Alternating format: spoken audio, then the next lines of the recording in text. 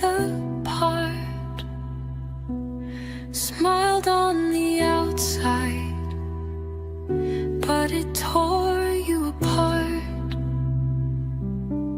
They gave you the label before they asked your name.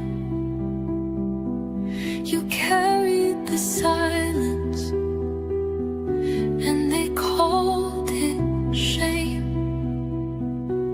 You thought it was you, but it never was.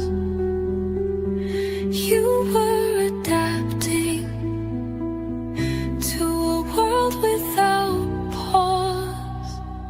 The system never asked what hurt, never asked what was real, only taught you to behave and to bury what you feel. But now you see the cracks in what they called home. Now you rise from what they stole.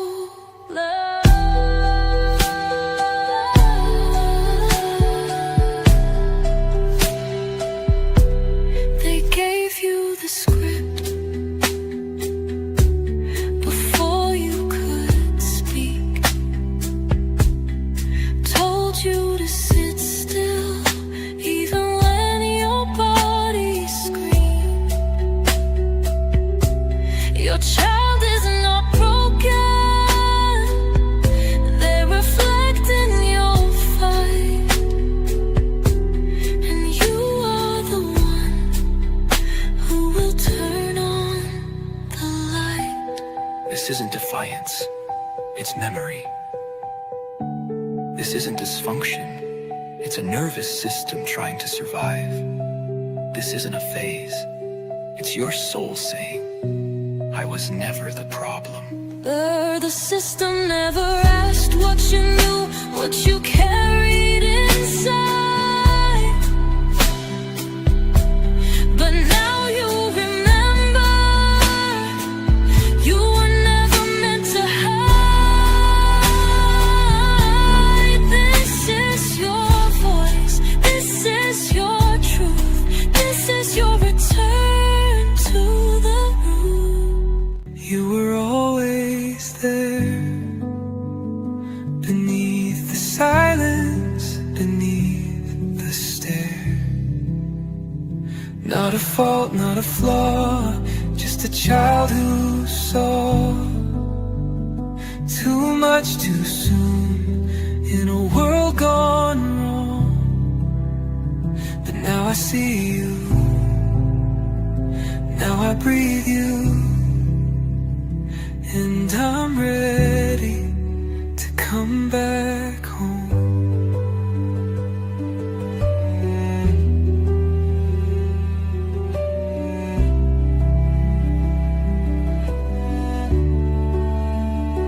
The diagnosis tried to define, but you were never that thin line. You were the dance, the song, the ache, that nothing scripted could ever fake. You are not a file. You are not a failure. You are not a problem to fix. You are a memory worth returning to, a rhythm worth rebuilding, a soul worth remembering. You were always there, I just forgot to care, for the voice beneath the rose, for the root beneath the gold. Now I hold you, now I know you, you were always whole. Wow, it's day 4. Welcome. And I see Imprint Learning, Tracy, Kim in the chat. Welcome. Who's excited to be here today? I am.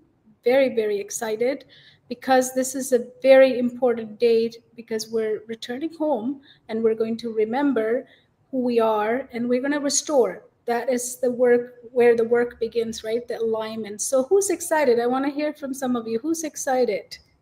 Stacy is excited to see all the. Lori is excited. Miracle is excited. Misty is excited. Thank you, thank you, thank you.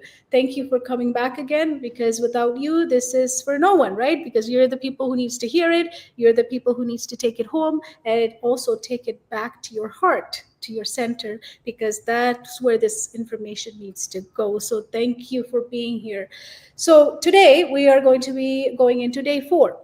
So those of you who are missed the day 1, 2, and 3, your mind is going to go, well, what's the point of day 4? Don't worry about it. Just talk to your brain, as all of our coaches and speakers have been saying here, and just do today. Just be here today, and you can go back and watch it. It's all here in this YouTube channel where you're joining me from, at the Holistic Success Code YouTube channel. So you can always go back and watch it. So today is not about blame. That I want to start with that today, because we're not blaming anybody. The minute we blame, we lose control. Everything is external. We cannot do anything. When it's internally, we can do things, then we can move forward. Only way you can step forward is if you can step forward, right? Only way you can breathe is if you want to breathe, then you can breathe. So it's all about, blame does not give us any power. It actually takes it away from us. So we're not here to blame anybody at all, but there are things that has done knowingly or unknowingly, in the consciousness of the time those things were developed. We have things that have been part of the systems. We've been talking about these 7 systems, the MC systems, right, over the last few days. So that's not blame. That's just asking why. That's just asking why. Every time you ask why, you look for, that's curiosity, why it's happening.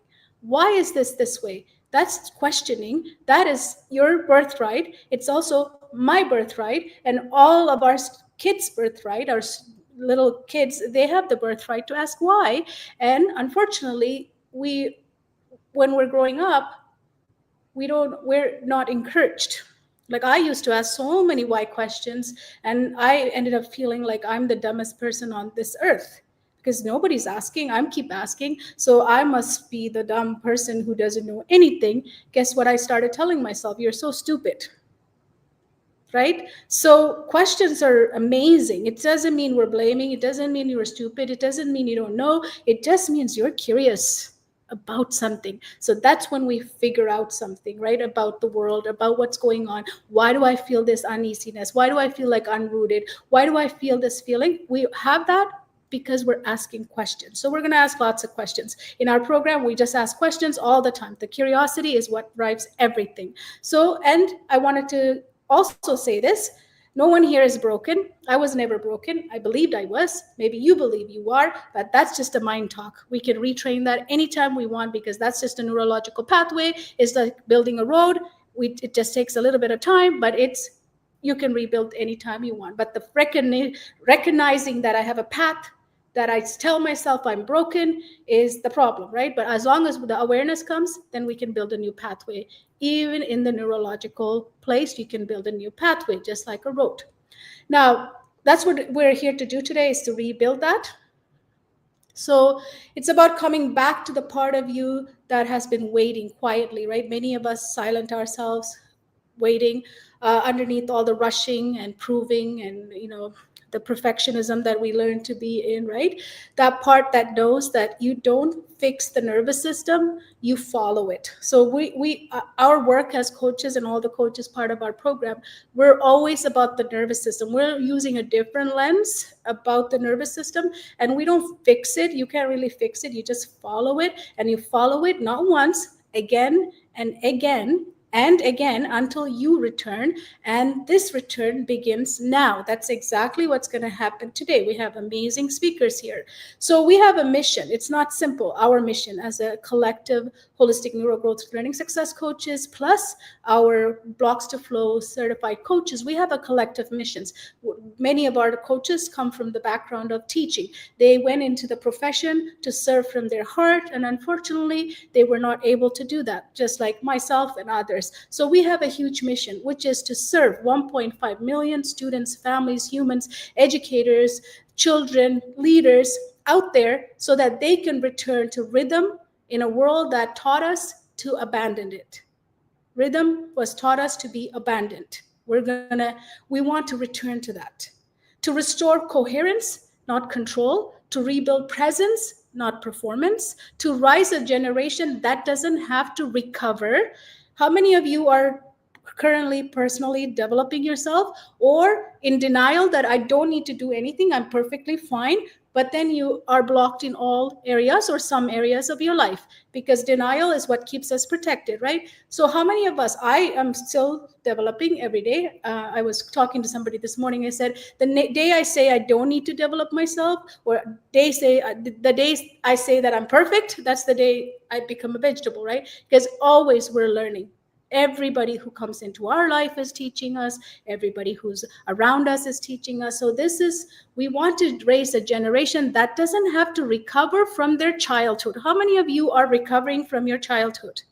I did. I know many of you are. Ask that to yourself. How many things that happened to me, I'm still being hostage by it or haunted by it, and I'm dealing with it. We want to raise a generation that doesn't have to recover from childhood because the nervous system was seen as they were growing up, right? It's so simple to do, but we need to be there and held and understood. This is not just coaching, this is a movement for remembering. So let me ask you a question. What part of you have you been waiting to earn back when it was always yours to return to? What part of you have you been waiting to earn back when it always was yours to return to? That softness you tucked away, the breath you've never had time for, the rhythm you stopped trusting. What if that's your starting place now? That is your starting place now, is to go back. You don't need to wait. It's yours to earn. And that's what we're going to do today. And we have amazing speakers. So I'm just going to quickly review what we did on day one so you have an up to date, so you're not feeling like, oh, I missed it, I can't do this, right? So let's take a deep breath. Together, we walk back through this journey that we took for the last 3 days. So the first day was what's true. We looked at feels what's true. We asked you to stop performing and start feeling. We honored the ache, breath that is masked, right? So what truth did your body whisper to you on day one? That's your question. Put it in the chat. What truth did your body whisper to you on day one? What did you finally feel that you had been avoiding or numbing? What happened on day one for you? What have you been numbing or avoiding that now you feel the truth, right? Day two, we looked at what is misaligned. We pulled back the curtain on the systems, the 7 system. We named the script. We stopped calling personal pain personal failure.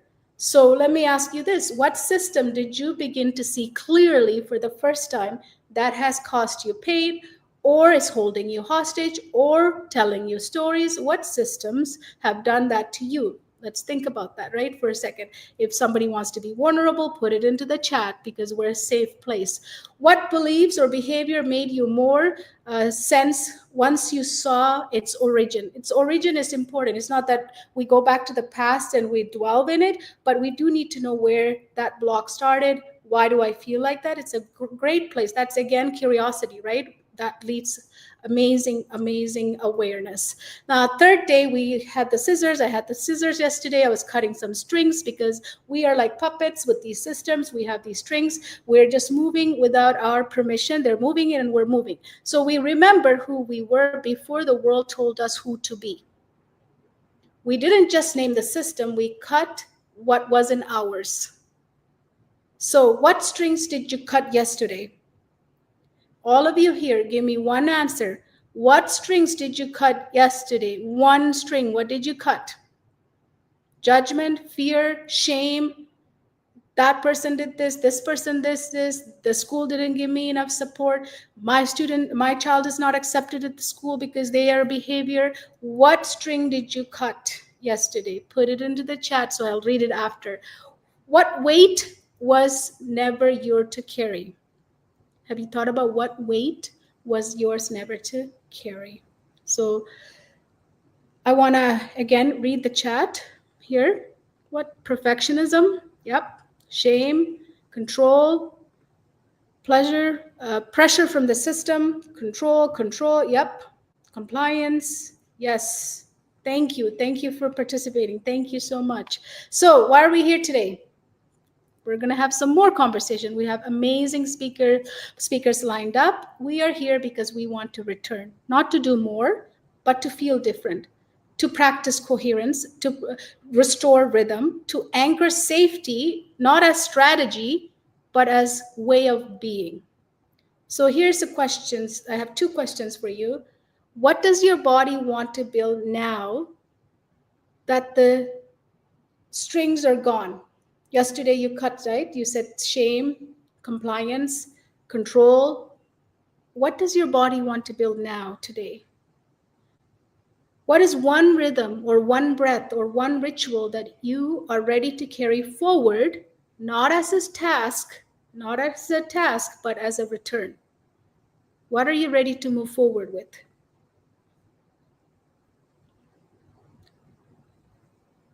The feeling of being perfect. So what are you letting? Calm and peace. Thank you.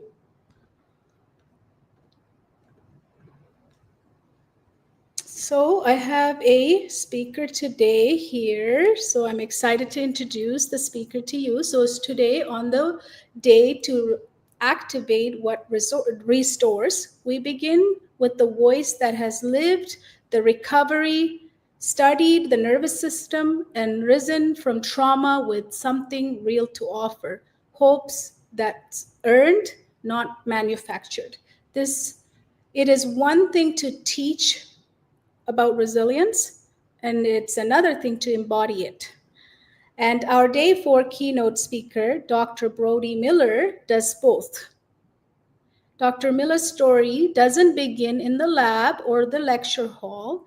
It begins in the hardest place, with the traumatic brain injury, with epilepsy, with addiction, and with the kind of invisible chaos that lives inside a dysregulated system. But it doesn't end there. Through his long journey, messy and miraculous journey, Dr. Miller discovered what many systems forgot. That true healing isn't a quick fix. How many of you agree that true healing isn't a quick fix? It's a rhythm. And that's what he's here to talk about today. So I'm going to bring him up. Is Dr. Brody here? Awesome. Nice to meet you. Yeah, you as well. Very good. So you're here to talk about brain rescue, rebuilding the nervous system through consistency, care, and courage. We're Sure excited. am. Excited to do so. Thank you. Welcome. The stage is yours. Beautiful. Well, hello everyone. It's so honored to be here with you all, and very excited to present to you some of the things that I've been researching lately about brain health and how you can use these very effective and easy to use tools, not only for your child, but on yourself as well, most importantly. So I'm so glad to be here. We got a lot to cover, so I'm going to get right into it. But before we even get into that, what I want to foster is a quick breathing exercise before. Not only will that boost blood flow into your brain, it's going to improve your memory and so many more things. So I want to just start. We're going to do inhale for 4 seconds and exhale for 4 seconds. So we'll breathe on my count. Inhale, 1, 2, 3, 4. Exhale, 2, 3, 4. Inhale, 1, 2, 3, 4. Exhale, 1, 2, 3, 4. Last time, inhale, 1, 2, 3, 4. Exhale, 1, 2, 3, 4. All right, now that we're more grounded and centered, I'm going to go ahead and share my screen. Give me 1 second. All right. Now that I'm sharing my screen, let me pull up my PowerPoint.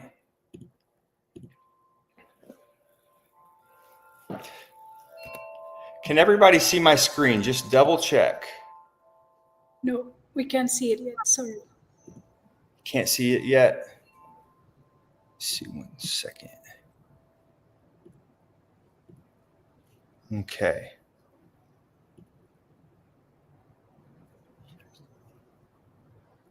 It says I'm sharing my screen. Okay.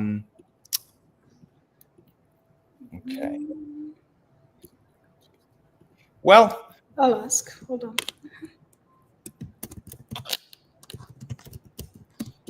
Oh, there it is. Now it's coming. We saw. you can see my screen now? Yeah, it came up and then Okay, fantastic. All right. So we've got a lot to cover today. So today is about rebuilding the nervous system through consistency, care, and courage.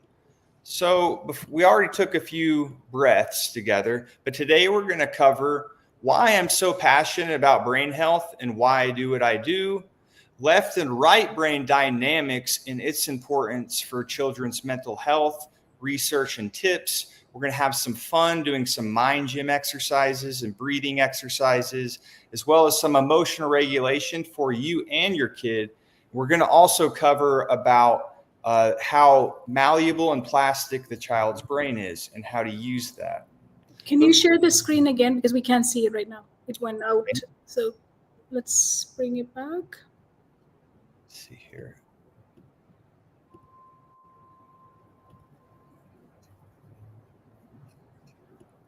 All right. Let's see if it works now. Perfect. Yeah. Fantastic. Okay, awesome. Yes. Amazing. So who am I and why do I do what I do? Well, I'm your average normal kid from a small town in the United States. I lived on a farm, was a happy-go-lucky kid. I had awesome parents, lived in a small country town. But however, growing up, I always kind of felt a little out of place. And I really think that that was because I was one of the only Jewish kids in my small school. But I found a way to fit in. I found a way to fit in through sports. And sports really was my happy place. Played basketball, football, baseball, you name it. And that was really how I fostered my identity from a very early age. However, I stopped playing sports and I shifted my identity and focus to be more of the class clown, the joker, always laughing. But really, in high school, deep down, I was an insecure kid. I was lost and I couldn't even get a prom date.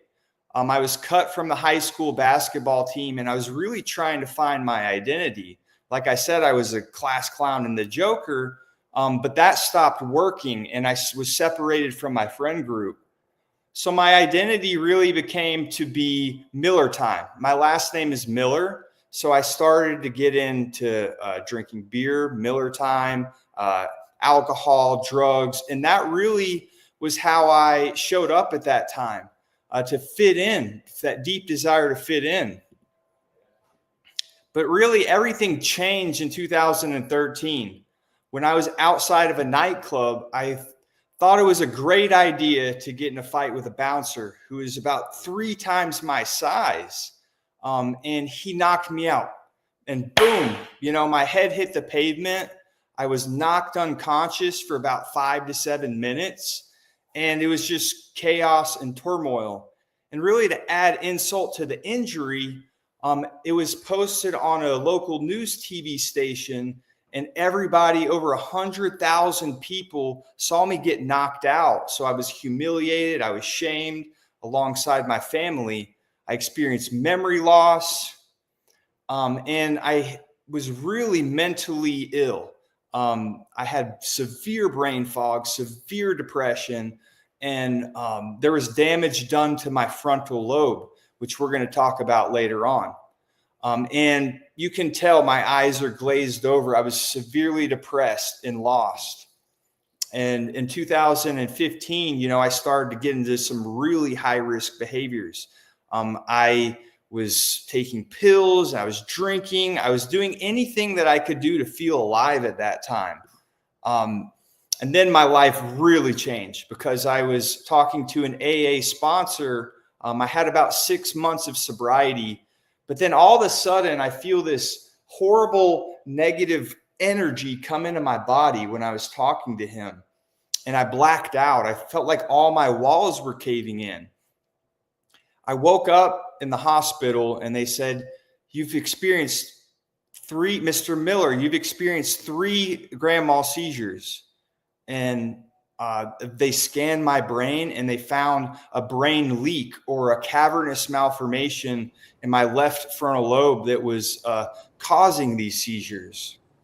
So at that time, the only thing my family and I knew was to have neurosurgery, to cut that open and to remove that malformation and hope, as doctors told me, to help me heal those seizures. And so on top of that, they put me on all kinds of medications, SSRIs, seizure medications, and even a medicine called Keppra that I had a very horrible reaction to, where they even took me to a mental institution for a night. But at my lowest moment, there was light at the end of the tunnel. And ultimately, I was introduced to an idea, like a super powerful idea that I'm now so passionate to talk about. It's neuroplasticity. And that's quite simply the ability of your brain to rewire itself, to change, to heal, to adapt in response to all that we do. And so I learned ultimately that I was responsible for my brain health. And if I didn't take accountability, I would lose the rest of my life, and my life would lose its meaning. So I learned to take accountability, but even more important, that I had hope for the future, which I didn't know I had at that time. And so I really dove deep and started to get into neuroscience. And I went to a meditation retreat. Many of you all know Dr. Joe Dispenza, and his work really influenced me to be able to heal my brain, and that there was hope.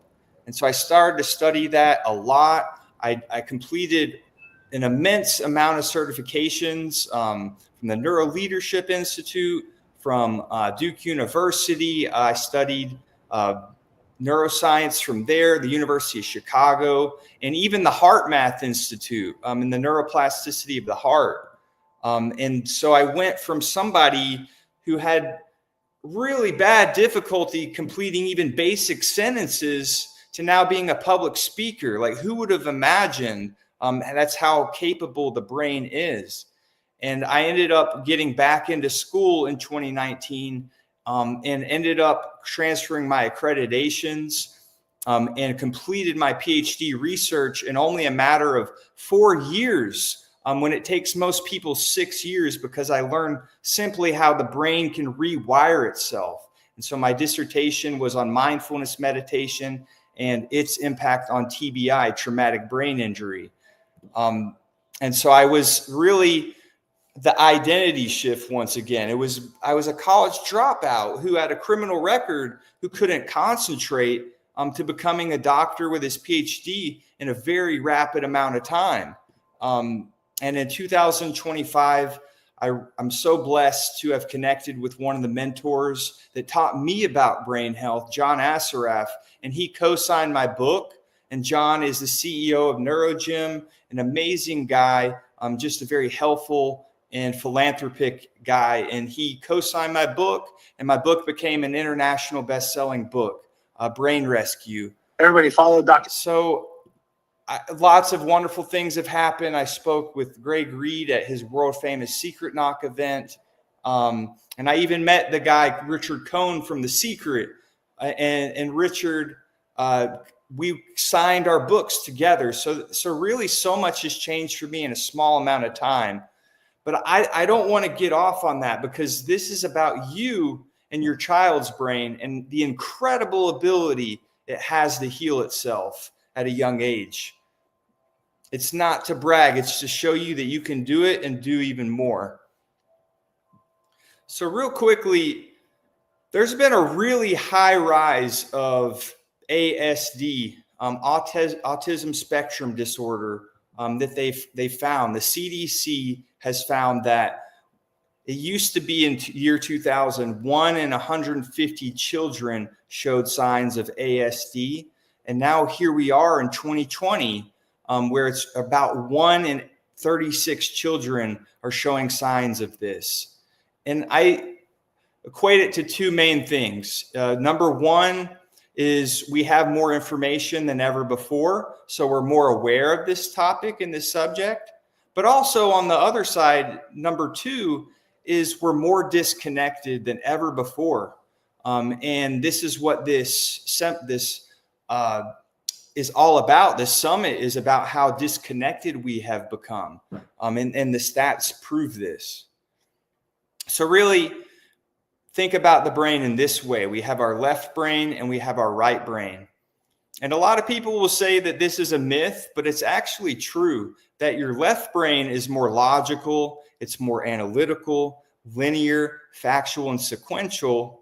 And the right brain is more creative, it's more intuitive, more artistic, it's nonverbal, it's emotional, and it's imaginative.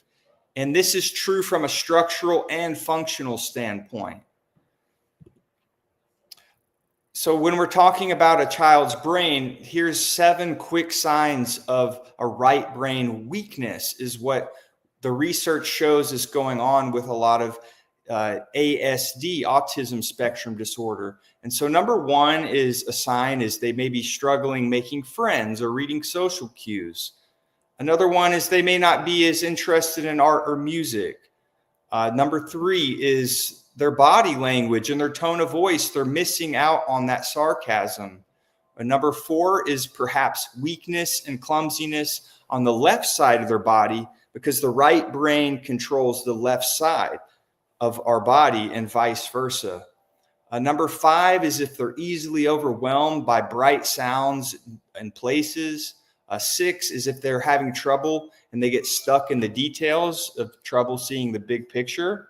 And number 7 is if they don't show much emotion. So I'm going to have to cover this stuff rather quickly due to a lack of time. But I want to tell you that the research shows that the right hemisphere of the brain is dominant in young children. The right brain turns online. And infants start out with right brain skills, such as body awareness and when they're in touch with their emotions. But unfortunately with ASD, the left brain tends to come online a little bit too quickly. But luckily, once again, that one keyword, that tag word, neuroplasticity is possible. Here's a little more research by Shore in 2000 that talks about how trauma can, stressful or inconsistent caregiving can disrupt the right brain and causes symptoms of ASD.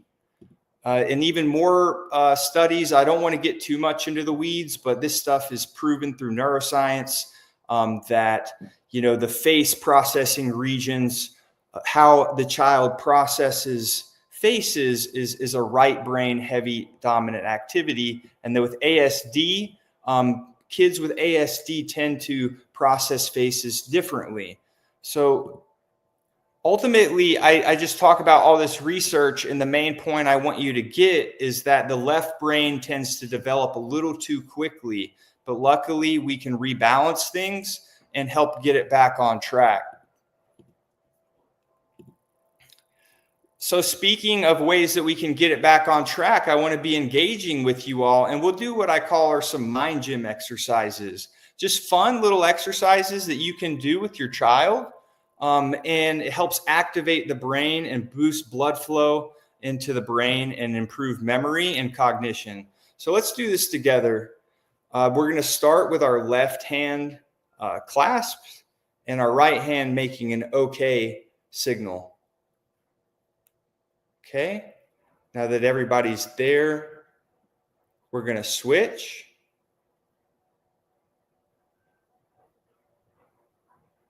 We're going to switch. Switch. All right. Great job, everyone. So back to the brain. I think trauma is really like a hurricane to the brain. So if you imagine that your child's brain is a house, but unfortunately with trauma, the T word, it's kind of like a hurricane or a tornado hits the house. And that doesn't mean that we can't rebuild the house. So if we rebuild the house, it's of course going to take time. It's going to take energy. It's going to take dedication and focus. But if you have the right nutrition, you have which are the building blocks of rebuilding the brain, the right supplies, you have the workers, which I feel are kind of like these targeted brain health exercises. And if you add time and energy and you have the tools to complete the project, you can rebuild the brain, no matter how bad things are. So you give it the time, energy, and dedication, so many things are possible. I think one of the key missing pieces of brain health nutrition lies within detox. So if you think, once again, with the house analogy, if you think of the plumbing system as the detoxification system of the brain, we want to foster healing through the glymphatic system, which is, think of it as the plumbing system of the brain with sulfur-rich foods. So I'm talking about mushrooms, garlics, onions, leeks, broccoli.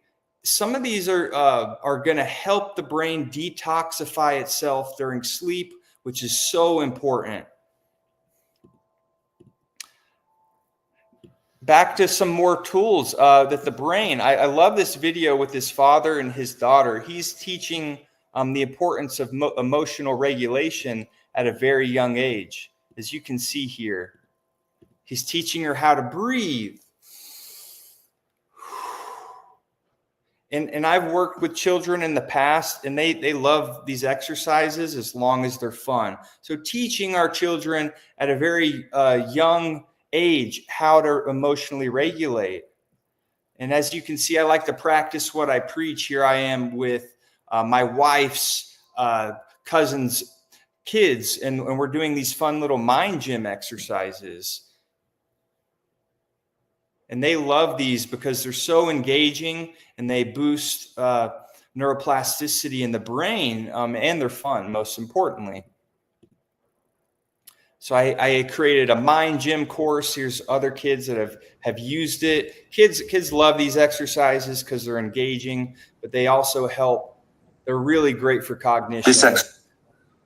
But it doesn't have to be that complicated. It can be as easy as the kids socializing. It can be in the music they listen to, and it doesn't or drawing. All these activate and engage the right brain, the right hemisphere of the brain.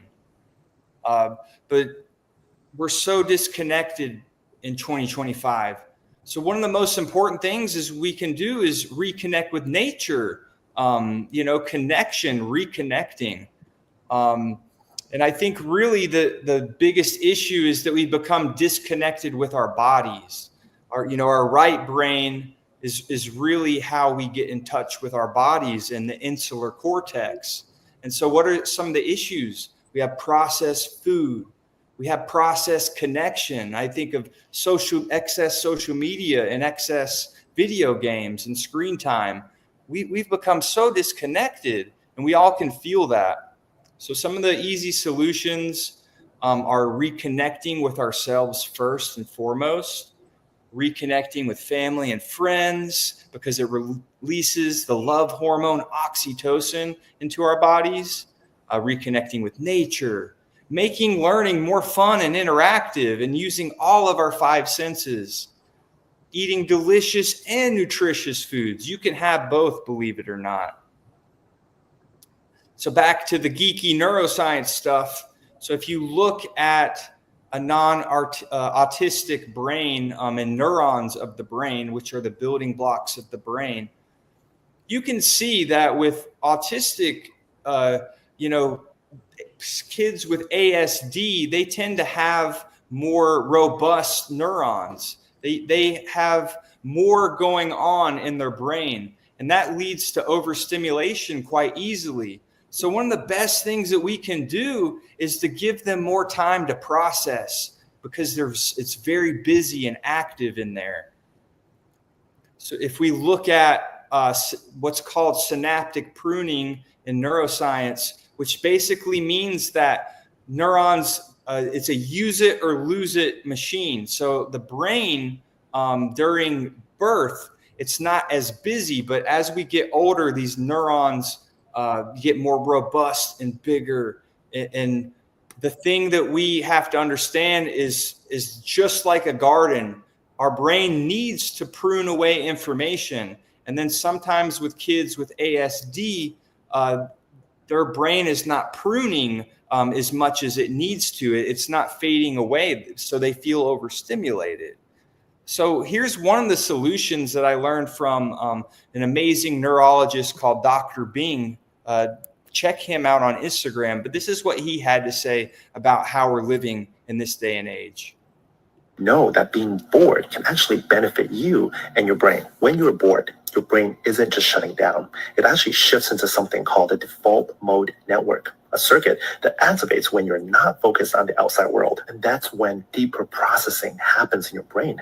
It helps you connect ideas, reflect, consolidate memories, the kind of mental work that you can't do when you're constantly distracted. Interestingly, a lot of creative breakthroughs in history have come out of these quiet, unfocused moments. For example, Einstein was daydreaming about riding a beam of light when he began imagining what would become the theory of relativity. J.K. Rowling said the idea for Harry Potter just came to her while staring out the window on a delayed train. But the problem with today's world is that we rarely give our brains that mental space anymore. The second there's a pause, we fill it with something like texts or videos or podcasts. And over time, constantly avoiding boredom and the mental space that it provides can chip away at your attention span, your creativity, and even your ability to tolerate stillness. So boredom shouldn't be something that we try to get rid of. It's something that we need to understand and embrace. He says it so well, that we need time to process. We're in this age of overstimulation. And if we don't give our brain the boredom that it needs, we're always going to be triggered and always going to be overstimulated. No. So I love what he said there. And really my interpretation of this is, in school, unfortunately, they teach us that daydreaming is a waste of time, that, using our imagination is a waste of time. And I believe it's still being discouraged in 2025 because they want you to sit straight. They want you to pay attention. They don't want your mind to wander, but your mind wanders no matter what. And that causes a lot of issues. So we should encourage our children to imagine, encourage them to daydream, because once again, that default mode network of the brain has a purpose. It's very important.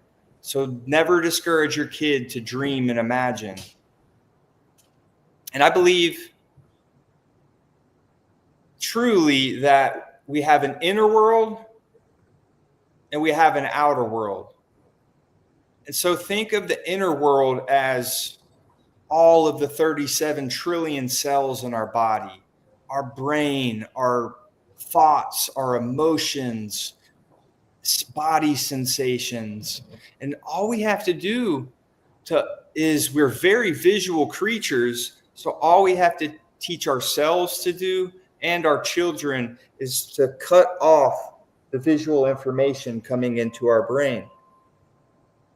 And just by doing something as simple as that and pausing, if you look at a brain scan, things change immensely just by cutting out visual information. If you want to go a little bit more deep, you can cut out sound information and auditory information by plugging your ears. Something as simple as that can make huge impacts on the brain. And so we have this inner world and this outer world, but we have to learn to reconnect with ourselves and tune back into our inner world. I like to practice what I preach. So here's me getting out in nature just recently and feeling that wonderful waterfall in my body in the cold. And here's just a quick checklist, a do and a don't. So some of the things I encourage you do is do get out more in nature. Do connect with family and friends more. Do foster healthy habits. Do celebrate the small wins that add up. Do eat delicious and nutritious foods. Yes, we can have both. Do protect your child's head and your head. Do exercise and move more with your child. Do use lots of positive reinforcement. Do pay attention to their interests and help them foster that with imagination. Do understand how miraculous the healing power of your brain and nervous system is. Do give lots of love and enjoy every moment. And do teach your children the power of empathy. Now, on the other side, let's just cover the don'ts. Do your best not to pressure them or give them too high of expectations. Don't allow excessive video game use or screen time. Don't let your child eat excessive sugar or processed foods. Don't stay indoors all day. We're made to be outside. Don't overuse negative reinforcement because that can be very harmful at a young age. Don't be an extremist either, though. Don't be an all or nothing and try to be way too extreme about limiting. A little bit of sugar here and there is not going to kill anybody. Do let them play contacts. Don't let them play contact sports too early. Last topic I want to cover, if I have time, are the power of the first 7 to 9 months of your child's life. So real quickly, we have this conscious mind and we have this subconscious mind. Conscious mind is our logic, our reasoning, our creativity, our ability to see past and future. And then we have this unconscious mind that's composed of our skills, our habits, our emotional reactions, our attitudes, our beliefs, and our perceptions.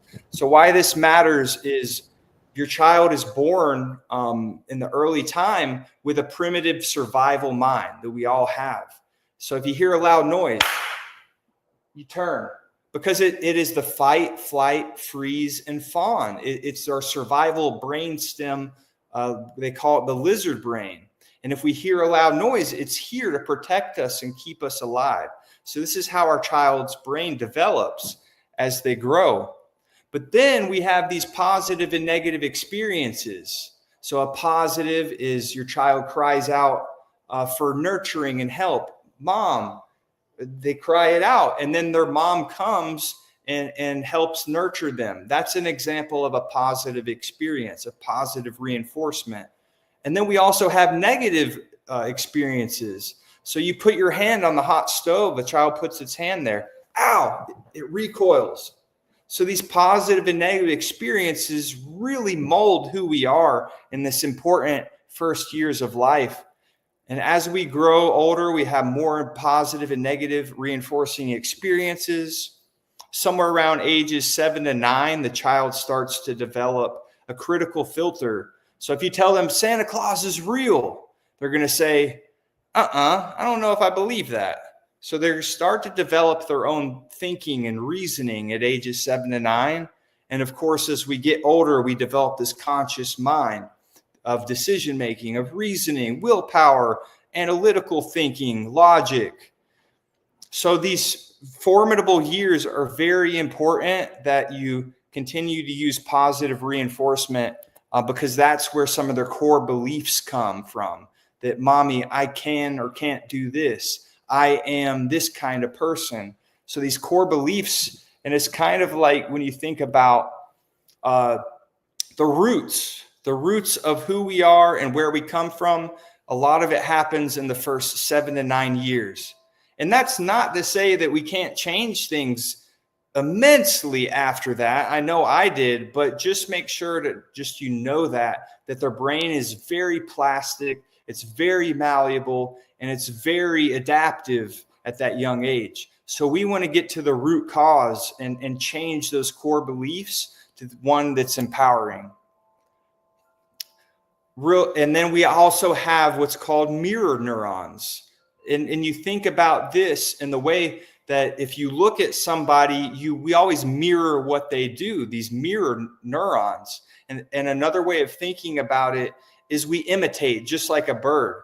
So if Polly had a cracker, it will imitate you. It will imitate your voice. Your child will do the same thing. So I think one of the number one takeaway from today is I encourage you to be the change that you want to see in the world, just like Gandhi said, because your child is watching every single thing that you do. Now, if any of you all are interested, I give you a QR code for my Mind Gym course that I created, like I was doing there. You can go to dr-bro.com/Mind Gym program, or you can scan the QR code. And we have over 129 exercises. We have explanations and over 45 printables that you can use to help engage your child's brain. And this is very neuroplasticity heavy based exercises and helps the brain rewire itself. And a lot of them are focused on the right hemisphere of the brain, which a lot of children and adults could use more of in 2025.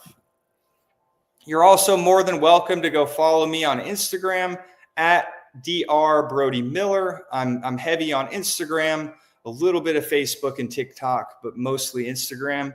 So you can also scan that QR code there.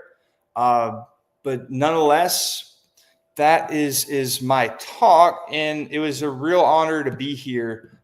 I know I covered a lot. Give some time to process this or rewatch it if need be. But all I wish is just take what works and resonates with you. You can throw the rest of it away. And I just hoping that as we move forward as a society, we get back to reconnecting with ourselves in that inner world. Thank you. That was beautiful. Thank you so much. Thank you. Yes. So thank you for sharing your story. It's very, it helps others connect so deeply. Thank you for that. The gym part that you shared, we have a journal that we're giving out. So I have included your links to connect with you. So if you want to give us that particular link, I don't have it, then I can put it in the chat as well. The course that you talked about, right? I don't have the link. Absolutely. I can put that in the chat. Perfect. I'll then pass it to our team. But do you guys have any questions in the chat?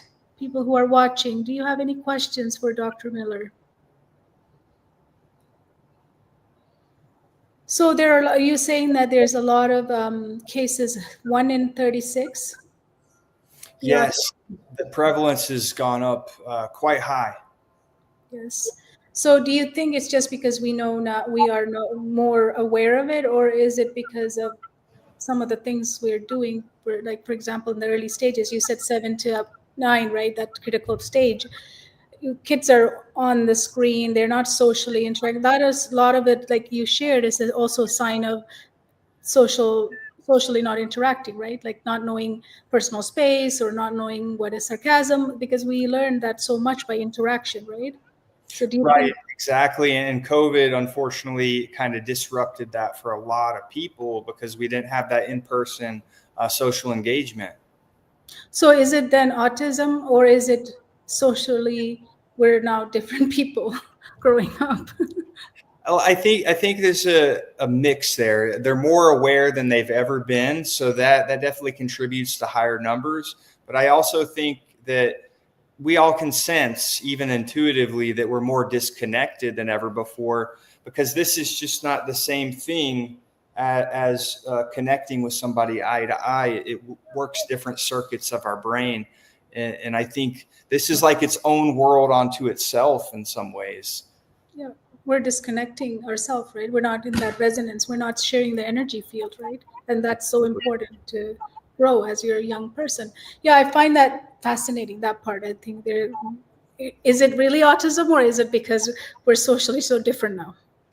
Right. Yeah. I mean, it's on the spectrum. I mean, but a spectrum is not a black and white thing. You know, like I have spectrums of all kinds of things within me, and it's not necessarily a bad thing. It's not a black and white thing.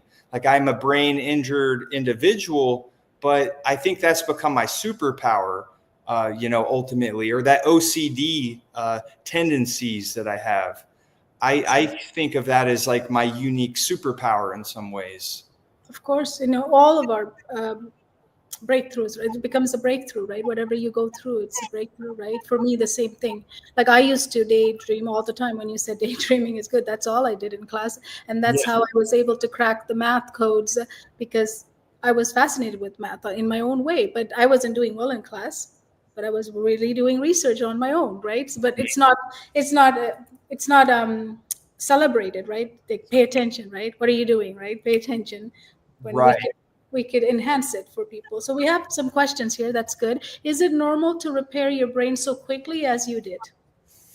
Well, this just I'll go science from a neuroscience lens because that's my passion. Is they say it takes 60 to 254 days on average to create a new neurological network in the brain.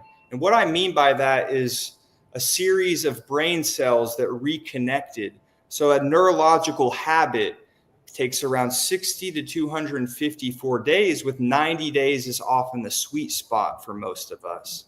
And that's where the big changes are, through our little tiny habits that we do throughout the day that like add up. And so is it normal to repair your brain so quickly? I mean, when you think about it, it was 5 to 6 years of like really hard work. And I work on the brain continuously every single day.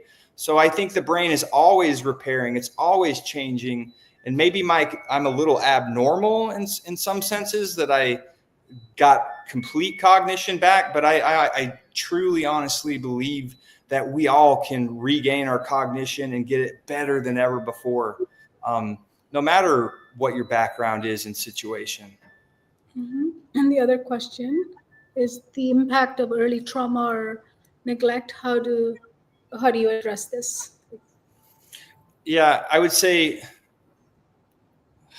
it's impossible to protect them, like to shield your child from everything. It's just impossible. We all have quote unquote trauma. But the main thing is just to do your best. We all do our best, and try not to expose them to things that are unnecessary, if that makes sense. Like, don't put them into contact sports too early, or try not to do your best and try to get them away from negative influences and things of that nature.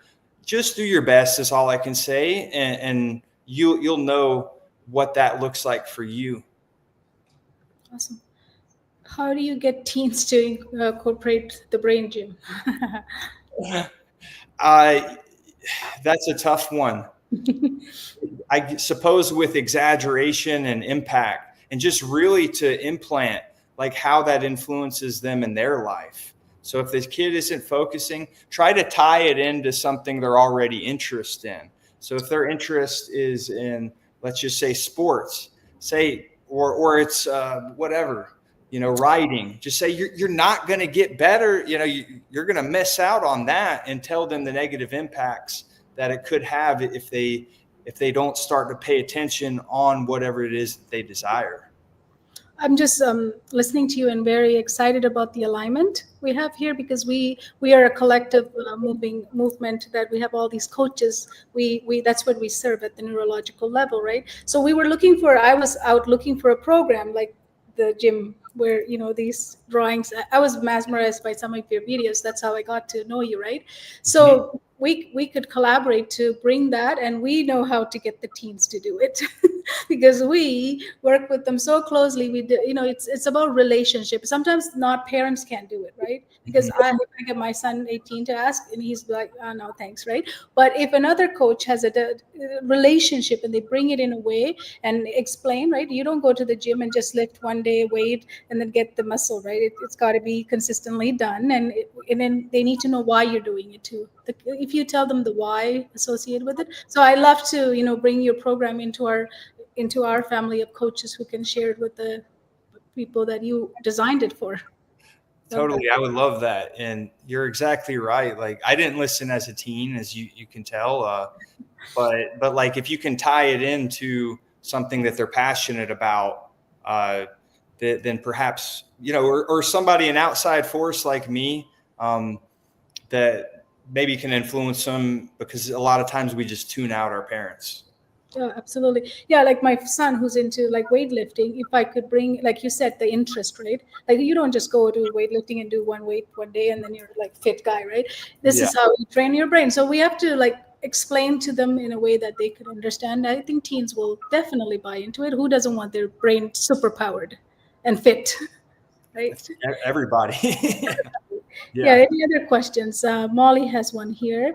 Would the brain gym exercise be good to warm up in a classroom? Of Yeah. course. Absolutely. I was Yeah. having trouble. Everybody said they were having trouble. I had to think.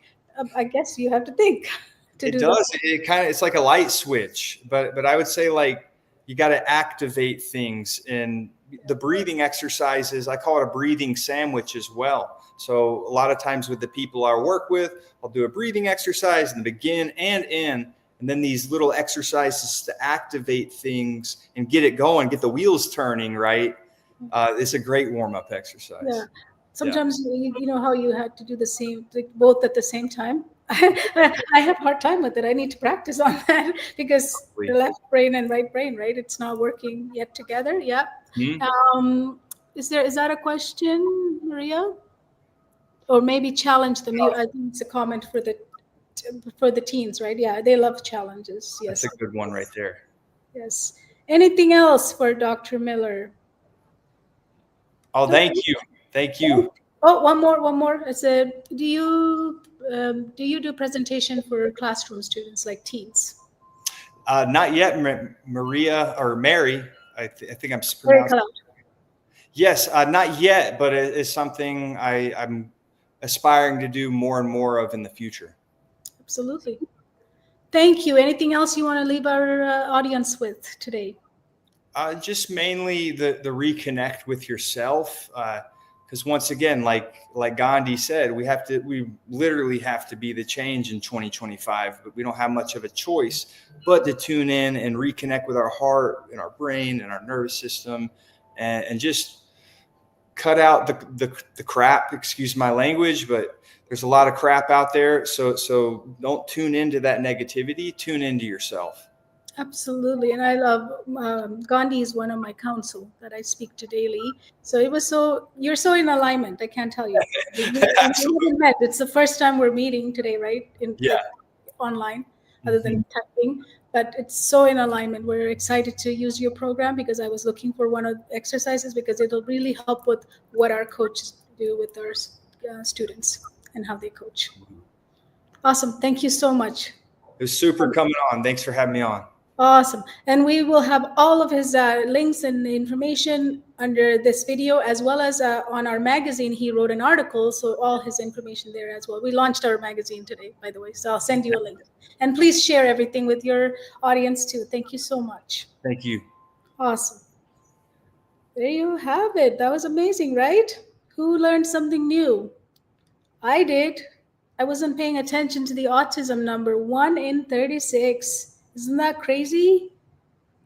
That is so crazy. But the social skills, right? COVID and everything. Yeah, we are excited to met Dr. Brody. Awesome. Thank you so much. Can you, yeah, we'll share that magazine link. His article is there, his information's there. Now I'm gonna bring our next guest. That is our coach, Yannick. Coach Yannick, how are you? I'm good. How are you, Kohila? Very good. Very good. I think I want to do a breathing exercise to just calm both of us down. How about that? Because Sounds great. I think I was figuring out my brain too much here. Yes. So you're here to talk about from chaos to coherence to restoring the rhythm within. Who's Correct. excited for Yannick? Yay. Yay! Yes. It takes a bit delayed. That's why I'm waiting. Yes. Welcome. See, I told you. Okay. Yes. Awesome. Awesome. So what is a breath exercise that you do that you can share with our audience? So Well, I have one that I'm going to do. Do you oh, want you have one. Okay, do you do want another me to? one. 'Cause okay, then if you have it, I can wait. Let's just Okay. wait. I thought you didn't have one, but let's just take a Let's breath. just take a breath. Yes. We're here. She's here. She's only taking the breath that she has available right now. She didn't take one from yesterday, the one she did, or she's That's not right. taking the one from tomorrow. She Yeah. just took the one she has available now. And Mhm. please also take the one you have available now and come back and be present with Yannick. Thank you, Yannick. It's all Yeah. you. All right. Thank you. What an amazing session that was with Dr. Miller. And I feel like it's really kind of a perfect segue into what I have to share today. Perfect. Yeah. So I don't necessarily, let's see, have a breathing exercise, but I kind of have kind of an self-awareness exercise that we can start with and just kind of check to see where we are and why we're here today and what brought you here today. So maybe, I'm sure you have already taken away so much from this summit. Hasn't it been great? Like day 4 is just so packed of so much goodness and so much great information. I'm so thankful for the replays because I haven't been able to, be in every session or listen to every session, but we'll definitely go back and listen to those replays. Um, so maybe you've been here to just glean some good advice, some good either parenting or classroom advice from all these speakers. Maybe you're here because there's things going on in your life that you're wanting to help with. Maybe you're feeling tired, tired of trying so many different things, but feeling like nothing is really sticking, and things maybe aren't working the way you hoped they would. Maybe life feels a little bit rushed or chaotic for you right now. Sometimes, I resonate with that one. I can speak to that. I feel like life is so fast paced these days. Maybe your emotions are running high at home and you're feeling a little overwhelmed. And you're asking, why do things have to be so hard? So, whatever the reasons that you are here today or watching the replay or have, seen different sessions throughout this week, I just want to say welcome. I'm so glad you're here. You're in the perfect place. And yeah, welcome. So today, like Kohila said, I'll be talking about restoring your rhythm within and going from that chaotic place to a place of calm and a place of rhythm. So why does it matter? Why does rhythm matter? So I want to talk a little bit about that today too. And I feel like, there's just such a common thread throughout the summit of things that we are all talking about that just kind of connect with all the things that we're sharing. So most of us here were probably never taught to slow down. Most of us were probably taught to push harder, to hold things all together, to pull yourself up by your bootstraps and to just keep going, just keep moving forward, not really paying attention to our nervous system, to our bodies, to what our nervous system is telling you. And so maybe your family doesn't need more strategies on how to, fix all these things that you came here today with. Maybe what your family needs is what your nervous system is asking for. And it's not to work harder or to hold more, to do more, but it's asking for rhythm. It's asking for rhythm. So what exactly is rhythm? And I want to talk about rhythm, but also talk about kind of the difference between rhythm and regulation, because regulation is a word that we hear a lot. Maybe you've heard it, throughout different places in your life, like maybe in a classroom or from a school or a parenting book that you've read. But what is rhythm? So first, rhythm is not about routines or time management or consistency. Rhythm is a pattern. It's a pace in which your body moves and breathes and rests and reconnects.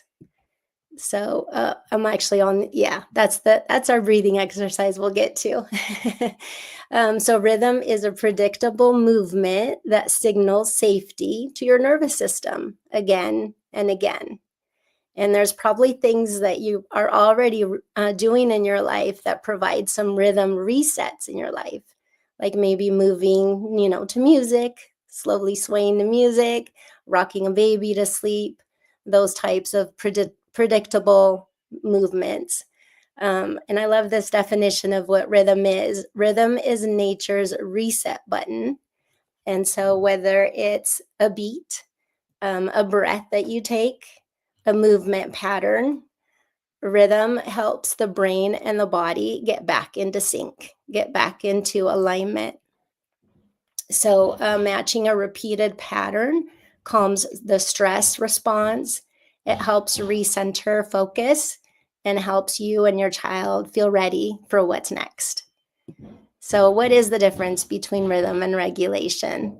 So a lot of us, like I said, have heard that before, maybe have heard the word regulation before. And rhythm is not about being calm all the time. That would be really hard, right? Nearly impossible to be calm all the time. But what rhythm is, it's a way to help your body feel like you're okay, and that whatever's happening, whatever is overwhelming you, or whatever's feeling chaotic or rushed in your life, that it's going to be okay. So it's a way and an awareness that can reset our nervous system and bring us back into a place of safety and connection. And I feel like we've heard those words a lot throughout the summit: safety and connection, really important, right? So if this is kind of resonating, or is it making sense for you, you can drop something in an emoji in the chat. Just want to make sure you're tracking with me. So regulation is like putting out a fire, and rhythm is what keeps it from sparking in the first place. So it is a way of it's a lifestyle. It's a way of living. Does that make sense? Yeah. All right. Can we give an example so they understand? Yeah. Well, I'm going to go into the breathing exercise right Okay. now. So Okay. that's an example of resetting your nervous system so that it is in a state of rhythm. I'm just a excited learner here. One slide ahead. Sorry. That's all right. Thank you for your help with that. So yeah, before we keep going, let's go ahead and do this breathing exercise. And so this one is part of our Blocks to Flow program, and it's called Square Relaxation. And so we're going to inhale for 4, breathe in for 4, we'll hold for 4, and we'll breathe out for 4. And we'll do this 3 times.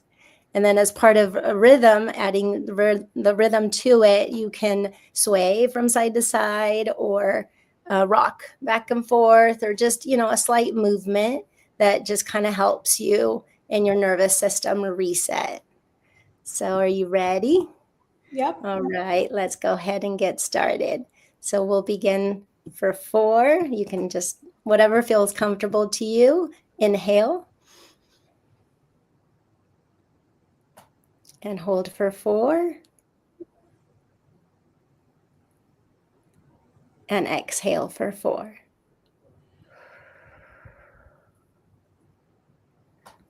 All right, one more time. Inhale for 4. Hold for 4. And exhale for 4. I might be doing it a little fast, but last time, inhale for 4, hold for 4, and exhale for 4. Yeah. How are you guys feeling? You feel a little difference there? You feel something shift, something kind of change, a calmness, maybe some clarity, gentleness. Yeah, so that's an example of a rhythm reset where you're doing breathing and some movement together. Yeah, does that make sense, Kohila? Oh, yes. I was just actually rolling my shoulder at the same time. So Yeah, there you go. Yeah, relief, you know? drop your shoulders, kind of let your body relax. Yeah, nice. All right. So I want to share a little bit about my story and how that ties into the work that I'm doing now. So if you want to go to the next slide, would be awesome. There it is. Okay. So I came to the US as a child. I was around 8 or 9 years old, and English was not my first language. It was my mom, my sister, and I who came, and my mom had a relative here. She had an uncle in the US, and she wanted to learn English. So at 9 years old, that's really all I knew, and the reasons why we were coming here, we were moving here. So once here, we moved around a lot, sometimes 2 to 3 times a year, which meant that there was a lot of starting over in my life, a lot of new schools, a lot of new friends, a lot of new neighbors, neighborhoods, everything really. And then at that time, which was in the early 80s, no one really looked like me. No one sounded like me. No one spoke 2 languages. So I just felt really different. I felt really out of place. So, of course, as a 9-year-old child, what are you going to try to do? You're going to try to blend in. You're going to try to not be seen, maybe, and so I was really torn. I was torn between who I was and who I was trying to become for everyone else. And then still trying to hold on to my culture, my background, my language, all of that. And so, just as I think you said earlier, Kohila, lots of childhood trauma in that, in my identity and really wanting to be heard and seen. So out of that came my passion to become a teacher. And so I did. I became an elementary school teacher, and I did that for a long time. I became a bilingual teacher. I wanted to help kids who were in my same situation, who experienced the similar struggles that I experienced. And so I poured over 20 years into my students and really gave them everything I had. Yeah. But no matter what I tried, over the years, it just felt like it was getting harder. Things weren't changing. I felt like I wasn't making a difference, as much of a difference as I've wanted to make. And I wasn't really meeting their needs like they needed. I wasn't giving them what they needed. So I felt like actually things were getting worse, especially in the last decade, right? So students were struggling more than ever. And so now there were just the layers of their struggle and with their identity, but then everything else on top of that, all the things that they struggle with now. Like Dr. Miller was also talking about the attention deficits and the screen addictions and just all the things, right? All the things that students are dealing with these days. So kids were shutting down more than ever in the classroom, especially in the last couple years. And me behind the scenes, I was really getting burnt out. I was burning out quickly. And so then that's when I realized that a lot of the problem, most of the problem, it wasn't really me and it wasn't them, but it was the system that they're in. It's that productivity and performing based system where the one that tells kids that they're only doing well if they're going fast, and they're only doing well if they're doing more and more, right? And they pile on the work, they pile on the strategies, instead of really checking in with them to see what's going on and to see what's beneath it all, and to check in with their nervous system, most importantly, right? To see what's really going on beneath all of it. So these systems that are pushing kids through instead of slowing down to figure out what's going on underneath, it's the behaviors and the struggles. It is slowing down. It's slowing them down to understand in their nervous system. So it's not giving them the tools that they need. That's my point. They're not addressing it, and they're not giving them the tools they need to move forward. So it wasn't until I stepped out of this work, out of that, and into this work, where I began to really realize and began to reconnect myself with something that I just didn't even know was happening. And that's the ability to slow down your pace in life, and that's okay. And to realize that you can just stop to notice, stop to be curious about things, and to lead from a place of compassion instead of control. And that was a big one for me in the classroom as well. Yeah. So what if the answer isn't more strategies, right? More things to do, push harder, do more, but it's more rhythm. And you can go to the next slide. So rhythm and rhythm reset is a simple tool. And like we experienced today, and I'm sure throughout the summit, it's simple tools that just entail for you to slow down your breath. With rhythm, it's gentle, repeated movements like swaying or rocking, even tapping. It's really simple things like just moving away from the rush and the chaotic situation to a state where it just shifts you. It shifts your attention to something else. So it can be a game, it can be a song, it can be a silly dance, it can be balloon breathing, just any type of movement that shifts your body and resets your body in a different direction. So it's letting your body rest in that pattern.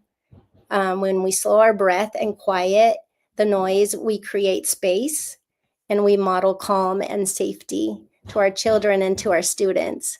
So you're not in that chaos or hurry, performing and producing mode anymore, but you're in gentleness and you're in peace, because that's what's overflowing from you.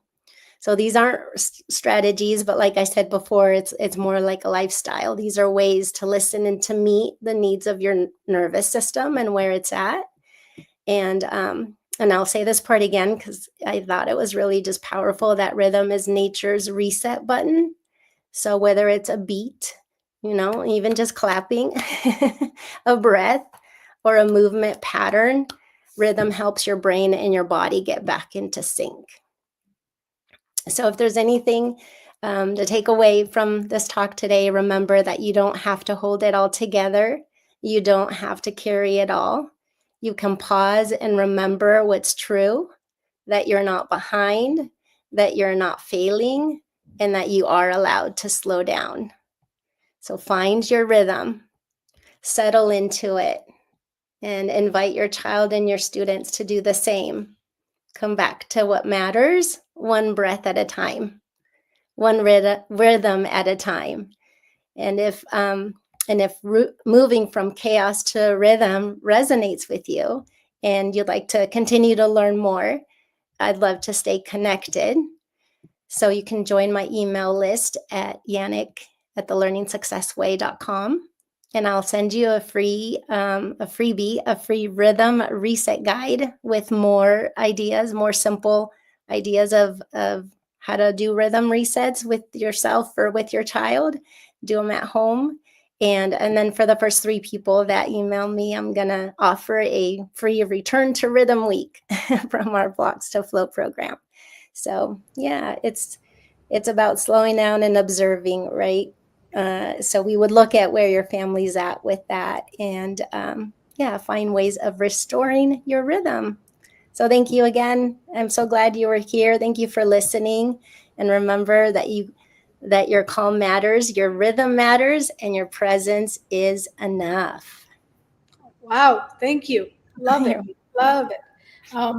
For information about Yannick, if you didn't catch the email that she just gave out and her gift, in our magazine, her article is there, as well as all her contact information, as well as on the journal.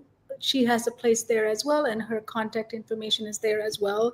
And then if you need anything, you can reach out to anyone else here. They'll give it to you as well. But you know what I forgot, Yannick? What did you forget? Because I was doing so many brain exercise, my brain was speeding up so much. I forgot to do something. Did you remember what I forgot? I didn't even introduce you. Oh, well, we were running a little late, so I thought maybe Oh, that's not fair. I need to show you your blessed Oh. life here. So I want to do that right now. So here we go. So she stands for guiding families out of chaos back to what? Does anyone know the answer? It's actually good to do this way too, to see if they were listening, right? Right. Yeah. Quick quiz. So what do you take them back to? Rhythm? Back that to right? rhythm, from Yeah, chaos I to got rhythm. it, guys. I got 1 point. You guys did, and I got that first one right. You got it. I'm gonna perform here. Watch. Oh, calm. Someone says calm, rhythm. That's the answer. Rhythm. Okay, perfect. So next, she believes rhythm is more than. Anybody has an answer for that? She believes rhythm is more than. Yannick, tell us. Rhythm is more than. More than regulation. Awesome. Thank you. More than strategy, more than More than- regulation. Yeah, they got Yeah. it. Lots of good ones. They're listening. Yay. She was committed to showing parents how to use.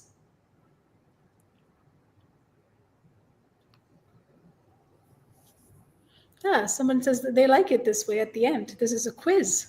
Mhm. I'm acting like a nice teacher over here right now, quizzing them. So, what is it? She is committed to showing parents how to use regulation. Is that, can we say yes to that? Yeah. Yeah. Or anything else? Yannick, you want to add? Yeah, using rhythm as a lifestyle, using rhythm in your everyday life, using rhythm as something that's not preventative, you don't use it at the heat of the moment, but it's just the way that you function in life. Yes. And then, just going to take that off because it's on top. She is here to remind us that coherence isn't what? Coherence isn't, I don't know. Tell me, Yannick, what is it? Coherence isn't chaos. Coherence isn't always consistency. Coherence isn't performance or productivity. Love it. Love it. Thank you so much. Any questions for Yannick? Thank you for being vulnerable, sharing your story. Sounded like similar to mine. There's so many others like us, right? Moved to a new country, new language, new everything, and trying to find a way through it in such a young age. So that nervous system is always in chaos, always questioning everything, So thank you for sharing that. Yeah, you're welcome. Awesome. So all the information about Yannick is in the magazine and the journal. Thank you. Thank you for being here today. Thank you, Kohila. It was an honor to be here. I'm excited for the summit and everything else that's up and coming. Thank you. We'll bring our next guest. She's already here. That is Coach Kat. Hello, Kohila. Hi, she's all the way from France. That's a long way travel. But she's smiling. Yes. That's awesome. It's not as late as sometimes we have our meetings, so it's all good. It's daylight. Awesome. Who's excited for Kat's talk? Coach Kat's talk. Who's excited? Love it. This time I'm going to do it right, Kat. All right. I'll start introducing you. She stands for building safety before something. We will find out. She believes connection is the. Will you share with us, Kat?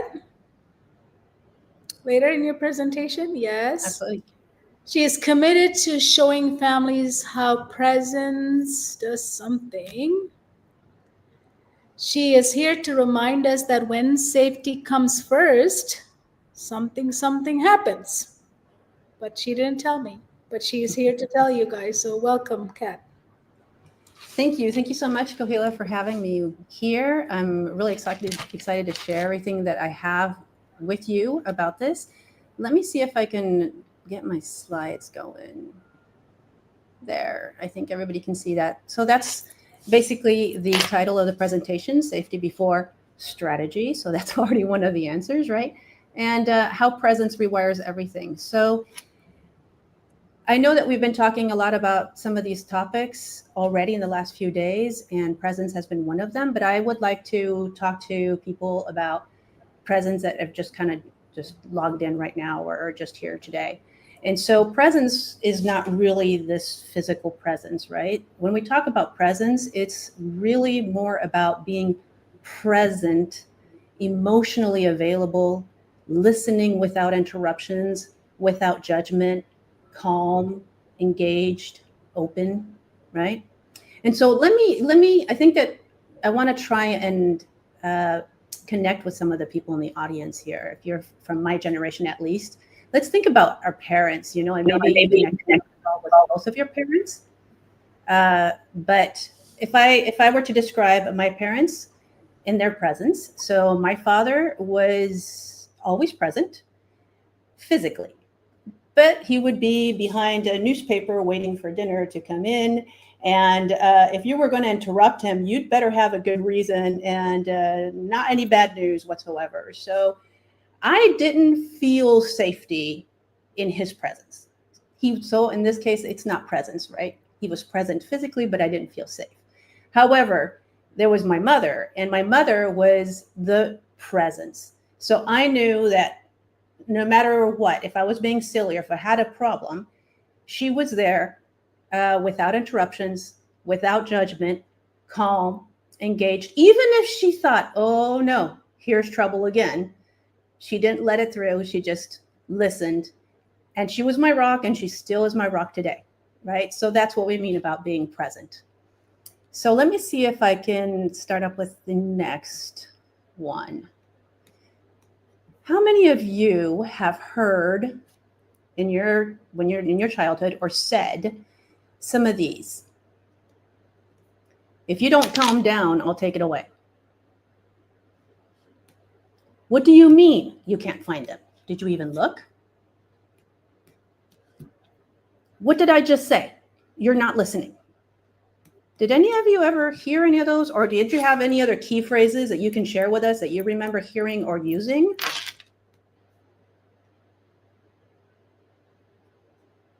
Any different ones from anybody else? Maybe you have a yes, yes, yes. Nobody had anything different. Somebody said absolutely all of these. I'll give you something to cry about. That's a perfect one. Yeah, that's great. Okay, so what about, I have you think about it in a different way. Now, if you were or have said some of these at some point, can you tell me what was your nervous system doing when you said that? See if you can type that on there. What was your nervous system going through? If you were using those. If you don't calm down, I'll take it away. What is your nervous system going through?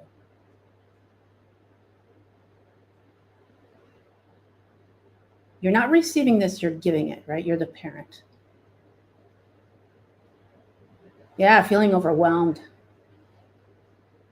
You're stressed out when you're saying things like that, okay? Some of you are already in the, some of you I think are already in the childhood era where you're like, I remember hearing this and I felt stressed, I felt panic and anxiety. Yeah, okay, so we've all used those. Maybe not everybody, but okay, I've used some of those or maybe even all of those, and I've definitely heard them, right? But what's important is to get that idea that what we feel in our nervous system, none of these are positive. It means that our nervous system is in the negative, right? So before we go any further and before I tell you a little personal story of mine, I'd like us to be able to breathe, as Yannick just did earlier, because I want us to be able to bring our nervous system back down to calm, because I think I just got everybody back nervous again, looking at those memories. So let's breathe in for 4. Exhale for 4.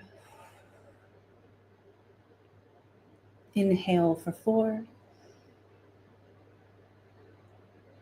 Exhale for 4.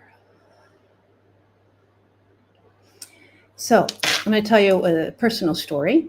I actually have a story similar to Yannick's. I wouldn't say came to America, came to the United States, because I'm actually in France, but I came to the United States when I was 15, and I did my studies in the United States.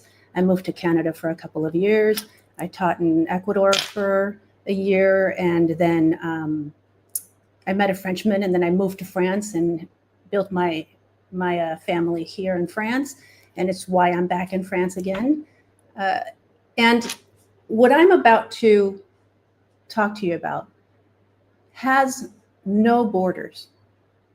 This is something that I've used with my kids, with my students, and diversity in just all the different kids in different places at different countries respond to this, right? So I think my son, we were here in France, and I think my son was in elementary school. And my son had some trouble at school. Academics were not easy for him, right? And so he was doing his English assignment, and I was there to help him. And he could not remember what he read, and he was extremely frustrated. And he just started yelling, and books started flying, and just put his head down. And I just thought, how am I going to control this? How am I going to fix this? What am I going to do? And I realized I couldn't. So I stopped, and I stood up, and my kitchen table is next to the door that leads to the courtyard. And I just opened the door. I held out my hand. He came with me. We went outside. We just took a few breaths, and I'm still holding his hand. I still remember this like I'm seeing it happening yesterday. And we looked down on the ground, and we just breathed. And then we looked up to the sky, and we see this big tree that we have in our courtyard. And then I say, breathe again. And then he came back to looking down again, and he just turned around, and he gave me a big hug. And he just started crying. And he just started crying and crying and crying. And so he just was able to let those emotions out, right? And stepping out of that situation was the magic key that I didn't know was there. And it's now looking back at it that I'm able to now link those dots, right? And so when he was calmer, we came back to the table.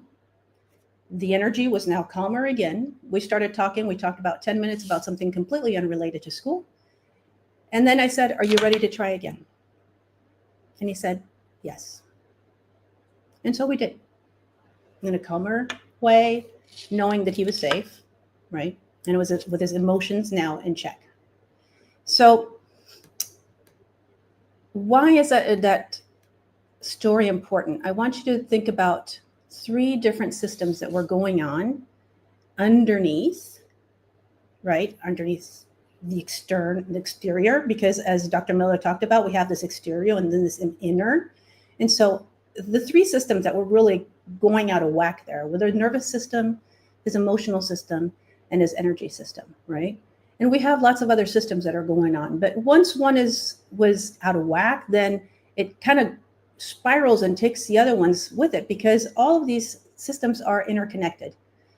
So for example, we were able to reset, or he was able to reset his nervous system by becoming calm instead of getting, feeling like he had a control with the situation. He was able to reset his emotion system, making space for his feelings, like knowing that his feelings were valid and it was safe to let them out. the frustration, etc. And he was able to reset his energy system as well by shifting the room's energy to a calmer energy, right? So I want to give you 2 pieces of advice that I got from my sister when I was in high school. When I was in high school, my sister was in officer training for military police. And she would come back sometimes and tell me, what she was learning and so forth. And 2 things that really stuck with me ever since I was in high school. The first one was never react, act. She said, if you react, then it's going to be wrong. Whatever you do, it's going to be wrong. So if something happens and you feel threatened or whatever, you never react. You think about it and you act. And the second one that she told me was, if you cannot control it, then you cannot worry about it. And those were 2 things that guided me for a long time. I was able to let go of things that I could not control because I knew I could do nothing about it, and I couldn't carry that weight of some things that I couldn't control. And Say the second advice again. The second advice was what? the second advice was, if you cannot control it, then don't worry about it. So you don't worry about something that's happening to somebody else. Yes, you can have feelings for them. You can maybe help them, listen to them, but you don't carry that burden, right? Because it's not yours. You don't control it. And then, of course, the other one that I mentioned was react and not act. And that's actually what I came back to when my son went completely nuts. And I was going to react. And I noticed that I was going to react in a very negative way.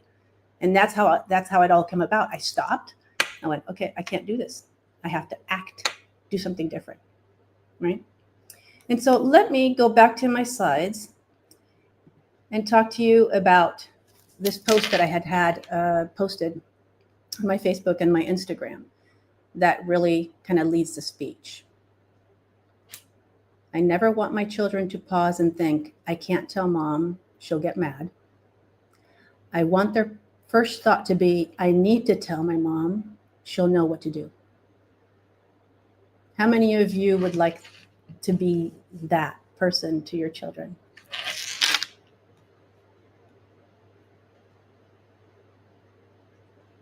Is this just about your children? Do you want to hold that space for your family members, for your students, for your friends? Right? They need to feel safe with you for them to come to you, whether they're your friends, your family members, your own children, your students, etc.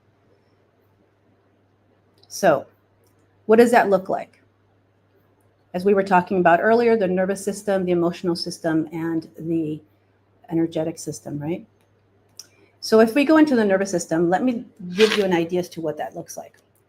I think we've all been in situations when someone is ranting and raving at us. Maybe it's a family member, an employer, a total stranger just going nuts. Ah! What do you feel at that moment when you can't get in a word in edgewise? What do you feel?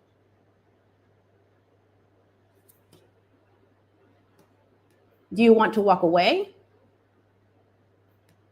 Do you want to yell back?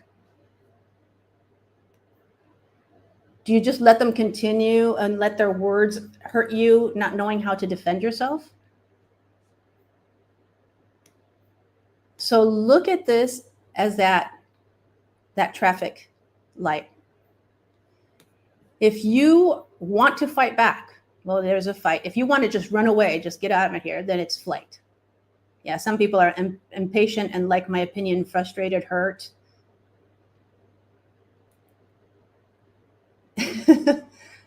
Right.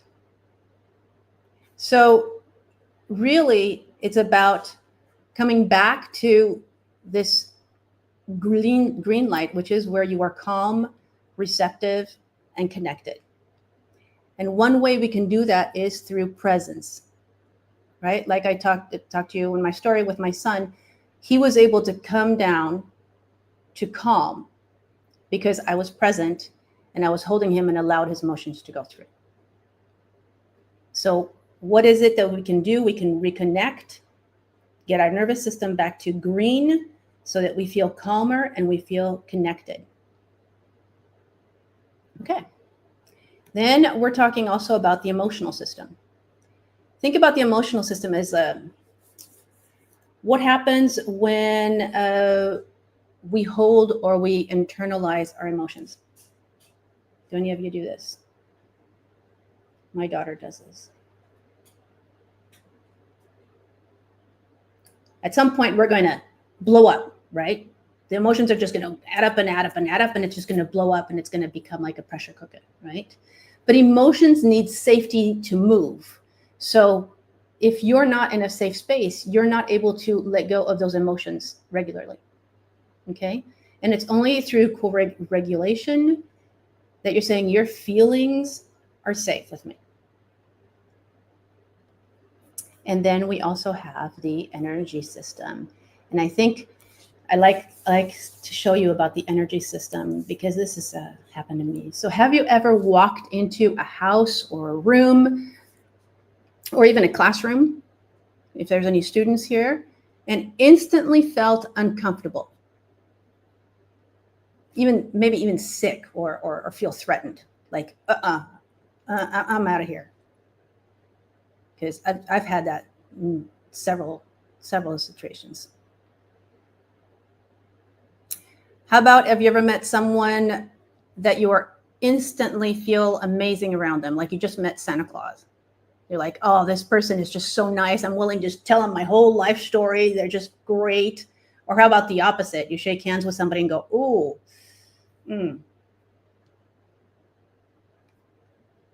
How about, did your father or mother ever come home and you instantly knew you needed to get out of their way? Oh, yeah. So I did. That is energy. That is energy. Our tone, the posture, the mood, your breath, it all affects the room. And energy is contagious. And that's why when you walk into certain rooms and there's somebody in there, you either feel great or you just feel like, oh, no, I can't be here, right? And so those three systems, along with the other systems that we have, like internally, work together. And once one is dysregulated, it just dysregulates others, and then we just kind of spiral, right? So I want to give you a couple ideas of what you can do when that happens. As we saw earlier, with talking about breath, we can use that as a bridge, okay? You can use your breath to bridge from yourself into safety, okay? And so if you are reconnecting with yourself and you're leading somebody to reconnect with you, okay? One good way is to place your hand on your heart or place it, in your hands, but touch is important, okay? You inhale for 4, you exhale for 6, and there's no talking, no fixing. You just simply let it stay. Another technique or another way of reconnecting when people are spiraling, and I do this a lot, is that you step outside the spiral, right? So you gently interrupt the spiral. Your nervous system is dysregulated, and you are going to pause. You're going to breathe, and you're going to look at it objectively. You are looking at it from, like, externally, right? Without judgment. And so some things that you can ask yourself is, what's really happening inside me right now? Am I also just tired or overwhelmed or frustrated about something else that's making the situation feel worse, right? Can I change what's upsetting me? Can I control it? Or do I need to release control? If I can't control it, release it. Don't carry that, right? And is this something I can fix right now? If I can't, then it's not now. We'll do it later. Okay. If I have time for one quick story that talks about the spiraling, this comes from my teaching, right? And so as a teacher, in my classroom, my students are not allowed to come in the classroom directly. My students are expected to wait outside in the hallway and wait for me to let them in. Two reasons for that. One, it's because I need those 5 minutes to reconnect. I actually breathe and I do a clean slate, because whether my last class was great or not, it has nothing to do with this next bunch of kids coming in. So just clean slate, and then smile, and then go to the door, and then I hand them their seating assignments. They basically have a card that tells them where they're going to sit, so that they're never sitting in the same place with next to the same people, etc. Okay. And then they think that that's why I'm there, to just hand them their tickets, right? Or their cards. But no, I'm also there to greet them and to observe as they're coming in and feel those energy levels and see what's going on, right? And lots of times everything's fine. One time, one of my students handed her the card, and red eyes, puffy face. And I was like, oh, no. You're going to go take a walk, go to the bathroom, have some water, come back, and then wait for me in the hall after everybody's come in. And so because my students have like a warm-up exercise, I knew I had a few minutes to spend with her out in the hallway. And so when I went back out into the hallway, I see her. She's waiting for me. So I hold her hands and I have her breathe a couple of times with me. And this is something that we've done. Okay. So she breathes, and then I say, okay, I want you to step outside of this problem that you're having right now. I want you to look at it objectively, pretend it's a math problem. Okay. I want you to tell me if you can control this situation. I want you to tell me if you can fix it just by yourself right now. I want you to tell me if there's something else that's making you frustrated. And after having those questions, going through those questions, it only took a few minutes. Then we took a couple breaths again. I said, if the answer is no to those, can you let it go? Let it slide off for you for long enough for you to walk in this classroom. Do you want to give it a try? And she said, okay. She walks into the classroom. She goes to her seat, which of course I had then in meantime fixed up so that she was near her friends so that they could support her, because I could do that. I had the power with the cards. And on the way out after class, she stopped and she just simply said, thank you. She gave me a hug. And I realized I didn't really do anything other than just be a safe place for her to land. She just needed to land, right? And so I think that's important. I think it's important to be able to reconnect yourself so that you are that safe space for them to land, and help them reconnect when you can see that they're just spiraling, right? So I want you to think about reconnection is also transformation, or it's transformational. And I'll tell you why. The more we do it, the more I've done it, the easier and faster it becomes to regulate, to reconnect with who we are, what we value, our identities, until we are actually kind of in a regulated state most of the time. And just recently, I was at the river with my daughter, and we were jumping into the river from the rocks. And so I dove in, come back out, want to read my watch. I can't see. What happened to my glasses? Where are my glasses? I look for my glasses. I'm like, did I dive into the river with my glasses? And he says like, no. So she had actually filmed it. So she looked at the film. She's like, oh my gosh, you really did. And I'm like, okay. And she's like, what are we going to do? Maybe it's somewhere down there. Do you want me to go? And I'm like, I don't think they're going to look for it. They're at the bottom of this river or just going down the current. And then she's like, how can you be that way? I would be completely freaking out. And I'm like, I can't control it. I can't fix it. I can't do anything about it right now. So what is the point of getting upset about it? That would just make you upset. Right? So let's just finish our day and go have some ice cream as we had planned. And then you're going to have to drive home because don't have my glasses. So that's what happened. And so I think that's I want to tell a story because the more that you do it, the easier you can come back, right? And then I just want to close with this slide and say you don't have to say the perfect thing. You just have to be safe enough to stay, for those around you to stay, right? I hope that was helpful. You didn't say let's go fish those glasses out of the river. You didn't Well, say actually, she did see like a stick that was there. So there was a dark thing, and she's like, maybe we should go in there and just see what that is. And then she was afraid of the fish to dive in, and it actually became a much funnier situation than it was. an excuse to relax. You had a ride home. You hired a driver for yourself, so that's awesome too. Any questions for Kat, Coach Kat? Anything? I love the exercises you shared and the keeping yourself presence. And then what's the difference, right?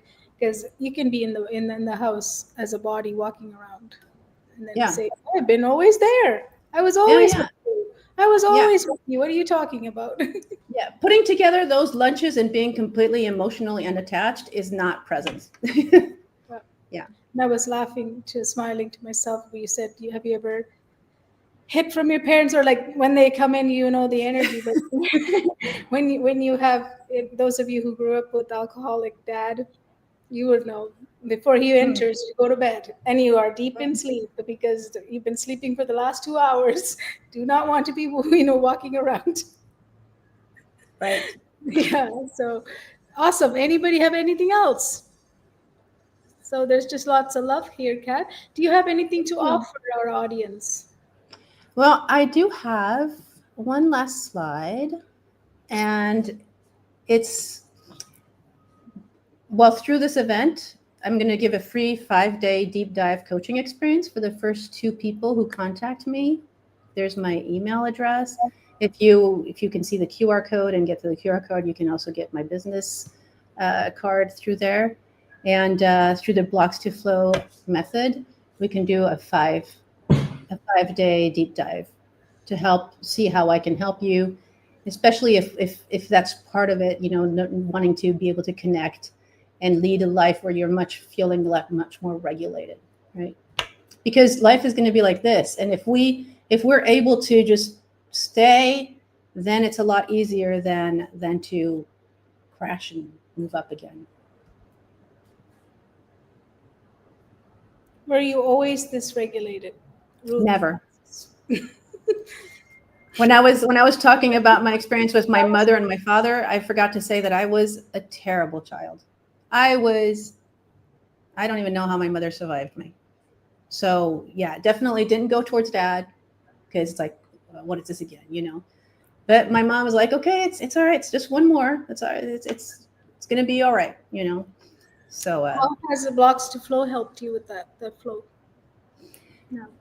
Well, fortunately, I had already gone through the Learning Success Coach training program, which was the first one that really helped me deal with a lot of my limiting beliefs, because I was leaving the school system and now to move back to France. And so I needed to feel like I could get through that, right? That I knew who I was, that I was an expert enough, that I could handle it, and I could set up my own business. I could do all that, right? And with the Blocks to Flow, you introduced the different systems that are going on internally.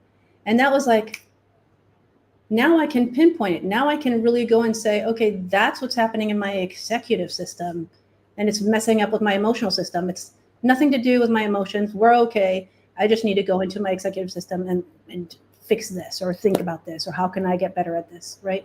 So looking at the different systems is a great way of moving forward before you start spiraling, right? Awesome. Thank you. Anything else you want to say? No, thank you. I thank you very much to those who came and joined us. I Yes. really appreciate Being able to let go what we cannot control is the key to flow. it. There you go. Because control is a terrible word, right? Because we think that's how we stay calm, but if I keep control, but it does the opposite. Yes, yes. We think control is not. It's not necessarily a good word. Yeah, it's got yeah, control. Yeah, that's another day, another topic. Yeah, yeah, for sure. For sure. We'll save Thank it. you very much, you. everybody. Yes, we have See you our later next. at the end. Yes, we have our next coach waiting. And she's here. That is Melissa, Coach Melissa. Welcome. Hey, thank you for having me. Nice to see you here. Soft is strong.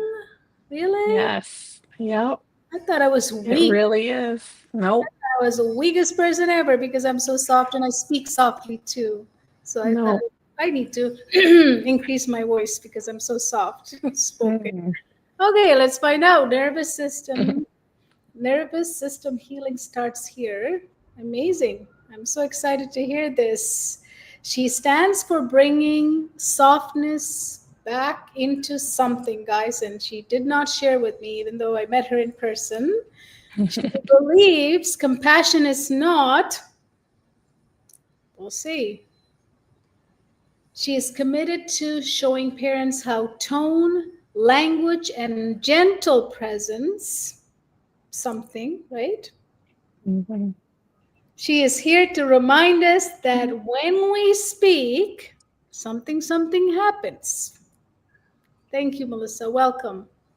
Thank you. Thank you so much for having me. I've just really enjoyed the past 3 days. And even this morning, listening to our speakers is just such a calm, refreshing way to look at parenting and education, and I'm really thankful that you brought us all together to share a little bit about our stories and what we have to offer. And just I hope people are getting out just even half of what I've been getting out of the last few days, because it's been really powerful. So thank you for letting me be a part of this. So Thank you. Thank you. It's all yes. All right, well, I want to start out by talking about how we live in a world that often tells us that to be heard, to make an impact, or to get things done, we have to raise our voices. We have to push harder, strive more, be louder. And that to be a good leader, that it comes from taking charge, and that comes with a loud voice. And that being a good parent means that we're correcting and managing and even fixing our kids. But I'm here to tell you that what if the most profound kind of listening doesn't come from volume, but from something far more gentle and welcoming? What if our nervous systems, which shapes every emotion and reaction, is actually tuned to listen for softness and for safety, not just for sound? Today, I'm not here to convince you to overhaul your parenting or your educational approach or even hand you a checklist. My hope is that to invite you back to a wisdom that your body and your heart already carry, one that probably got buried under all the noise and expectations of this chaotic world. I want to help you reconnect with your children at a deeper and a more authentic level. So when we do this, we get to become the mirrors that our children need. Mirrors that reflect peace and comfort and belonging, even during life's most chaotic moments. Because children, they don't need perfect parents. They don't need perfect teachers. They need present ones. They don't need a performance. What they need most is to feel safe enough to borrow our nervous system. So we often rush as this world encourages us, but I want us to pause just for a gentle moment, not to reset, but to reconnect, to just feel your feet on the ground and notice your breath. Let it come as it wishes. You don't need to force it. Just have a simple inhale with a simple exhale and just let go of any tension that you might be carrying just for a moment.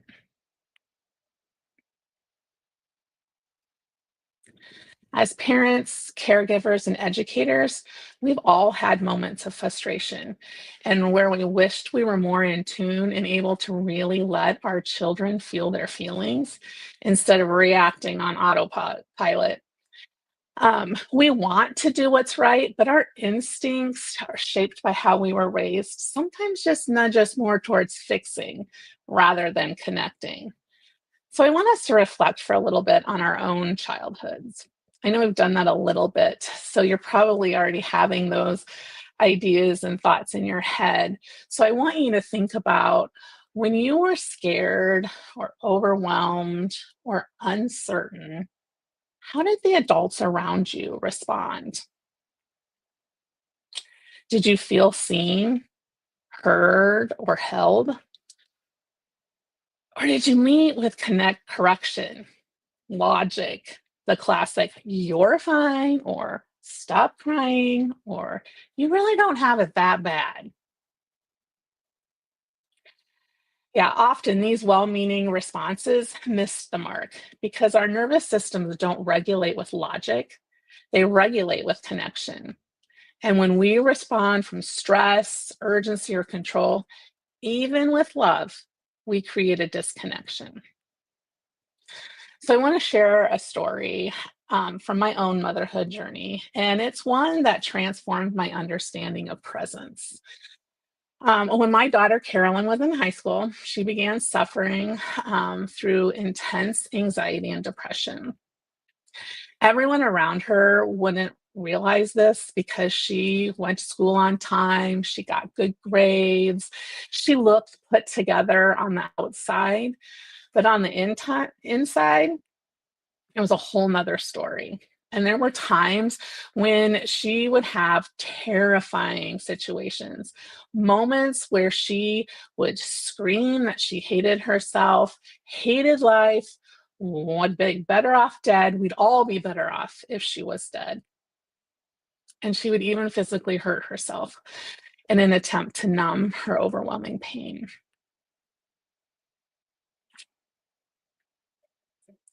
These moments, as you can imagine, were unbearable for me as a mom. The moments were raw and painful, and I felt desperate to fix her pain with words, reasoning, and solutions. But none of those helped. She didn't need logic or quick solutions. Her nervous system was seeking something simple, my presence. Through very painful trial and error, I learned to just sit beside her, to slow my own breath and quietly repeat truths like, I love you, I'm right here, or you don't have to do this alone. Sometimes, more often than not, I would catch myself wanting to rush or judge, but I would remind myself that she needed space to feel, not pressure to perform or explain. And over time, her nervous system would begin to mirror mine and settle. And that's what us as Blocks to Flow coaches call a relational response. It's offering safety, not with strategy, but with settled presence. You might know this as co regulation. It's not something that we can force, it's just something that we can invite with our warmth and patience and by just being. So think about a time when your child, a student, or a client even was struggling. Maybe they were melting down or acting out, and you felt urgency and frustration. Did swooping in fix or ease the pain? Probably not. That's because we don't soothe through control. We soothe through connection. And connection is a practice, it's a presence, it's not performance. We don't soothe through control, we soothe through connection. If you don't remember anything else today, I hope that you can remember that. We soothe through connection. So let me tell you another story. Oh my gosh, this story is about Avery, and she was a super spirited 4-year-old in my preschool class. And by spirited, I don't mean she was like naughty. I mean, this girl came to preschool every day dressed to the nines, whether that was in a superhero costume, a princess costume, or some concoction of her own where she felt super glamorous. Every day, I'm telling you, every day. Well, while she was in my class, her parents started going through a divorce, and that really rocked her little world. If her goodbye ritual at school wasn't just right, a story, a hug, and away from the goodbye window, she would melt down. It didn't matter if it was her mom dropping her off, her dad, or one of her 4 amazing grandparents. If they were busy or distracted and forgot, she would totally melt down. At first, all of us would try distraction. Look at the squirrel. Do you want to play with blocks? Hey, Avery, did you see the new art materials? Which was her favorite place to be in the classroom. But each attempt only intensified her distress.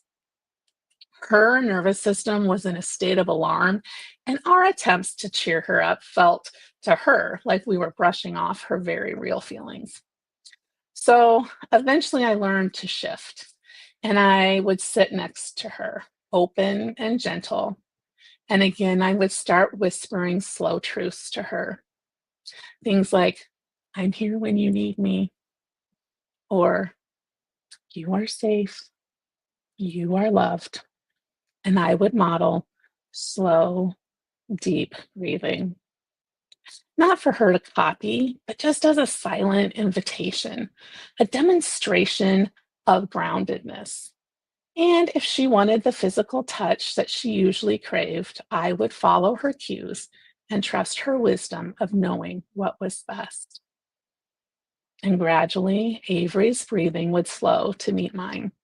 Her distress would settle, not because we fixed the sadness or not because the divorce wasn't happening, but because she felt safe, seen, and heard. She didn't need me to erase the hard stuff. She needed her system to remember what safety felt like. This is soft strength. This is a nervous system in alignment. So, how do you respond when your child's upset? Is the instinct to distract, fix, or problem solve? Or can you offer compassion, sitting in silence as an anchor? Our nervous systems, both theirs and ours, we seek gentleness and safety, not more words or action. This is our biology at work. So let's try something together, not as an exercise, but just as a simple invitation. If you're comfortable, soften your gaze, maybe close your eyes, let your shoulders drop. I know I'm always bringing my shoulders up, up, up. Just let them drop. Maybe give them a roll and notice your breathing moving in and out. No need to force it. Just do a few rounds, letting each exhale be a little slower, a little longer than the inhale, giving yourself a quiet permission to settle.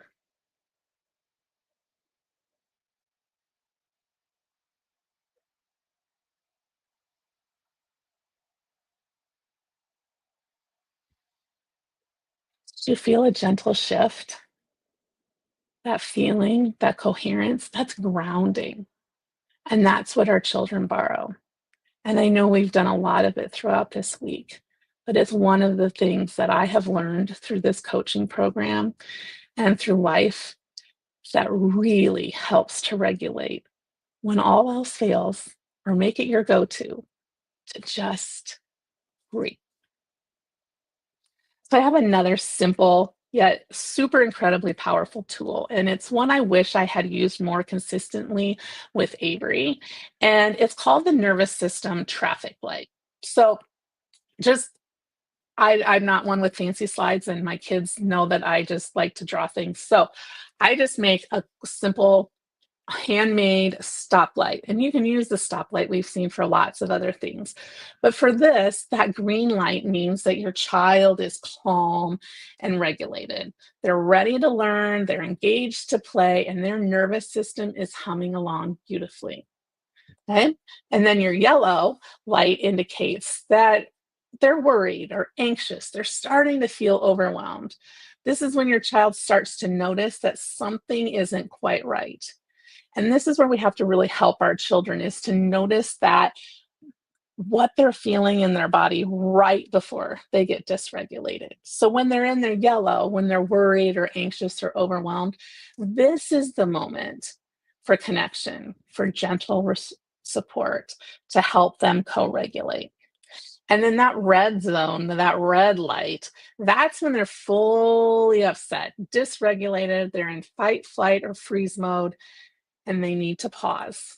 They need to be held in safety and not pushed through.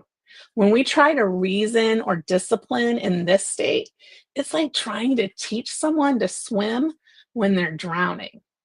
So let's think about that. How would that work? You're already drowning, and now someone's trying to teach you how to swim.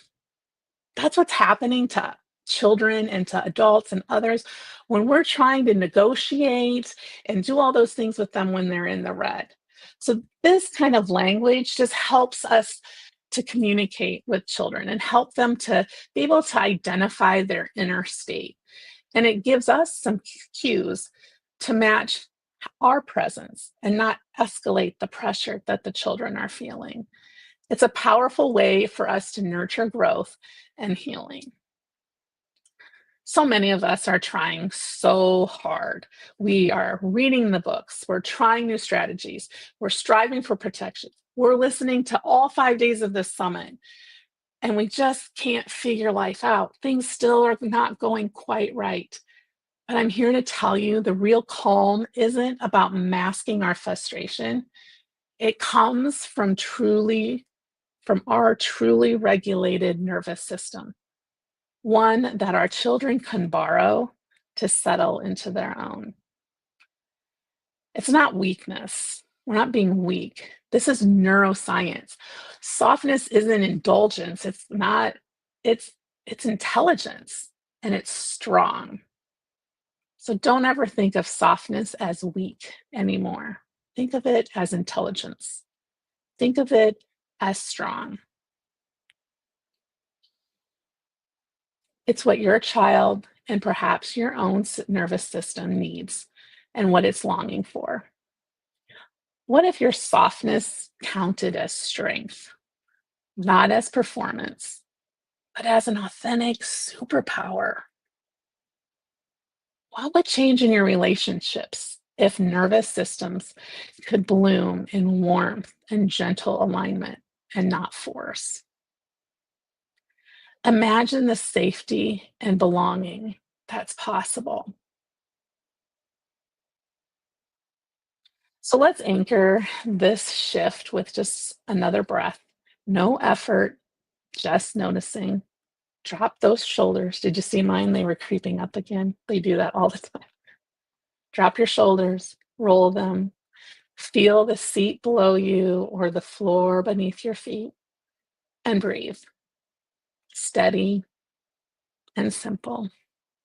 Just breathe.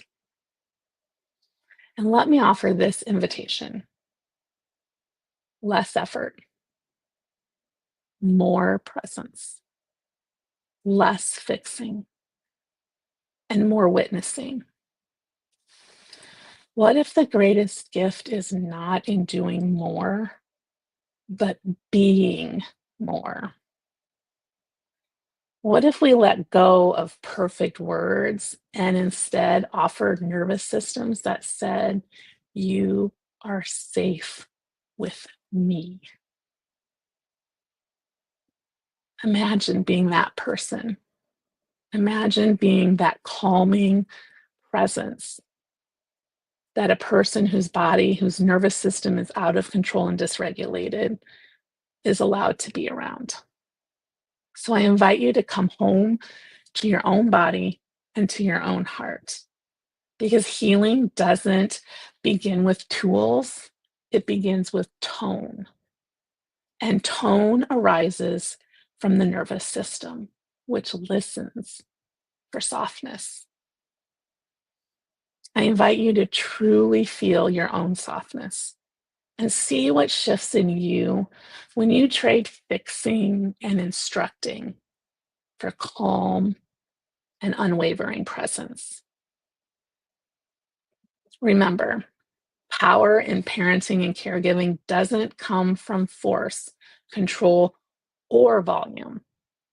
It comes from presence, gentleness, less effort, more warmth, more alignment. It's transformative. It's the new strong. Our children don't need louder voices.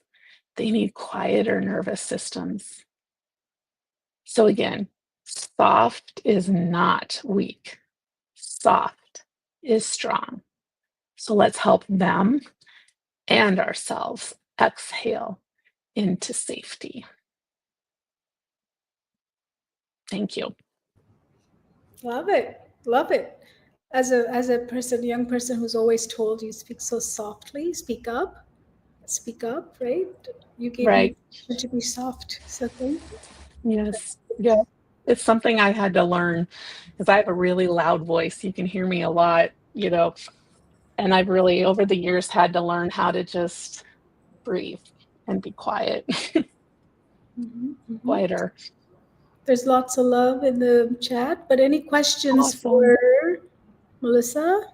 Any questions from the audience Thank you. in the chat?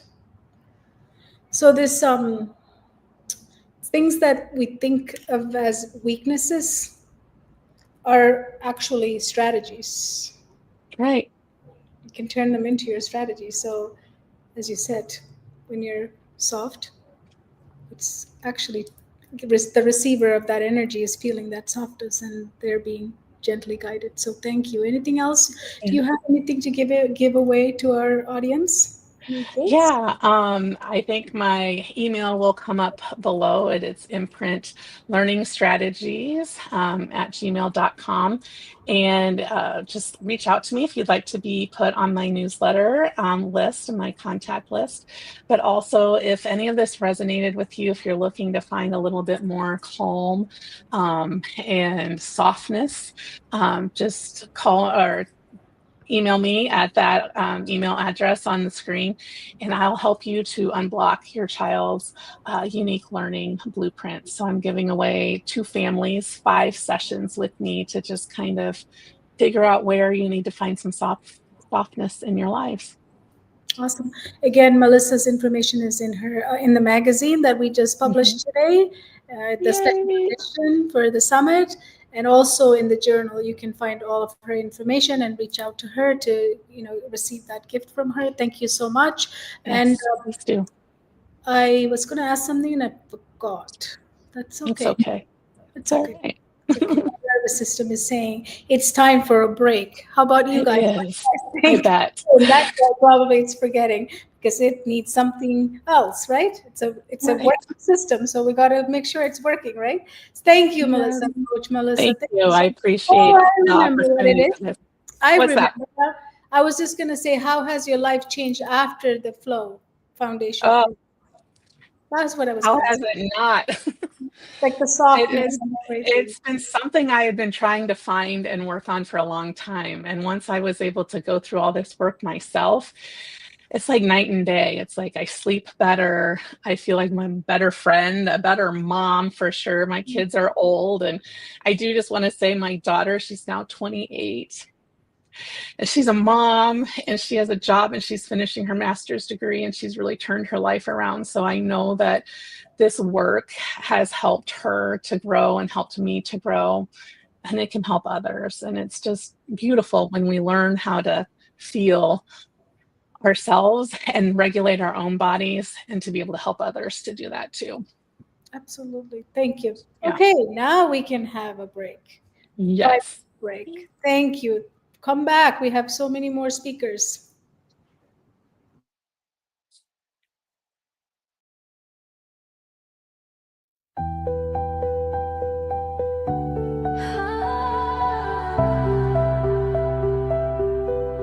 You followed the rules, tried to play the part, smiled on the outside, but it tore you apart. They gave you the label before they asked your name. You carried the silence, and they called it shame. You thought it was you, but it never was. You were adapting to a world without pause. The system never asked what hurt, never asked what was real, only taught you to behave and to bury what you feel. But now you see the cracks in what they called home. Now you rise from what they stole.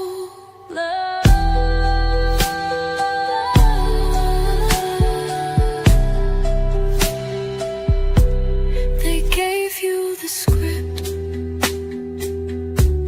before you could speak,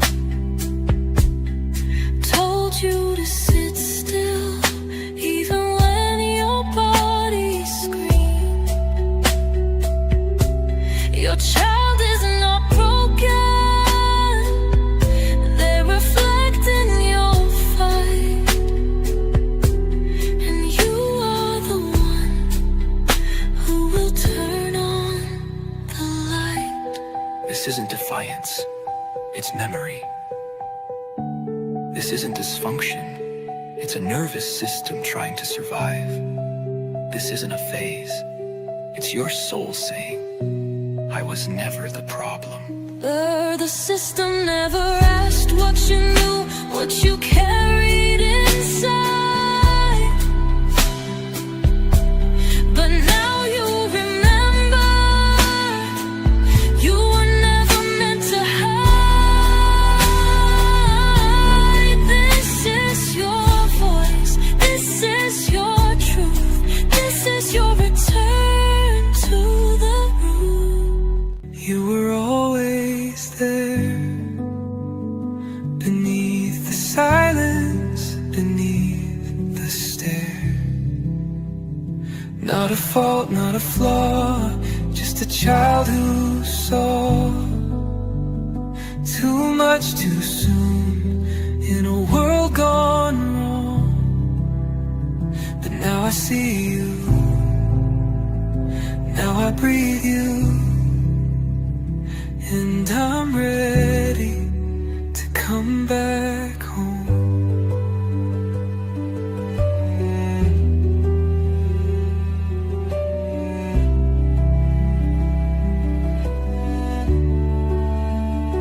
The diagnosis tried to define, but you were never that thin line.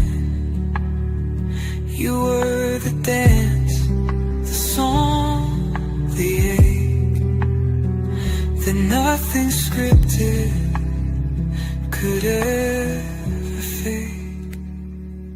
not a file. You are not a failure. You are not a problem to fix. You are a memory worth returning to, a rhythm worth rebuilding, a soul worth remembering. You were always there. I just forgot to care for the voice beneath the rose, for the root beneath the gold. Now I hold you. Now I know you. You were always home.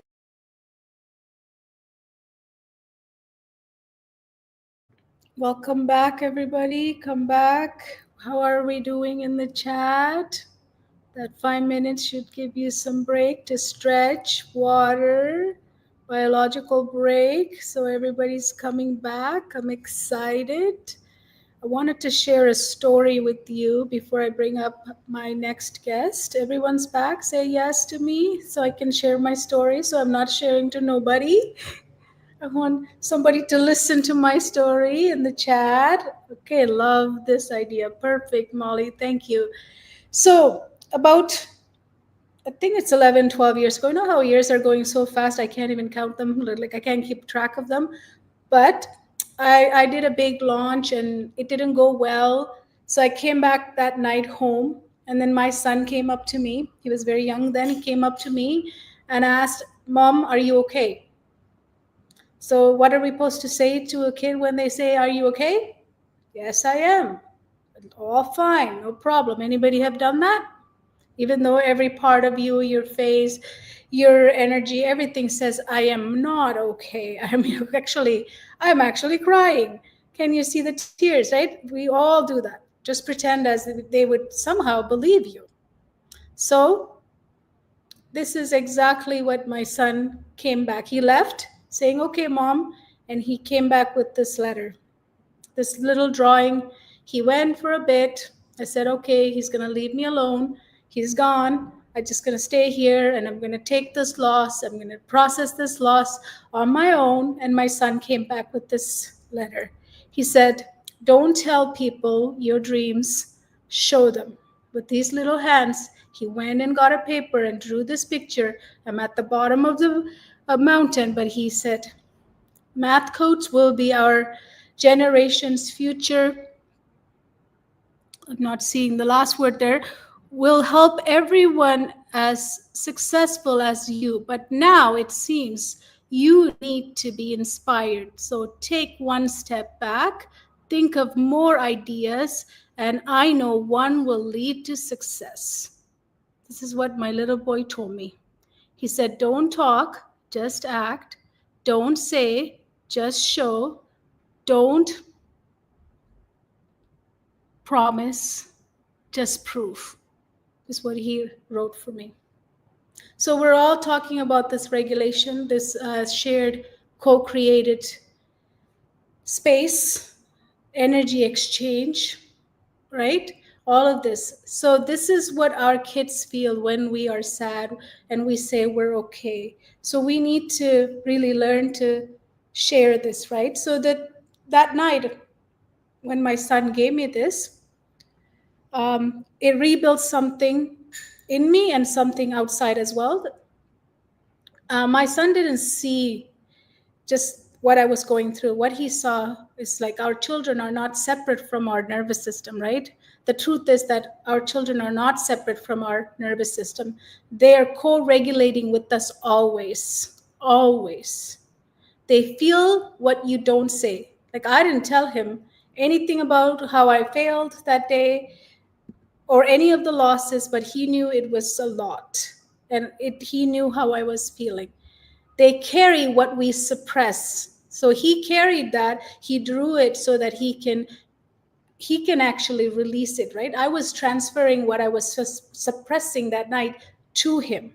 But by drawing, he actually not only helping me, but also it gave him somewhere to go and release his frustration that my mom is sad. Did you see how children need an avenue to release that, right? They also need that.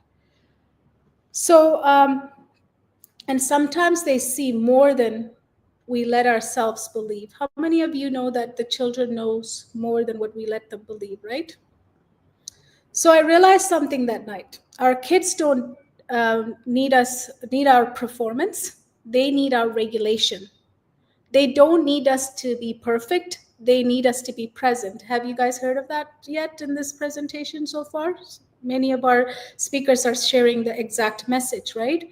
But what happens when the system they're growing up in stop co-regulating back? What happens if the system that they're growing up, it could be a home system, it could be a school system, it could be just the world system, it could be just online system that they're part of now. What happens if they're growing up in a system that stops, the co-regulation is stopped? What happens? What happens when the nervous system of a child, still soft, still forming, is surrounded by inputs that were never designed with safety in mind? Let me say that again. What happens when a nervous system of a child, still soft, still forming, is surrounded by inputs that were never designed to be safe? They never had it when they were designing it. They never had a safety in their mind when they designed it. So I want to show you some pictures, and I want you to read the captions on them. This is very important because we are in a chaos, as we talked about, but we are in danger of our younger generation, and that's the message of this summit. It's sad, it's sick that we have created and we have designed things without safety in mind for our young kids. So, read the captions on these pictures. These children are bullied. Online porn is a problem. They can access it. Kids are mean to each other. Why are 10-year-olds mean to each other? Why are 9-year-olds mean to each other? We have to ask. Remember I said before, we're not here to blame. I'm just asking a question. Why? Right? We all have a right to ask a question. Why? Cyberbullying tragedy. 12-year-old. Bully 12-year-old struggle gets mental health support before suicide. Mental health issues because of bullying, because of cyberbullying, because they're saying it to each other, you don't look good, you don't have this, I have this. And this is happening right now as I'm speaking. Right now online, it's happening to thousands and thousands of our kids. And we have to do something about it. Schoolgirl 14 found dead after bullying by boys. Why are boys bullying kids? Teenage boys are dying by suicide after, you guys know this, where they scam kids with, you send me picture, and then they say, I'm going to show to everyone, and then they threaten them. We see kids disappearing by the night. The morning their kids are dead because of scammers are coming into their bedrooms and doing this while you're in your own home. We have to ask why. There's another one. In 6 hours, this boy died. This mom is saying, my son died, because they threatened with his own pictures and said, we're going to show the world. He didn't know what to do. 11-year-old family says she died by suicide after bullying. In the chat, tell me, do we have a problem? Do we have a problem? Do we have a problem for our kids? 9-year-old family says bullying drove her to suicide. Content, the things these kids are watching online, we have no protection for them. Do we have a problem? These kids are consuming things that are not appropriate for them, where their nervous system is being hijacked in ways that parents don't even know how they're being hijacked. Do we have a problem? Yes, we have a problem. We're letting them play video games where strangers are chatting with them and telling them things. They're acting as their 5, 10-year-old while they're 55-year-old pretending and they're actually getting your kid to do stuff. Do we have a problem? We have a problem. Kids are so addicted, they don't want anything in life except play stupid games designed to get them addicted and get them addicted the rest of their life so they become nothing. Do we have a problem? We have a problem. Parents whose kids die due to overdose of drugs on, where you can find drugs on Snapchat. You can buy drugs on Snapchat. Do we have a problem? We have a problem. Kids are using drugs. Do we have a problem? We have a problem, big problem. Then we say, why are these kids not performing? Why are they so lazy? Why are they not looking out? How are this generation going to survive? What's wrong with them? What's wrong with their parents? Well, with all these pictures, what's wrong? I want to ask in the chat, what is wrong with these kids? Is there anything wrong? When did we decide that kids were old enough to guide their own safety? When did we decide that? We have to ask questions, don't we? We have to ask questions. We're allowed to ask questions. We have to ask questions.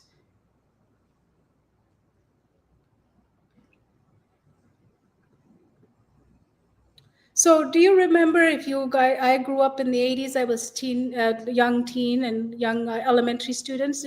We used to have protections, right? Didn't we have warnings that this was not appropriate for kids? Did we not have warnings? In the chat, tell me, did you not see warnings? We used to have content warnings that before showing parental advisories, age appropriate limits, boundaries built into culture. Now, the average child is exposed to over 14 hours of online screen time per day. There is no pause, there's no warning, there's no protection. As I mentioned yesterday, you don't open a door to some stranger that knocks and says, I want to go see your son or daughter and I want to see them in their room. May I go? And you don't open and say, yeah, their room is upstairs to the left. And okay, you can close the door and you can also go into their bathroom too if you want to with them. Do you do that? No, you don't. So when did humans become this okay with having this device 24/7, or sometimes you're taking it away? I'm not blaming. This is not a blame. If you go there, you're going to not see the message I'm bringing it to you. That is your nervous system taking you, hijacking to say she's blaming. I am not here to blame. We have a major problem. I want to protect all the sons and daughters, and I'm pissed off that we're doing this as adults. I went through so much in my life, and I know exactly how it feels when you don't feel safe in this world. Right? I decided to end my life. I shared that yesterday. I was robbed of my innocence when I was little. I lost everything to the war. So I've gone through a lot. So I'm telling you, the system that we now have is not protecting our children. We have a problem, and we need you to not go to this as a blame. We need to do something about it. And this movement with our coaches, they're here all day, here to talk to you, to serve you in any way, and giving all these gifts. You know why? We feel it. It's not right. It's absolutely wrong.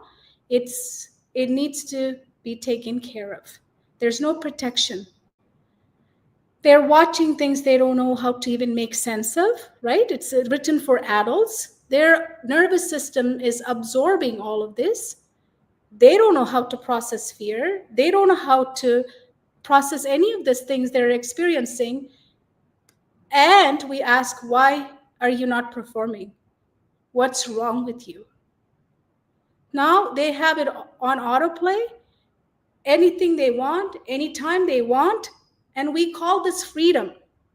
You can't be strict with your kids. It's freedom. It's their freedom of choice.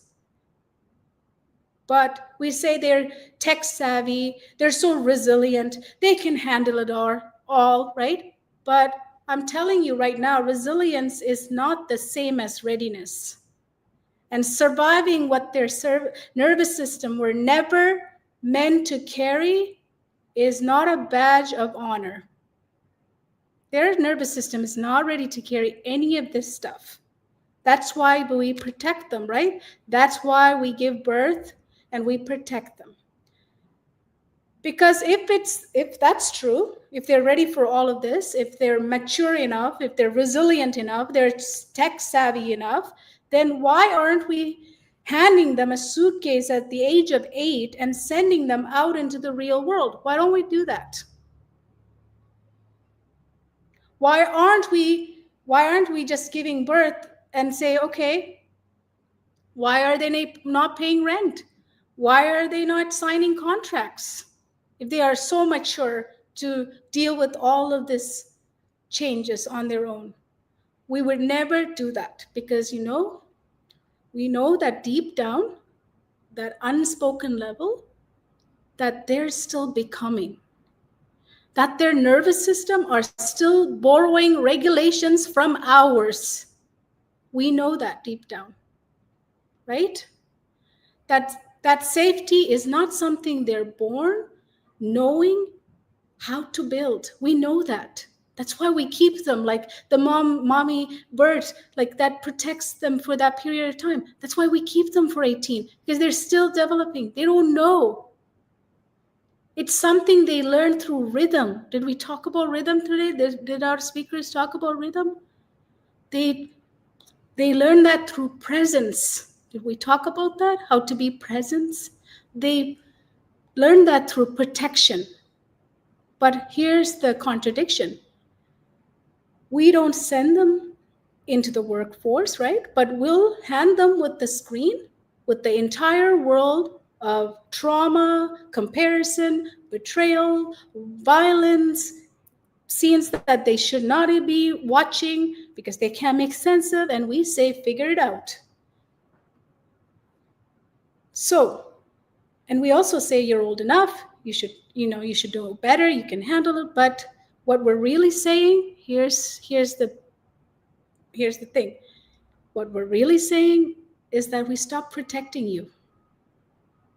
What we're really saying to our kids when we do all of this is that we stop protecting you. We've normalized your overload, and we're calling it independence. And that is not parenting. But it is, and it is not maturity. It is abandonment. It is abandonment with Wi-Fi connection. So what is it? It is abandonment with Wi-Fi connection. That's exactly what we're doing to our youngsters, the daughters and the sons of this world. So we haven't made them any more resilient. We just made their suffering invisible, and we call it strength. They're suffering invisibly because we're not protecting them. Each one of us here, each one of you who's going to be listening to this, you have a moral duty to protect these kids. They don't have the nervous system.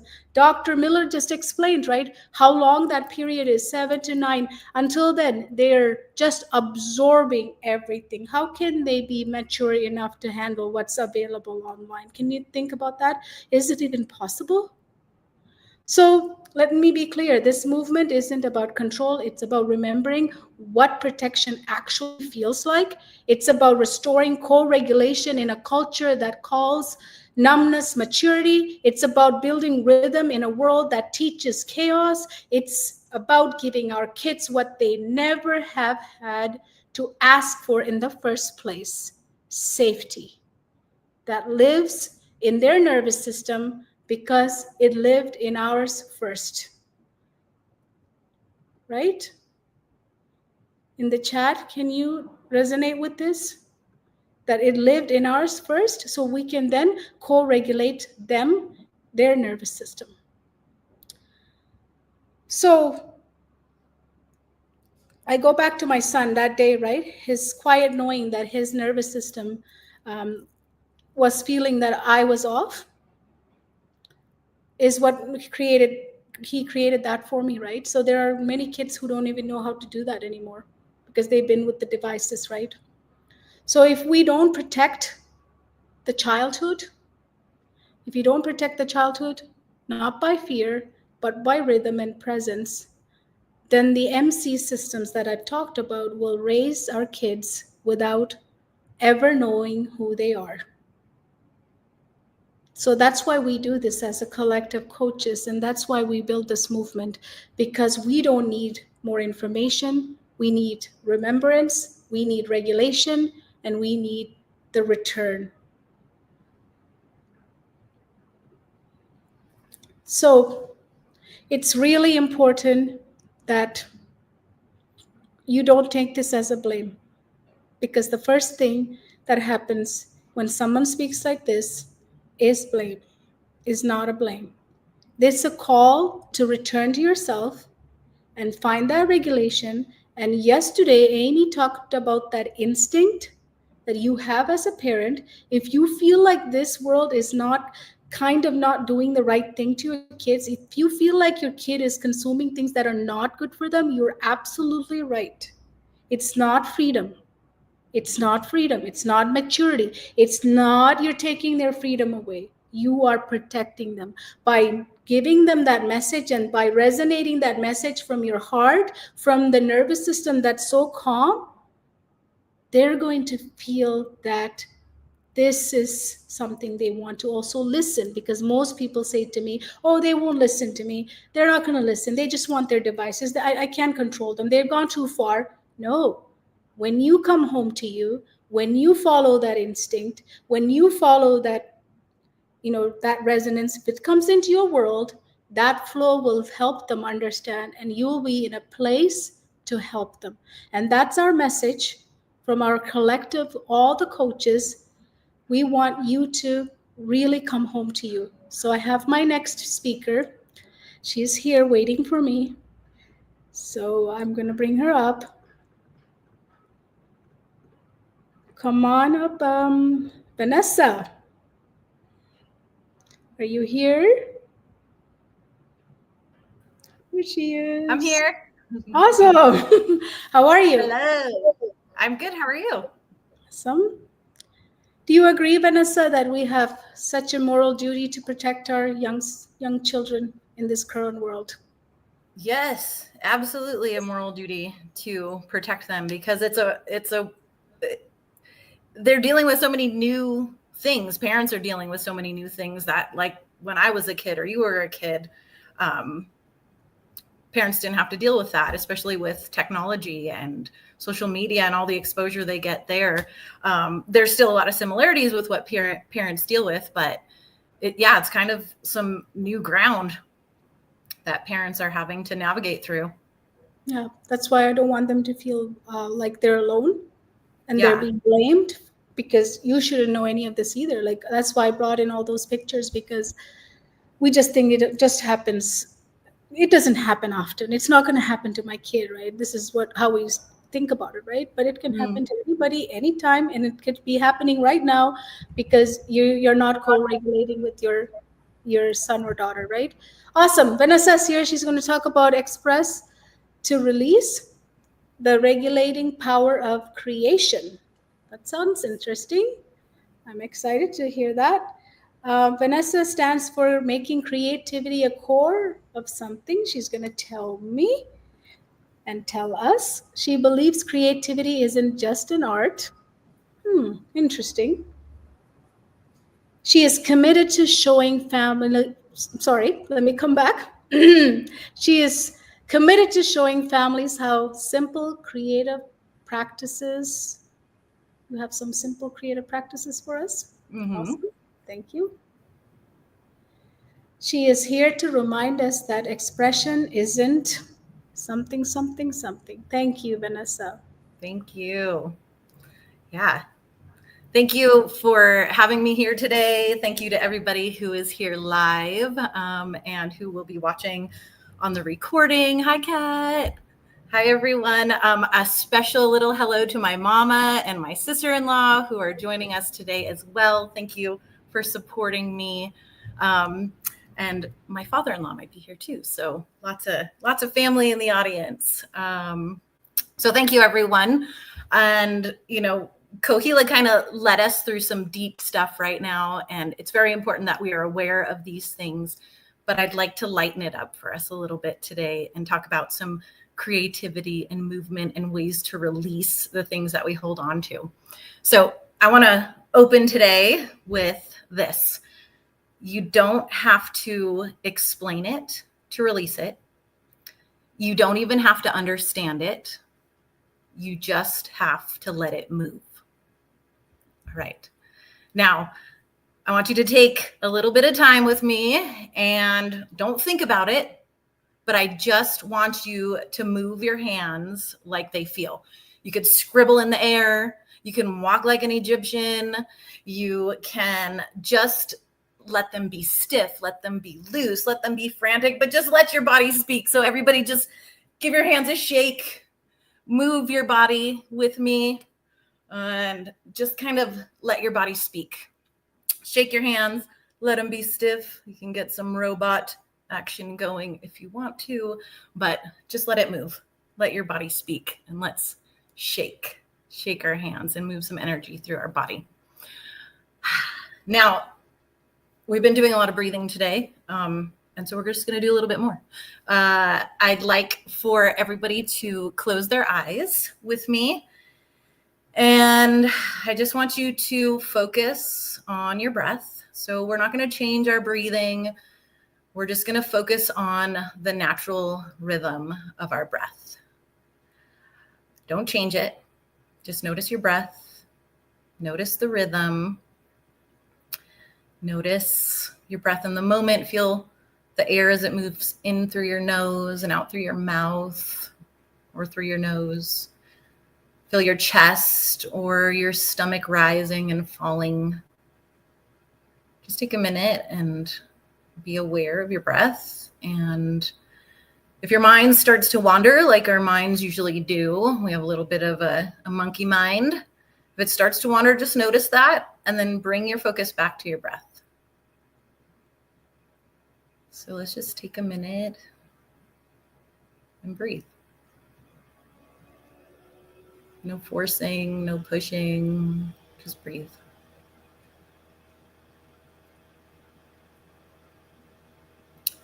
Now, I'd like to invite you to join me on a journey through your body. And our journey begins at the very top of your head, at the crown of your head. And I just want you to notice the crown of your head. Feel your scalp. I'm going to make our way down to our forehead, to our ears, our nose, our mouth and jaw and chin, down to our neck.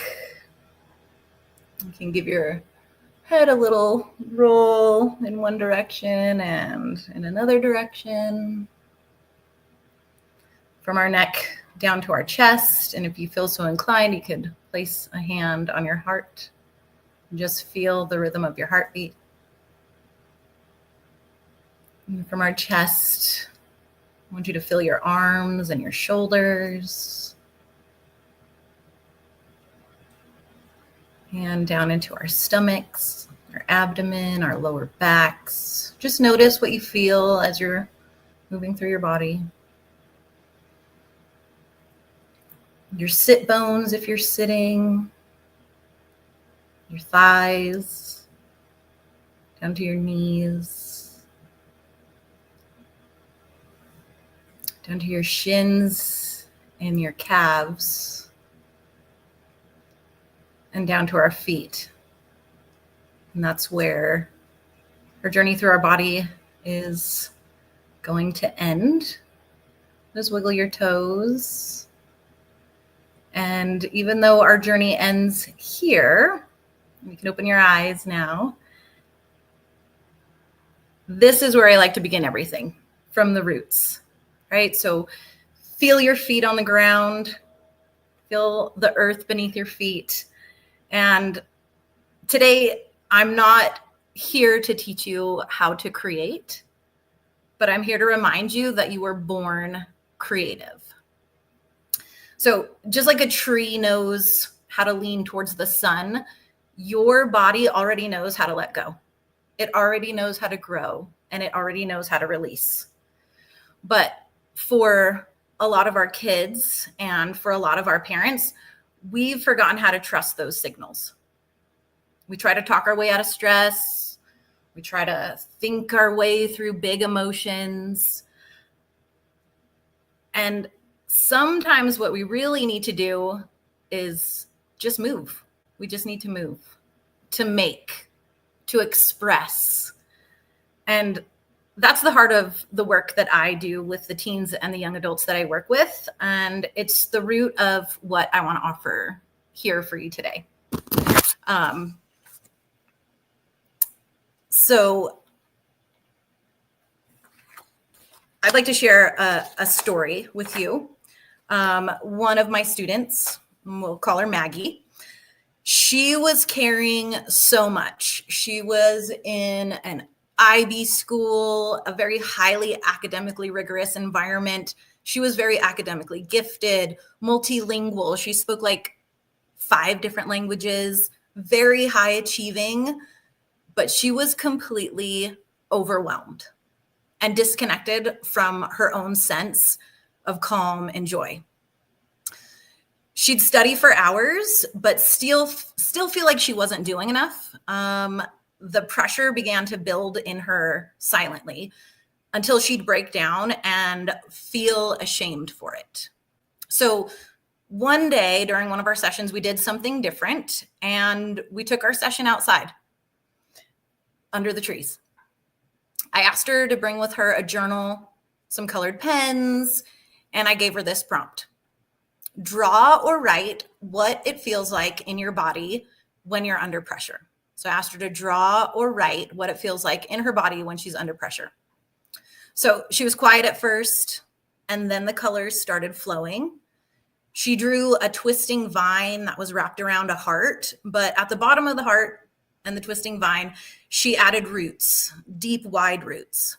And her hand stopped scribbling. I watched her shoulders drop. I didn't say anything, but in that moment, her body was speaking. Her body was speaking to me. It was speaking to her. And that's when I knew that her emotional and nervous system were signaling, and creativity gave them a voice. She couldn't say it at first, but her body spoke it through color, through shape, through metaphor. And that's the moment that I see again and again in the work that I do, when expression becomes release and release becomes regulation. So in my coaching, I use a lot of nature-based metaphors because I love nature, and because I see learning as growth and as something organic, something that lives, breathes, and roots itself deep in who we are. And to me, it's like this living ecosystem. And the metaphor that speaks most to me, and most to what I witness in teens and families, is called mind soil. And it's one of the lenses from the Blocks to Flow framework. And so here's the idea.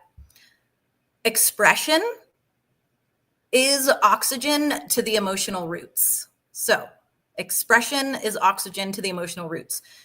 When a young person isn't given the space to express what's under the surface, whether it's fear, anger, curiosity, or joy, those emotional roots start to suffocate.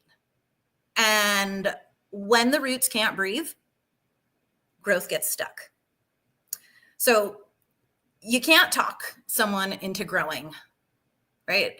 Just like a plant, a child needs the right conditions: moisture, breath, light, movement, expression. And in my Roots to Rise program, we tend to those emotional roots first, because strong roots make rising possible. So I'd like to show you what this looks like in action. And I once worked with a teen who had started withdrawing, and she'd mutter the ever so popular teenage phrase, "I'm fine, whenever someone asked what was wrong. And then she'd shut the door. during one of our online sessions, I asked her to choose a song that captured how she felt and then sketch whatever came up. She barely said anything the whole time. By the end, she held up a drawing of a girl underwater that was reaching towards the surface.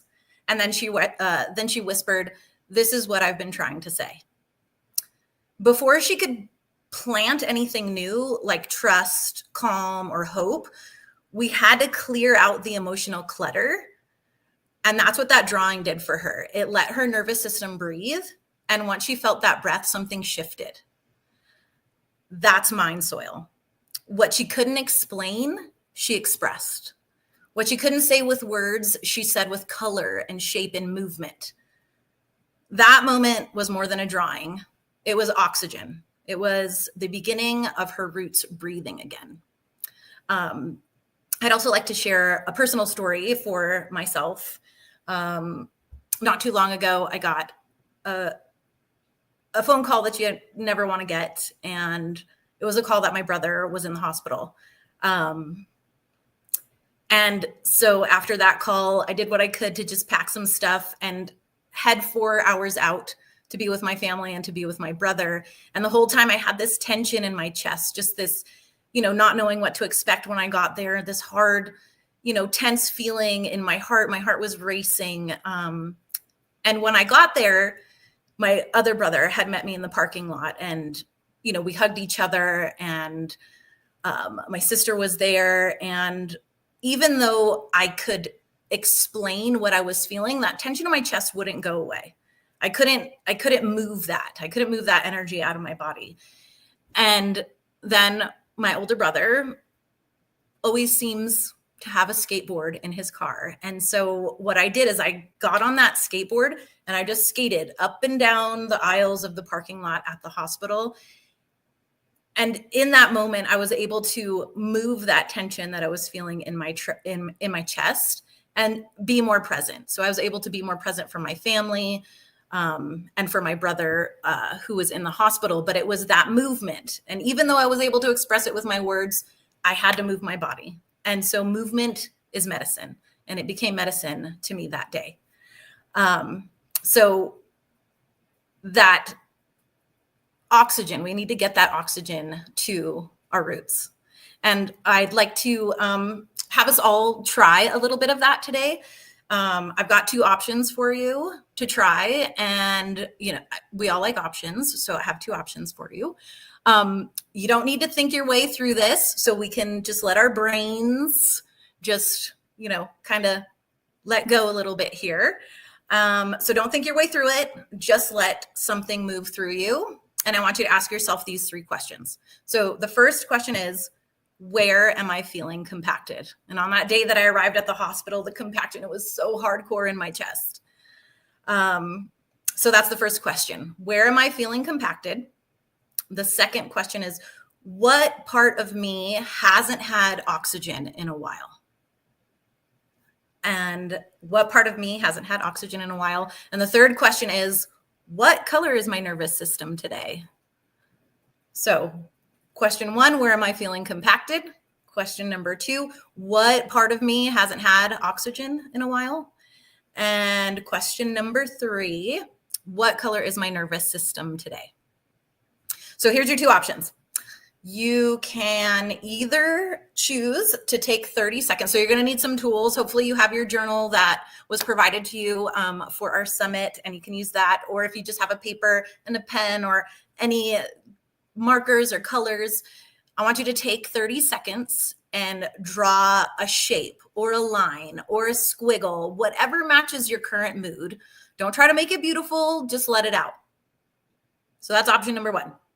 Option number 2 is to take some breaths, and on your exhale, I want you to hum. And I do this with my students. Hum at any pitch. Don't perform it, just let it go. So I want you to let the line, if you're drawing on your paper, or the sounds be your oxygen.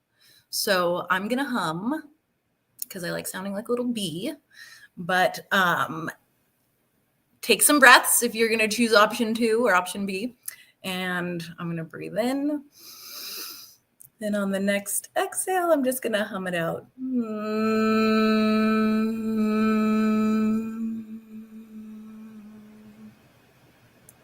You can change the pitch too if you want to.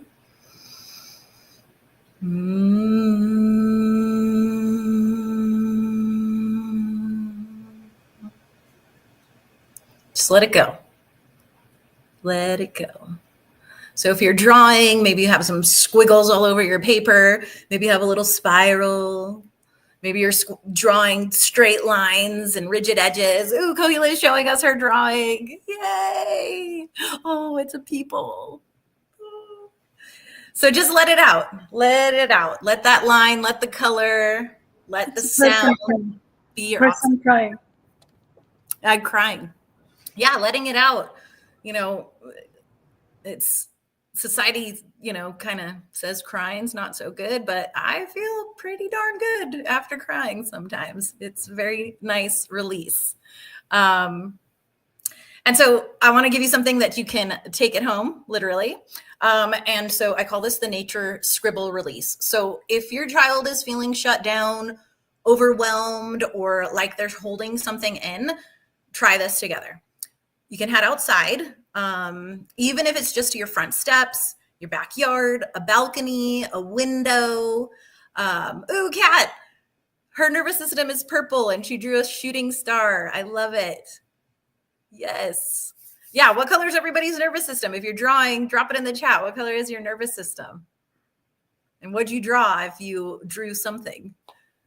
Yeah, share. I'd love to know. All right. So something you can do at home with your family is if you're noticing that your child is just kind of stuck or shut down, overwhelmed, or your teenager's like, I'm fine, then I want you to try this. You could go outside. Like I said, even if it's just to your front steps or your backyard or your balcony, or if you have a nearby tree and you can sit under the tree, and or if you're living in the city and you don't have some place to get out, just get to a window where you could look out the window. And bring some paper with you, some colored pencils, markers, whatever you got. Ooh, pink and humming, pink and orange like a sunrise. I love it, Stacy. All right, so bring your tools with you, paper, colored pencil, pens, markers, and then ask. You can ask your child, and I encourage you to do it too, but ask, what does this moment feel like inside you? Don't think, just color it out. And as a parent, do it with your child. Let the color, let the scribble, let that swirl of energy become the oxygen for your roots and their roots. Let it be shared. Let it be messy. Let it be real. It's not about making something pretty. It's about making space. And that space, that's where regulation begins. That's mind soil at work. So to the parent or educator out there who's been told that your child is too emotional, too sensitive, or too much, or to the child in you who's never had a safe place to feel it all, let me say this to you. Expression is not extra. It's essential. So expression is not extra.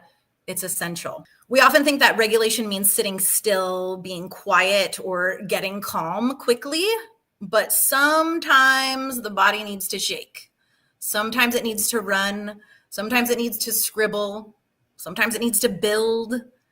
Sometimes it needs to cry into the wind. I've done that before. But movement isn't defiance, it's communication. And so what if your teen spiraling isn't the real issue, but the buildup of unexpressed energy? And what if your home, your rhythm, your routines could become a place where emotions aren't suppressed, but honored and released? Let your home be a greenhouse, a place where expression is the sun, where regulation is the root, and creativity is the compost that helps it all grow. What I know is this: our kids don't just need to cope, they need to create. Expression is how the body breathes emotion. And creativity, especially in connection with nature, doesn't just calm the storm, it grows the roots and clears the path home. You don't need to be an artist to guide your child through big feelings. You just need to create the conditions where the body feels safe enough to release. So next time tension builds, try a walk, try painting, try music, try dancing, which is my favorite way of release. Try dirt under your feet or your fingernails. Trust the process, trust the roots, trust their expression, because breath, expression is so powerful. So I would like to invite you again back to our breath. And I'd like you to take a deep breath, a deep belly breath. So get your breath all the way down into your belly. And you can whisper this inside or out. I don't have to hold it all in. I can let it out. Breathe in. I don't have to hold it all in. I can let it out. So close your eyes with me. Place your hand on your heart and your belly. Because when we express, we release. And when we release, we rise. Thank you. Thank you. That's amazing. The cool part is that I know you were going to do creativity, but I wasn't sure. But I brought in a drawing. That's how my son got over that situation, right? So you start doing the activities you said today with your kids. When they do feel like that, they will go to that creativity space to draw it out, release it instead of compacting it and storing it, because anything that gets stored, it's not in motion. That's how we start telling ourselves stories, right? So amazing, powerful. Thank you. Thank you. And sometimes words just can't express it or get it out. Like that day that I was in the hospital parking lot, I could say it and tell my brother and my sister and my family how I was feeling, but it would not move out of my chest. And so sometimes the words just don't move it enough. And if you have a creative release, it really helps to move the energy through your body and allow. What a great way to have some family quiet time with your kids. And like the activity you just took us through, right? Let's just draw what we're feeling right now. It's amazing. It's amazing. Any questions for Vanessa? Release and rise. Yep. Yes. Yeah, release and rise. Absolutely. Thank you, Kim. Thank you. Anything you have to share with our audience? Any gifts? Yeah, I do. Actually, I have a little Root to Rise creative regulation toolkit. And so if you email me, and hopefully my email can get up there. It's Vanessa Smith. Let's do some magic. It's going to come. Watch. Yeah, at BearingTreeCoaching.com. So Vanessa Smith at BearingTreeCoaching.com, and it's Vanessa with an E, Venessa Smith. That one should be an easy one. At BearingTreeCoaching.com. But I'd love to share my creative regulation toolkit with you. There it is on the screen there. So just reach out. I'd love to chat with you and share some tools. Yes, and Vanessa's information is in the journal. And I'm just going to have you here so we can announce our publication of our special edition for the summit. So we just launched this morning our magazine. We've been launching this since last October. In a world that's filled with so much information out there, this is a magazine that you have to sign up. This is right here is the link to sign up. We're going to also put it in the chat as well. You must sign up for these. These are wisdoms from our coaches.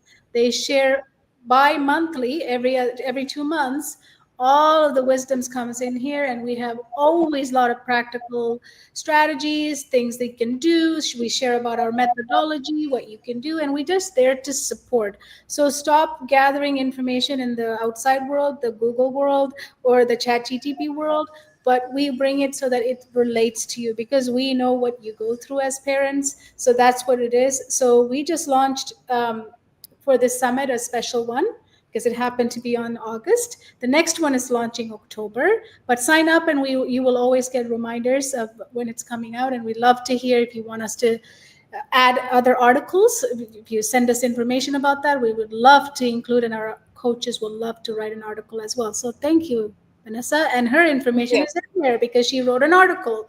So you can grab her gift. Thank you so much. Anything else you want to add? Just, I would say, in agreement with Dr. Miller, he said to get outside more, and nature really is a place for release. So I would encourage that too. Get outside in nature with your families and connect with the earth and the trees, and just breathe the ions in the air. You know, sometimes we say our kids are so busy, we're bored, all of these things, but just create some traditions, right? Let's say every Saturday we go for 10-minute walk. Like that's our tradition, right? Just Yeah. create something that's simple that you, or every Tuesday we do this, like just traditions. Like we had those, right? I think the kids Yeah. are missing that. They're missing it. As I said, don't Yeah. abandon them. Don't abandon them, saying that they even push you. Like my son pushed me so many times. Mom, no, I'm busy. I still went back and said, when will you be ready? In 10 minutes, 20 minutes? When can I come back? Because we're going to Yeah. do something. We're going to do something is real. That's happening. But you just tell me, when can I come back? And then that way he knows that I want to spend that time, right? When he says I'm busy, if I leave, he just takes it at all. She Yeah. doesn't care. Didn't really mean it. And it doesn't take long. You just need 10 minutes, but doing something and tradition is amazing. Awesome. Thank you. We have our Thank you. next. Thank you, Yes. everyone. Yes, thank you, Vanessa. We Oh, have hi, Mom. Ah, Julia, is your mom? Yeah. Awesome. Hello, mom. She's here supporting all of you. She's everybody's mom today. Okay, perfect. Perfect. Thank you. Awesome. So our next guest is here. It is Trish. How are you? I'm great. How are you? Very, very good. So Very excited to be here. you're here to talk about holding more without breaking, expanding your safe zone is what you're Yes. here to speak about. Welcome. I'm excited. Thank you. So she stands for helping families expand something, which she will share with us. She believes capacity grows best through something. I'm not sure what it is. She is committed to teaching parents how to help their children. We will have to find out. And she is here to remind us that building capacity isn't. So listen up, because she's All got right. answers. I don't. Awesome. It's all yours. Well, I'm really excited to be here. I've been listening to some of the previous speakers today. I hope you all have been getting some great tips, some information that will help you with whatever situation you're dealing with in your life. There's been a lot to offer, and I don't think it just applies to parents and children. It's if you know any children, right? If you have children in your life, or if you had a rough childhood. I heard you, Kohila, mention talking about growing up as in an alcoholic family, which I too did. So a lot of these things that I've learned through my coaching practice and my coaching classes have really helped me personally. So I think it's really for anybody. Um, I've was going to start with some breathing, but I feel like I've watched the last few speakers and everybody has kind of already done that. So I'm just going to do what I actually do in my classroom. I'm still a teacher. I teach at a dropout prevention high school, and I'm on the go a lot. I'm busy. I actually taught today and came home for this speech. So I don't. I like to do 2 really big breaths where I breathe in deep all the way in, and then I breathe out for 5, and then really try to breathe out a few more to clear out my diaphragm and feel like my diaphragm is hitting my spine. I actually learned this in Pilates. I'm going to do those 2 breaths, and you're welcome to do them with me. They might be more for me than for you right now, because I've been rushing around all day. So we're going to try this. We're going to breathe in for 5, and then breathe out, and then breathe out a little more. Here we go. 2 breaths. Breathe in. Breathe out. And a little more out.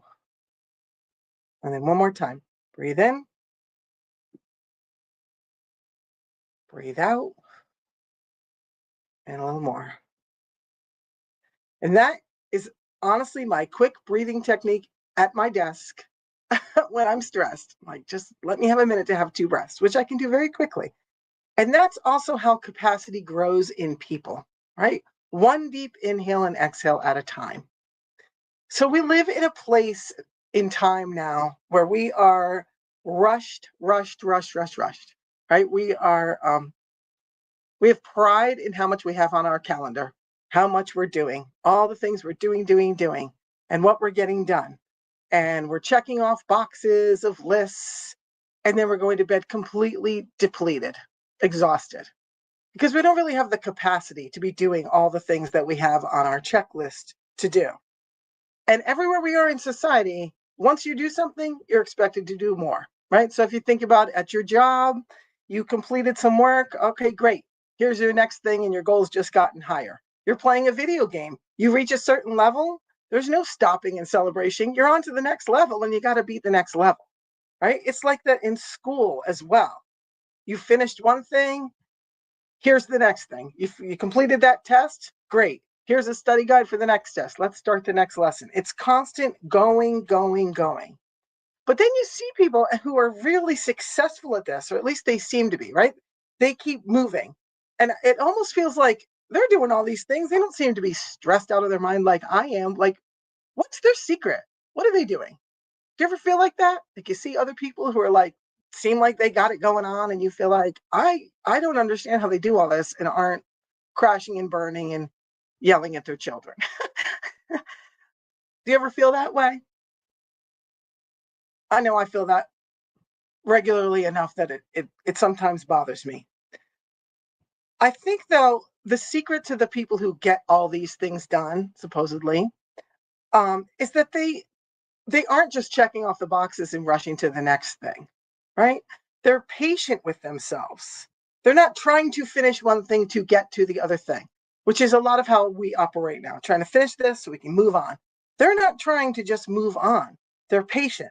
They're not beating themselves over their setbacks. They're reevaluating what they're doing.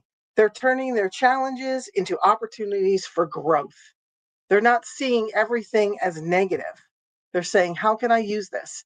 How can I help myself with this? They're slowing themselves down to really understand their opportunities and reflect and stretch themselves and feel space and safe in their space. And I think that's really the secret to being able to be successful and being able to grow capacity, is that you slow down, and instead of checking all the boxes and rushing to the next thing, you slow down and you stretch safely. And that's where transformation occurs. It takes time. It takes reflection. It takes intention.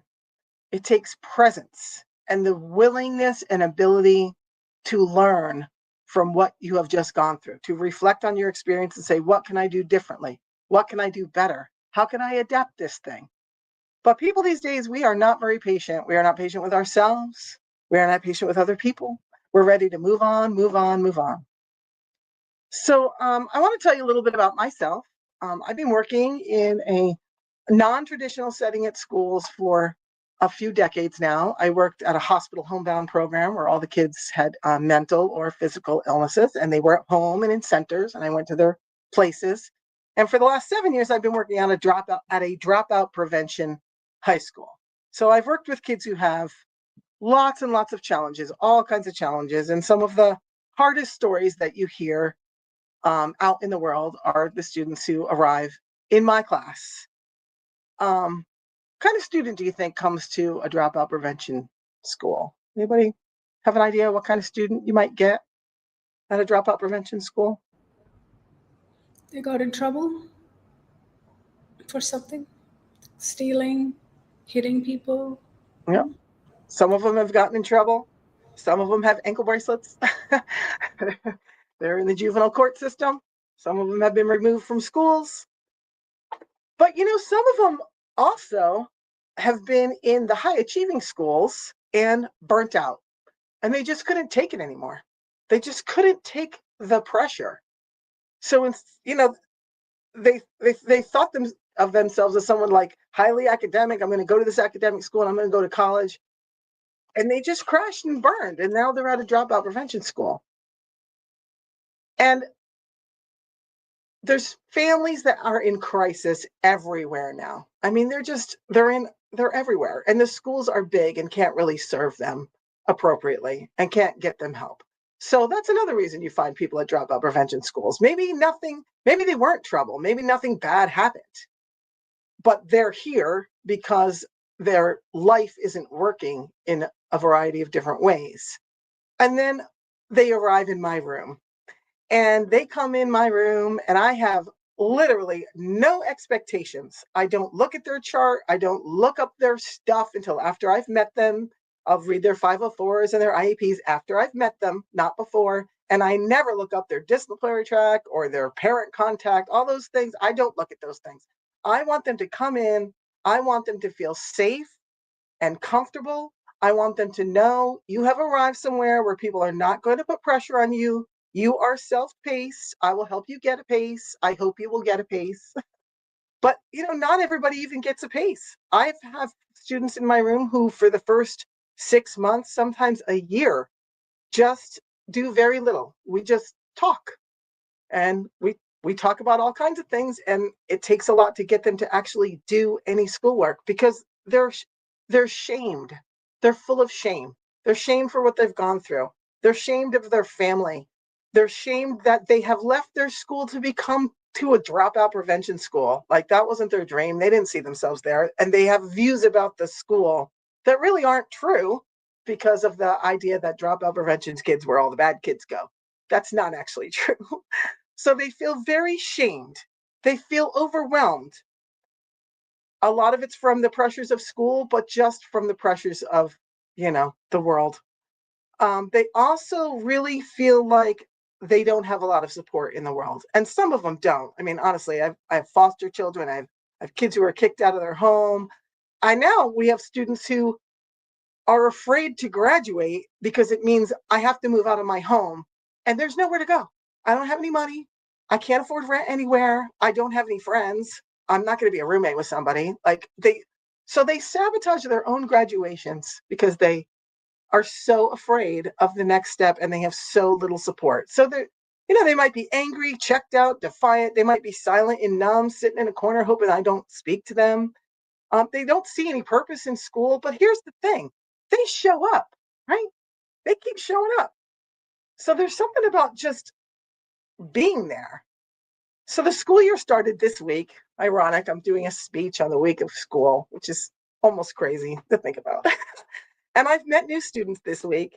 And I was going to tell you about a student I previously had, but instead I'm going to tell you about a student I just got this week because she came in and she's like, her brother had tried school and had dropped out, and then they were going to come back together. And she's very quiet, and she has a baby, and she doesn't really know how she's going to be able to work it out. And she's failed at all the schools because she has attendance issues, always attendance issues. So the way our school is structured, you have a morning shift and an afternoon shift. It's a 5-hour shift. You're self-paced. And we take attendance, but we don't just excuse people. Like we don't drop people for attendance unless they've been gone for like weeks. We're very, very merciful with attendance. And I gave everybody my phone number so they can contact me after the fact and so I can develop my relationship with them. So I sat with her. I just asked her a few questions about how things were and, just to try to get to know her a little bit. And the next day, she sent me a message, text message. She was actually before school, early in the morning. She sent me a text message that said that she was finally comfortable that she felt like she could do school here because she found a room she was comfortable in. And we didn't talk about academics the first day. I don't talk about academics the first day with anybody. I try to find out where they're coming from and what they've gone through. But the fact that they keep showing up, they've been called lazy. They felt stupid. They feel like they don't know anything. They feel like they are incompetent and they're just not able. They have no capacity to learn. So it's my job to teach them that they do have the capacity to learn, not just teach them earth science and history and government, but to teach them how to open their mind to be able to learn, to reconnect with their own creativity, with their own desires for life, to teach them that they are not lazy. You are not lazy. You are not stupid. You just haven't had the safety and the capacity. So my first priorities are comfort and safety. And it's funny, I was listening to some of the other speakers, and one of them said, how did she say it? I think it was Kat. And she said that energy is contagious. It's relational and contagious. And so many kids come to school avoidant, right? They don't want to do anything. They don't think they're capable. But in my class, where I have this mission and passion to connect with them and show them like anyone can learn, you didn't have the right environment. You didn't have the right tools. You didn't have the right coach. You didn't have the right mindset. You didn't have the right nervous system, all these things. These are inside you. You have to reconnect with what you actually want. I help them make goals that are for them, that work for their life, not what the system tells them their goals should be. And I lead them to safety. And once they reach that, they find their own path and the way they want to do it. And we create what their system needs for them and their patterns. And what's funny about that, relating to it's contagious, is they've come from so much chaos. And our school is calm.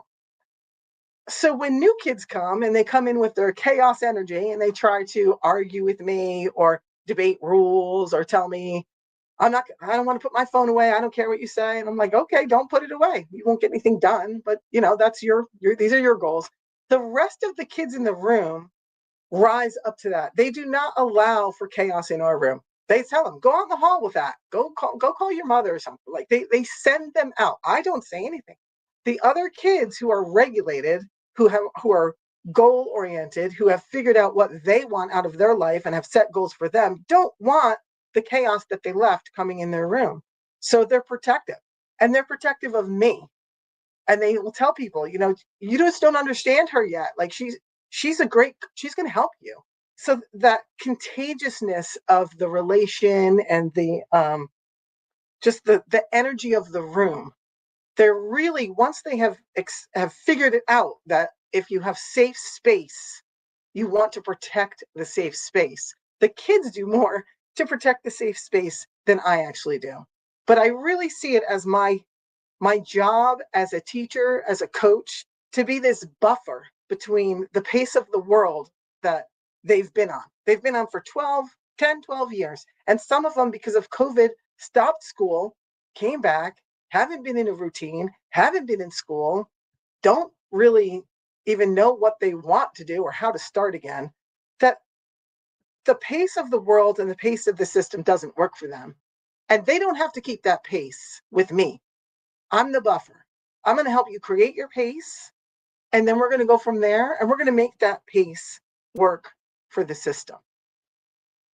And it's amazing what you see happen, because these kids who will come in and just do nothing and say, I don't like school, I hate school, I don't care about this. I just want to pass this class, miss. I don't care. They start to care. I talk to them about creativity and curiosity, and I'm like, forget about the grade. You're going to pass the class. How about that? How about if I tell you right from the beginning, you're going to pass my class? And I tell them that. You don't need to worry about passing. You're going to pass. It's not going to just be about tests. It's not going to be just about making this grade. We're going to do activities. We're going to talk. If you don't understand it, we'll talk through things.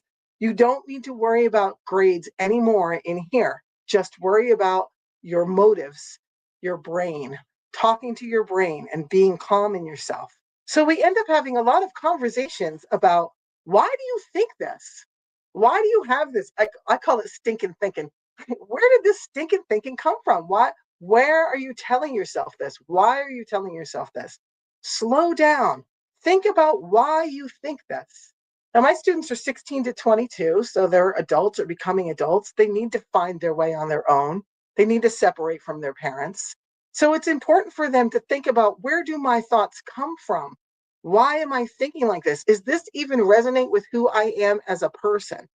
So we try to come up with new things to say that, like, all right, banish that thought that came from your mother, some teacher who said something, somebody, a doctor, whatever. Somebody told you something and you're hanging on to it and it's not even your thought. So we try to replace them and give them other thoughts, other ideas that they can cling onto.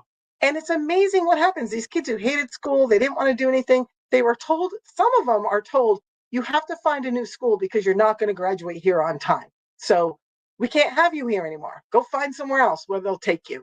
Well, our school takes everybody. We're a charter school. We're dropout prevention. We take everybody. But when they find their pace and they feel safe again, they start to really want it. They want to learn. They want their diploma.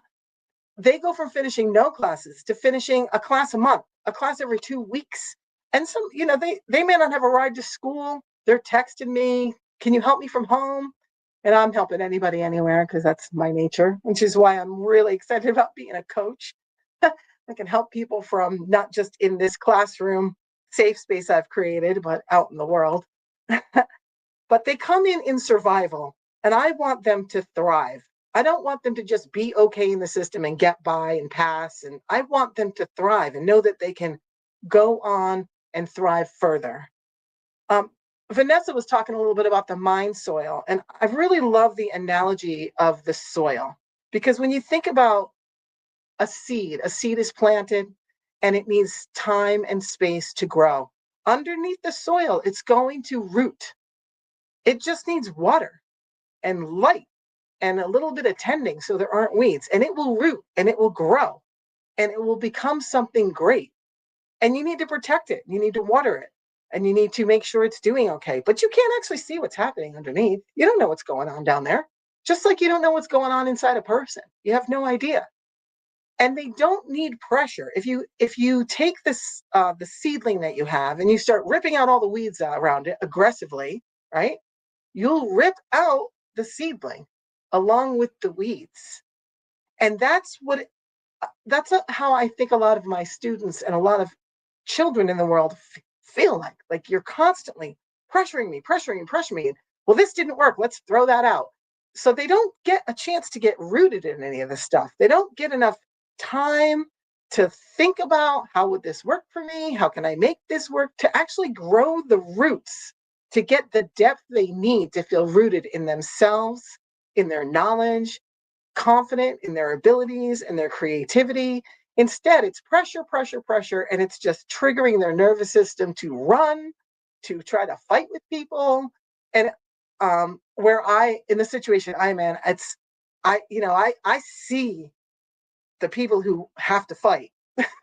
There are people who really have to fight, and if they'll try to pick a fight with me, and when it doesn't work with me, they'll go down the hall and try to pick a fight with other people. And typically I go after them and say, all right, what you doing? Let's go for a walk outside, because outside works. That is true. Take somebody for a walk outside and it's a complete change of their disposition.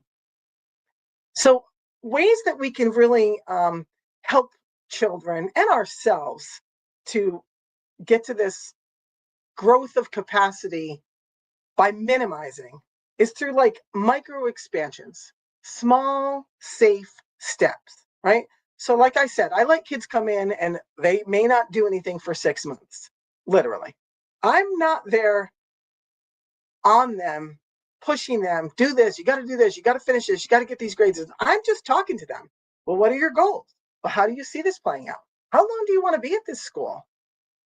What's going to work for you to get some things done? Do we need to go meet the teacher of the other class so you can get a one-on-one relationship? Do you need me to facilitate something for you? It's these small little things. And then they start doing a little bit, right? Maybe instead of coming to school for an hour, they're going to come for 2 hours. Maybe instead of doing just reading a little bit and trying a quiz, and then I didn't do well, so I'm not going to keep trying. Maybe they try a little harder. Maybe they go a little further. It's all just baby steps, right? And once you build a few steps, you can build a whole ladder. And that's what they start to see. But the pressure to like do, it's really all of the adults are living that way. And that's what we're modeling. And it used to be, I feel like I'm a child of the 80s too, Coherence, and I used to feel like the adults were like that. And I was like, oh, these adults are crazy. They don't even know how to relax and have fun. They're just go, go, go. But now it seems that the adults expect the children to be the same way. And they can't. They can't do it. They can't be under this much pressure and adjust. They don't have the knowledge that we have. They haven't been through the things. They haven't grown. They're just seedlings, and seedlings need care, and they need space to grow and be on their own, not constant being told what to do and being pressured to do more and more. You just can't grow that way. So I really feel like children want to be understood and they want to feel rooted. And I think that creating a safe space and making it a more of a quiet, small step kind of a process can really work, because I've seen it work. I've seen it work in my class. I've seen it work now that I've started a coaching business. I've seen it work there, right? And if they can slow down like this, they can explore again. They can reignite their curiosity. And maybe they can stop hearing whatever they're hearing in their brain. And a lot of times we know, right? Adults say things and kids take it as a mantra. And I myself can think of a lot of things that I hear in my brain that were stuff my mom said that wasn't good. And I have to capture it and say, okay, thank you for showing up. That helped me when I was 10. That is not useful anymore. I don't need to listen to my mommy anymore. I have my own ideas. And that helps me. And I tell students that, that voice you hear may not be yours. You have to find your voice. And then you can figure out how to express your voice to others and make the system work the way it works for you at your pace. Because when you reach this place where they feel like they have ownership and autonomy of themselves, of their learning, magic things happen. They go from no pace to gazelle pace. They go from just surviving every day to thriving. They go from showing up with their head down and their hoodie over their head to coming in. Hi, Mrs. Robichaux. How are you today? I'm going to do this. They come in telling me this is what I'm going to get done today. So we can't grow this capacity by pushing. We have to hold the soft, safe space. And I'm saying that as a teacher who's in a classroom every day with 50 or more kids. And that is how I do it. I hold safe space. I'm not at the mercy of a curriculum like a lot of teachers. I have a lot more freedom than a lot of teachers. But I feel like you could bring this into your existence no matter where you are. So, if you're working with children, you can just talk to the child about what's something that you haven't realized before and that you're now thinking of because you're able to have time to think. What's something that you really enjoyed doing when you were little that you just quit doing because it was just, you didn't have time for it anymore? What are the things you would like to go back to? And as a parent, ask yourself, what are the things that my child feels pressure? What is my child holding on to? Like, our children are holding on to way more things than they need to. And it's really important for parents to reflect on this. We need to release the pressure valve for our children. They need to stop feeling like they have to perform everywhere they go. They're holding that. So as a parent, just think about your child's life and think about where the pressure might be and what they're holding, and give them permission to let it go. You don't have to hold everything for everything. Give them the space to say, I don't want to carry all this. It's too much for me. Let them talk to their brain. Ask them what felt like too much today. How was your day? Did something overwhelm you? Was there anything that felt like it was just right? Like, what are the wins for your day? I have a 7-year-old granddaughter, and every day when she comes home, that's what I ask her. Well, what felt good to you today? Did you have any wins? And was there something that just felt icky, like during your day, that you just like, I wish it didn't go that way? Most of the time she says she didn't like lunch, but she's kind of picky about her food. But we're all on this journey, and we need to honor each other's space. And I feel like the students in my classroom, they get that. Once they've been there a while, they start to honor the space for each other. They stick up for each other. And a lot of them came from real bullying situations. They came from really a tough time, really tough times, or they live in homes where they're bullied. I mean, I have students that don't want to really show up. And then I have other students who don't want to leave because they don't want to go home. And I can relate to that because I sometimes didn't want to go home because I didn't know what kind of mood my mother was going to be in. My father died when I was young. My mother and father were high school sweethearts, and my mother was heartbroken, and my father wasn't there anymore, right? So she was coping the best she could. I was the youngest. There were teenagers in the house. I was a little kid. But by the time I was a teenager, she was very overwhelmed, and I never knew what kind of mood she was going to be in when I came home. So I walked home very slow. If a friend invited me over, I went over there. I did not want to go home. So I can relate to the students in my class. And as soon as they're staying there for 4 or 5 hours, their session's over and they say, "Can I just stay until the afternoon?" I know they don't want to go home. And if you don't want to go home, you're not going to learn. If your home is so chaotic that you don't want to go to it and you're just coming to school to breathe, you don't need a teacher or an administrator scolding you, pressuring you, sending you to the office because you're not following the rules. It's not going to work. And there's so many homes now that are in chaos like this, so many. And especially after COVID, a lot of kids just have gaps. People are confused. It's how the world is. We're all in it. It's pretty chaotic right now. But we need to be not the container for the pressure, but the release valve. That's what parents, coaches, families, it needs to be the safe space. So if I could just remind you of anything, if you're going through it with a kid, especially a belligerent teenager, the kid's not stupid. He's not lazy. He's not defiant. That's not what they're trying to be. They don't understand their way in the world and they haven't had anyone show them. And that's what they need. And when they get that, when they get someone who just takes the time to say, "You don't have to rush. We'll take it at your pace. I'll help you through this. Talk to your brain. Talk to me about what you're thinking, what you're feeling. Let me help you." Their capacity grows enormously. They figure things out. They have ideas. They're come back to themselves. And it's really a beautiful thing to see. And because I've seen this so much, I want this for the world. This is how it should be, right? We are on it's emergency status for me. I don't know how else to say it. Like, I work with these kids every day and I meet new ones every day. And some just don't come back. And then I wonder about kids who haven't come back, honestly. And I don't want kids floundering in the world as they are. And I think with social media and the technology, parents don't know. They don't even know how to keep up. They don't even know how to. They think they put a tracker on their kid's phone and now they know where the kid is and what the kid's doing. And they don't know anything. My kids, they leave the tracker in the school parking lot and then they go to Wawa and Chick-fil-A and eat and hang out. So the parents are like, "No, they're there." No, they're not here. You don't really not here.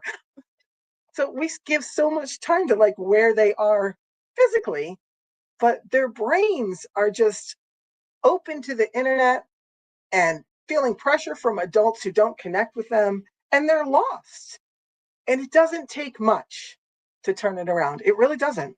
And it doesn't even take as many words as I've spoken right now are way too many words for a child and a student. It just takes a few words and just be there and give them time and space to think and respond. The pressure to answer. It's like, answer me now, I'm moving on to the next kid. That's not how this all works, right? Yeah, absolutely. Huh. So Wow. I love the work you're doing. It's so important. As you said, this is emergency. It is emergency. it is an emergency. We It all really is. we all have to step up. You're saying the extreme side of it, but we don't even have to go there. There's a emergency for even kids who are going to school and they're not in your program in the regular school, Absolutely. because of all the invisible dangers, and we just think that they're mature enough to handle. And then we had something called COVID, and we never really helped them. We just say kids are flexible, aren't they? Yes. Aren't And they? I Just go because back. of the way I work at my school, I got a new student yesterday who hasn't been in school in 4 years, and she's 20, and she wants to get a diploma. So you do age out at some point. So she now has to do like 20 classes in a year and a half, but she's wants it.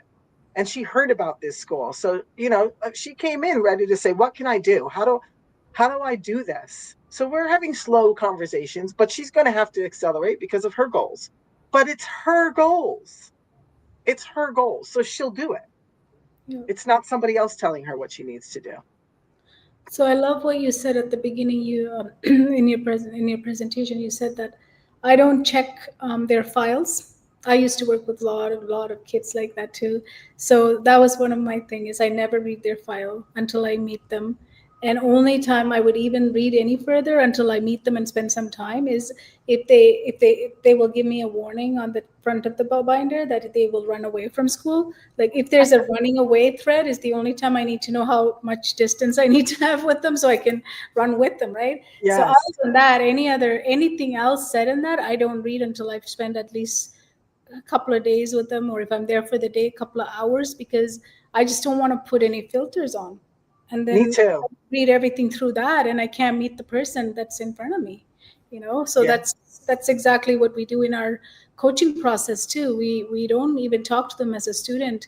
We talk to them as a person. If they don't feel at the neurological level that we're looking at them as a person first, you can never teach them anything. You can never, Absolutely. you cannot connect. That's the first Connection connection. is everything. Yeah, human connection, right? That's the Yes. resonance that you have to pass through. And when you do it with care and compassion, they feel it. They feel it. When you do it with the filter, they also feel that, right? So this is Absolutely. why it's so important. So I thought that was very, very beautiful, because not everyone always goes with the file, and it's okay what it says in the file. Here I go, I'm gonna meet this person. This file says this person is this and this and this and this and this.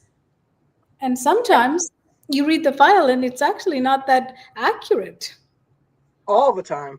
because you know why? Because it's a moving system. It might have been got written up like a year ago. The system has moved through some experiences over the year, and Right? that system is no longer responding the way it was being told in that book, right? So it's interesting. So we have any questions for Trish? Anybody? I Or also ask the kids what's in there. Like if they have a 504 or IEP, I ask them, what are your accommodations? What do you need? I don't actually have to read the file they can talk. They know what they need. Yeah, It's absolutely. just, Do you have something, a gift to give to our audience, Trish? yes, I'm going to offer a free deep dive 5-day coaching experience with myself for the first 2 people who contact me through email. And there's my email. Oh, it's spelled wrong. ROBICHEAU. I probably spelled it wrong, truthfully. That's okay. You know why? There's my It's, name in front of me. TrishRobichaux@gmail is my email. it's not a big deal because we have the magazine, your information is there. We have the journal, your information is there. Fixed already. Yeah, Like your magic. information is there, Trish. So nobody worry about catching the emails here. Because even if I write it with my hand, I might mix letters there as well. So if you're like me, if I'm writing Rush, I always mix up the letters. Yeah. So it's all there for you. We'll put it in the chat, so don't worry about copying. You'll have the journal. You'll have our, the the magazine that just launched. She's in there with her article as well. So Thank you excited. so much. Thank you so much, and thank you for the work you do, because it's not easy, but they need you, and you're showing compassion, curiosity, and care, and you're leading it. And thank you for being a coach through Thank this. you. Thank you for inviting me to speak. I feel like I haven't been a coach that long, so I feel really honored that I even was offered this opportunity. And this has just been great. I'm really thriving, and I know my students are going to thrive with me. Yes, absolutely. Thank you. Thank you. We have our next coach ready to go. She's here waiting patiently. And that is Coach Kim. Welcome. How are you? Good. How are you? Very, very good. I'm enjoying it. I'm almost at the end of day 4, but I know. I'm standing between everybody and the ends of the day, I feel like, but that's okay. No, we're excited for you. We got the energy. Our brains wants to learn still. So we're here for you. So you're here to talk about rebuilding power. Yes. And why micro choices, not just choices, but micro choices lead to major change. Yes. Awesome. So Kim stands for returning for something, something, something. She's going to tell us. She stands for returning something. She believes change begins with something. Oops, the other way. She is committed to showing parents how micro choices does some stuff, right? Yeah. Major things. Maybe. She is here to remind us that offering choice isn't.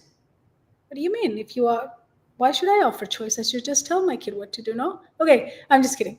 So offering choices isn't something. So welcome, Kim. Thank you, and we're ready, and we have all the energy for you. So don't Awesome. think you're last. All right. Well, thank you. So let's begin right here. I'm going to ask you to take a breath with me. Just a nice full breath.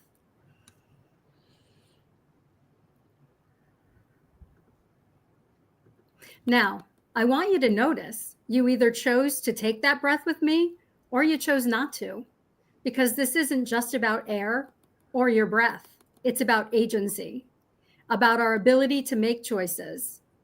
Now, we don't think much about these little choices, do we? Whether to breathe deeply, whether to soften, whether to keep pushing, but they matter for us and they matter for our children. See, families don't just lose connection when in crisis, we lose choice. And when choice disappears, so does trust. When things are going wrong, we tend to hold on tighter. We say, because I said so. We revert to force while we try to keep control of a ship that feels like it's drifting away. So many of us, parents, teachers, coaches, we're trying so hard to lead, to hold it all together, and to do the right thing. But here's what I've learned. This isn't about letting go of leadership and letting go of control. It's about rebuilding power, one micro choice at a time. And what I want to share with you today is simple, but it's not always easy. Because power does not have to be loud. We heard that earlier today, right? Power does not have to be loud. It doesn't have to be forceful. It can be gentle, relational, and rooted. Let's take one more breath together. And let's let our shoulders drop just a little. I want to take you into a moment I will never forget, and a moment I'm sure many of you have experienced. It was with a little girl I'll call Ella. She was 8, sitting at the kitchen table, arms folded, eyes down. Homework time had become a battlefield in the house every single day. Mom would beg, she'd plead, she'd threaten. She'd even tried sticker charts, but nothing seemed to work. She felt so tight inside, like she had to push harder and harder to get Ella to engage. But the more the mom's nervous system clenched, the more Ella's shut down. Mom didn't know it yet, but she was seeing exactly how co-regulation works. Co-regulation is when one person's nervous system helps another's find safety. It's not about the perfect words, having the perfect words, but it's about our tone, our body language, and our presence. A parent's calm heartbeat, their steady breathing, and their softened face can literally help a child's protective system stand down. When mom's body tightened, Ella's body matched it. But when an adult slows, softens, and offers safety, a child's nervous system can mirror that instead. Now back to that kitchen. Ella's protective system was in overdrive. And because safety hadn't been signaled yet, her executive system couldn't even activate. The mom was thinking, and now here we go again. Ella didn't even look up. The mom, her body tightening again as she put the worksheet in front of Ella, was scared. She was scared that her daughter would fall behind. She was scared that as a mom, she might not ever get it together. Worrying her daughter's defiance would lead to bigger behavioral challenges. In fact, just the day before, the mom had tried a different tactic, laying down the law. She told Ella, "You have 10 minutes to finish this sheet or you're losing TV for a week."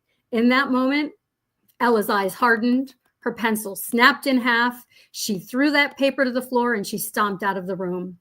No amount of reasoning or pressure brought her back after that. That moment left Mom feeling very defeated, and it left Ella feeling even more powerless. I knew we couldn't get to learning from that place. First, we had to get to safety. So I crouched down next to Ella and looked, really looked at her. I didn't see defiance. I saw a child who felt powerless. Her little body was rigid. Her eyes darted between the paper and the clock. I saw a child who was dysregulated, red light, full stop. So I tried something small. I said, Ella, would you rather start with the first question or the last? At first, nothing, no response. But then she peeked at me just for a second. Her fingers uncurled, her shoulders dropped, and she whispered, the last one. That was it. She picked up her pencil. It was like watching her nervous system exhale. She wasn't defiant, she was powerless. And the moment I gave her back even a sliver of choice, I watched her body soften. This wasn't really about homework. This was about the protective system doing what it was wired to do, shield her from overwhelm and over control. And when we give kids even a micro choice, we signal, you're safe here, you belong here, your voice matters. Let's take a moment here. Just drop your shoulders, soften your gaze, and let your body feel what just shifted for Ella. Here's the thing. We've been taught that kids only deserve choices when they've earned it, that choice is a reward or a privilege to be earned. But choice is not a reward. It's a signal to the nervous system that says you're safe, you're seen, and you have power in this moment. You see, when a child has no say, not even in the tiniest things, their nervous system gets stuck in what we call the protective system. When they are in red, which is fight, flight, or freeze, they literally cannot access the part of their brain that helps them focus, follow directions, or even listen. Micro choices, these tiny, manageable, safe choices, are like gentle green lights. They help the body move out of red and yellow and back into green, back into connection. In our blocks to flow model, this is what we call the nervous system traffic light. And we've seen the traffic light a few times yesterday and today. We've seen several of our coaches refer to this traffic light. Red means full shutdown, full overwhelm, or fight or flight mode. Yellow is that cautious scanning, hyper-aware mode where it's a warning, there's definitely feeling something. And then green is when our child feels engaged, connected, ready, and available for learning. Now, most kids that we label non-compliant or defiant are in red or yellow. Their executive system, that system responsible for regulation, decision-making, and engagement, is completely offline. But micro choices are like little gentle green lights. They can activate the executive system without force bringing it back online. That tiny little question, do you want to do the first question or the last question? That was that little trigger to bring the executive system back online to be able to move forward. What I am talking about here are bounded choices. It's not you do this or else. It's not you pick and leaving it wide open. But they're simple, safe, limited options offered to a child that restores a sense of agency, but without overwhelming them or relinquishing the guidance. They are contained within clear boundaries, giving the child structure and autonomy at the same time. So I can give you some real life examples. At bedtime, you might say, do you want to brush your teeth before or after pajamas? At mealtime, would you rather sit next to me or across from me? During homework, would you rather do the whole page now or split it into 2 parts?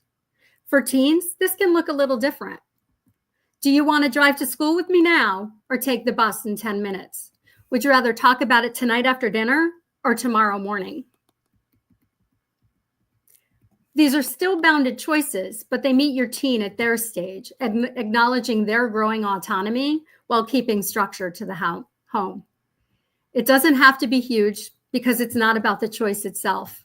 It's about who they become because they're being trusted to choose. That micro choice, it has to be real and it has to be safe. Because when a child feels safe, They don't lose respect for your leadership. They trust it even more. Choice did not make Ella less compliant. It made her more engaged because her voice mattered. So here's what you can do today. Offer one simple bounded choice in a moment of tension. Would you like to start now or in 5 minutes? Do you want me right next to you or just close enough to cheer you on? It doesn't have to be huge, but it has to be real and it has to be safe. What you're saying is you matter, your needs matter. We can do this together. I know how hard it is. You're trying to stay in charge. You're trying to keep the peace. You're afraid that if you give up any sort of control, the whole house will fall apart. But here's the truth. Control creates resistance, but choice creates trust. And I want you to feel this for yourself right now. If you're comfortable, close your eyes for a moment. Take a slow breath. Now think of a time recently when you felt you had to tighten your grip on your child, when you said, because I said so, or don't argue with me. Notice, how did your body feel in that moment? Were your shoulders high, your chest tight? Was your jaw clenched? Now imagine in that moment, what micro choice could you have offered instead? What might have softened in you? What might have shifted in that moment? What if just once a day you signal to your child, I see you, I trust you, you matter. Take a moment and really picture it. And then tell yourself, this week I will offer, and name your choice. Let that choice root into your nervous system right now. Let your body remember it. Now, I want to share how I have lived this myself. That mother at the kitchen table back then, that was me. And that little girl with her arms folded and her nervous system locked up, that was my daughter. She was 8 years old then. I didn't know it at the time, but those tiny choices I gave her were not making her weaker. They were making her stronger. They were teaching her she mattered, and they were giving her back her voice. And today, she's 25 years old. She lives every day with a chronic illness that brings her pain and limits her in ways no young adult should ever have to face. And yet she faces it with grace. She speaks up for herself. She knows her worth. She makes choices every day, hard choices to care for herself, to protect her energy, to keep moving forward. And that quiet, unshakable strength, that was built just one micro choice at a time. So I want to ask you now, what would shift if you offered a child one choice per day, not as a strategy, but as a signal to their safety? What if agency is actually what rewires obedience into ownership? What if one tiny choice at a time, today, tomorrow, next week, is how we rebuild power together? As a coach, I've had a recent experience with choice as well. I have a young student who came to me with the inability to sit for any length of time. When we first started, any task I tried, any questions I asked was met with silence or fidgeting. He could attend for 30 seconds to about 2 minutes. Now we start our sessions with choice. He leads the session with bounded choices. I set the limits. He chooses the flow. And you know what? Just 5 weeks later, we work for a solid 45 minutes with minimal breaks for him to breaks from his focus or for a need for a break. These micro choices have made a huge difference in his stamina, in his ability, and in his willingness to work together. So what I now know is this: when we rebuild power with these small micro choices, we don't lose authority. We regain trust. Power doesn't have to be loud. It doesn't have to be forceful. It can be quiet, gentle, rooted. And the child who learns to trust themselves through their choices and ours becomes the adult who leads their own life with grace, even in the face of pain or struggle. So today I invite you to offer one micro choice and watch what grows. Thank you. Kim, that was so powerful. Thank you. Thank you for sharing you and your daughter's story. I love how you told us at the end. Thank you so much. Yep. I didn't have the language back then, but darn it, I was using micro choices to make a difference. And I was working on her nervous system, even though I wouldn't have used that language. Yeah, beautiful. Yep. Thank you. It's It's instinct too, right? Yes. Yes. Going back Yes. to what Amy said. Yep. Intuition, instinct. Yep. We have that. Yeah. Awesome. Any questions for Kim? I was in tears. So Aw. powerful. Ruth says Yeah. powerful. Stacy says so amazing. Thank you for sharing your story. So do you have any gift for us? Gift? Yes, I actually do. Hopefully it'll show up on there. I'm looking for people to give me an email at Coach Kim at guidingmindslearningsolutions.com for a chance to win free foundation series of coaching to kickstart their flow. So you can email me at that email, Coach Kim at guidingmindslearningsolutions.com. And I'm sure it's in the journal, in the magazine, for a chance for a free foundation series of coaching. Love it. Thank you so much. Yeah. And we are end of day 4. It's the panel time, and Kim doesn't even have to leave the stage. Yay. I'm already here. Already here. Look at her on time. Awesome. I'm going to bring up the rest of the coaches as well. We are a little over time, but that's okay, right?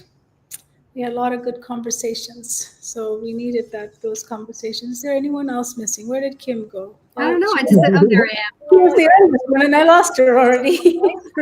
Through moving a lot of squares around. There's some feedback that's coming from somebody. Okay, are you guys ready for some questions? Because I love questions. If you don't know yet. So we don't have one person here. That's one I was going to go to. So Coach Pat, how has presence alone shifted the outcome for a child you worked with? Was that for me? Yeah, Kat. I'm sorry, it broke up. It's okay. Could you please repeat the question? Yeah, I just said, how has your presence alone shifted the outcome for a child you worked with? Your presence. Oh, I think I have to try and think of other situations specifically, but I think in general, I really made it my priority that my classroom was the safe space. And so actually, at lunchtime, I had kids come in and have their lunch in my classroom just to chat and be somewhere because they felt safe.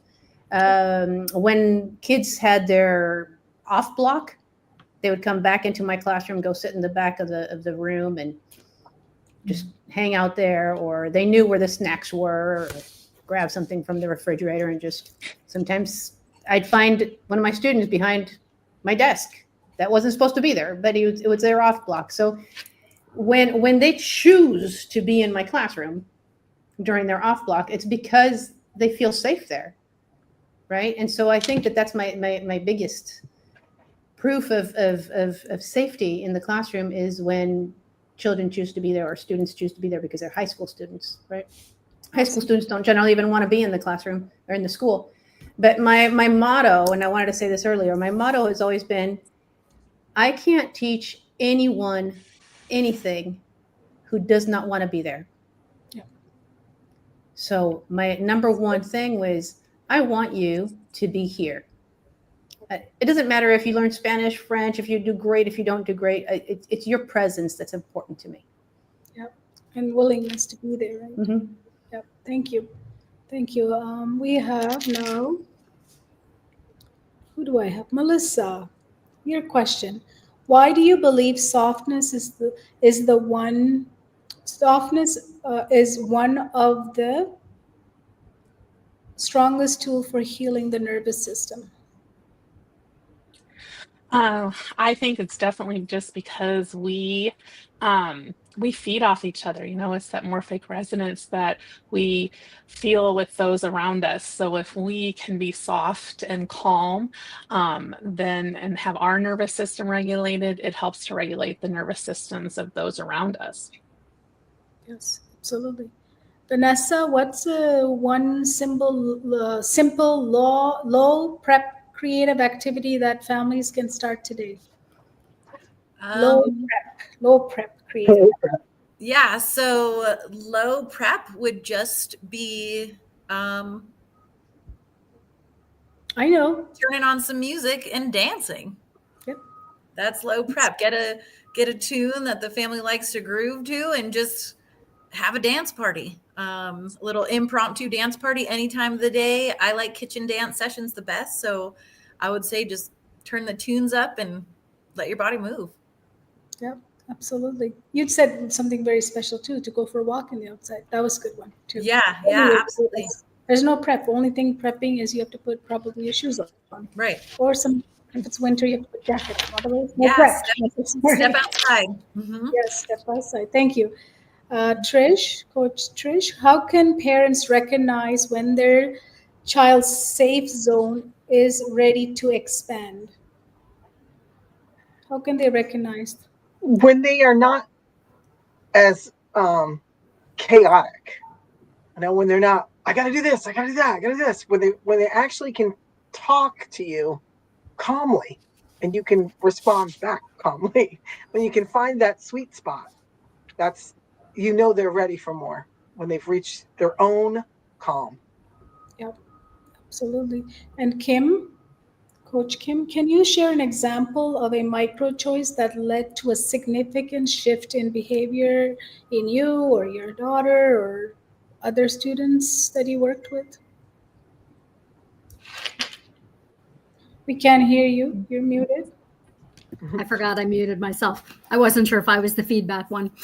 Sorry about that. Yeah. So one example that I started talking about with my little guy, when we first connected, I gave him a choice. Simple choice, two things. Do you want to do this activity or this activity? Knowing that one of them was a much preferred activity. And he surprises me because he doesn't always pick the highly preferred activity. But, the thing about choices is they should be bounded, right? You shouldn't just be like, what do you want to do today? And leave it open, because that sometimes causes overwhelm in the child. It should be between 2 or 3 things, and all that are going to be acceptable to the parent and acceptable to the child. Like, do your homework or else you're grounded. That's not a choice. That's not what we're talking about here. That's a threat. Yeah. That sounds like a threat. Yeah. But earlier I was talking about, our emergency situation for our kids, our other boys and girls and daughters and sons out there. We have a big threat. We have a big problem going on. And as adults, we have to speak up, because we know that there was, at least we had a lot of threats too, but I don't think I grew up with this many. I felt safe at times, even through my own hardship. I felt safe many times, but I don't think kids have that. It's constant. It's nonstop. They're at school. They're going home. It doesn't stop, because we never had phones, right? Like, so parents have such huge duty now to check, but then comes the privacy. Then comes, I don't want to check on my child. I want to give them freedom. So when you're saying, Kim, I really resonate with that word, like the structured Choice. Right. right. It's got a container. It's not it's all wild. Yeah. And there's a container, invisible container, that's an invisible barrier that we're setting up for our child. Yep. A structured boundary within. Yes. And that's love. That boundary we're talking about is love. Yes. The child sees that love. It's not a border that they feel like a concrete wall, right? It's a love boundary, and you need to establish that as a parent. And that's not taking away their freedom. That's not squeezing, parent, like, there's so many parenting trends that comes and goes, but intrinsically, we know they need that love boundary container where they are safe to explore. We don't need to nag them 24/7.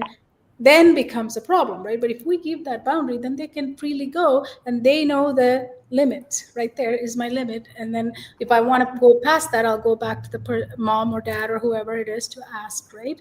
It's so important. So today was a different day. Today, before we close, I wanted to bring us back to what we did. It wasn't a day of doing more. Nobody told you to do anything more than micro choices and simple things that you can just do right now with your kids. And this was a day of returning to rhythm, to safety, right? To the nervous system as a teacher, not as a responder. Like go back to the nervous system as a teacher to get information signals from, right? We remembered what was buried under the performance. We soften into the truth that we don't restore by rushing ahead. We restore by returning, right? No one's asking you to do fast, nothing, just return. So Coach Yannick is here. I'm going to put this up. Here's your rooted reminders for today. Can you help us with this? Just read them out, Yes, Kohila. yes, please. Okay, so yeah, some reminders from what I shared today is rhythm is the bridge to coherence. Predictable patterns create nervous system safety. Regulation brings you back to baseline, and rhythm keeps you there. You can calm. Your calm and steady presence is often the most powerful restoration tool for your child. So true. So good. When I Hold on to on the last one because Oh, I forgot to share something before I brought that up. So I want to explain. So in the journal, we all have a journal, right? I've been sharing the journal throughout it. So if you feel like, oh, that's a lot of work, I don't want to do it, you guys will agree too, right? When you go and quietly sit down with that journal, you're gonna find lots of alignment. Your nervous system is going to receive that language. We created a language here that speaks to your nervous system. So what I have here and created for all of us for day 4, it's called the return card ritual. So today we invite you to create your own return card. Let it be your nervous system's compass, your anchor, your soft place to land. So, what it is you say, when I feel scattered, I return to what? You can fill in the blank. When I feel behind, I return to, because it shifts, right? Because if I'm just scattered, if I keep telling myself, I'm so scattered, I'm just so overwhelmed, I'm so frustrated, you can't return to anything. You're just making it into more explosive state, and your nervous system is just going to get more and more explosive. Whereas when I say I'm scattered, but I return to, so you finish the sentence, right? So that's what I have here, Yannick, for yourself. Is there's a sentence here? What would you finish that with? When I doubt myself, I return to rhythm. Perfect. Thank you. And Coach Kat, your rooted reminders, what are they for today? Okay, well, presence is a strategy, sometimes the only one needed in the moment. Just being safe to stay. A child's nervous system can't access new skills until it feels safe with you. Emotional connection is the foundation on which all other change is built. When I feel pressure to fix, I return to I return to connection. I reconnect. I return to my roots. I return to myself. I return to my identity, my values, the person I want to be. I return to the person I want to be to give safety. awesome. There's no right or wrong answer. It's your home. I just kept going. I had a lot of places to return to. I'm like, she's not getting the right answer. Keep it going. Keep it going. No. I had lots of good answers.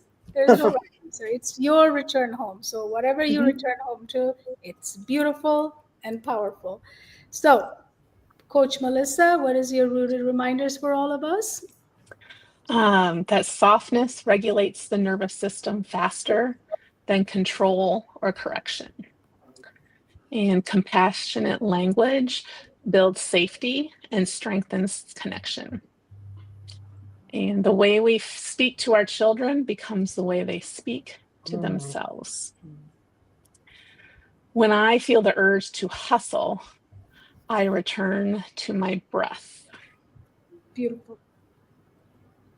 Thank you. Coach Vanessa. All right. So creative expression gives the nervous system a safe way to release stored tension.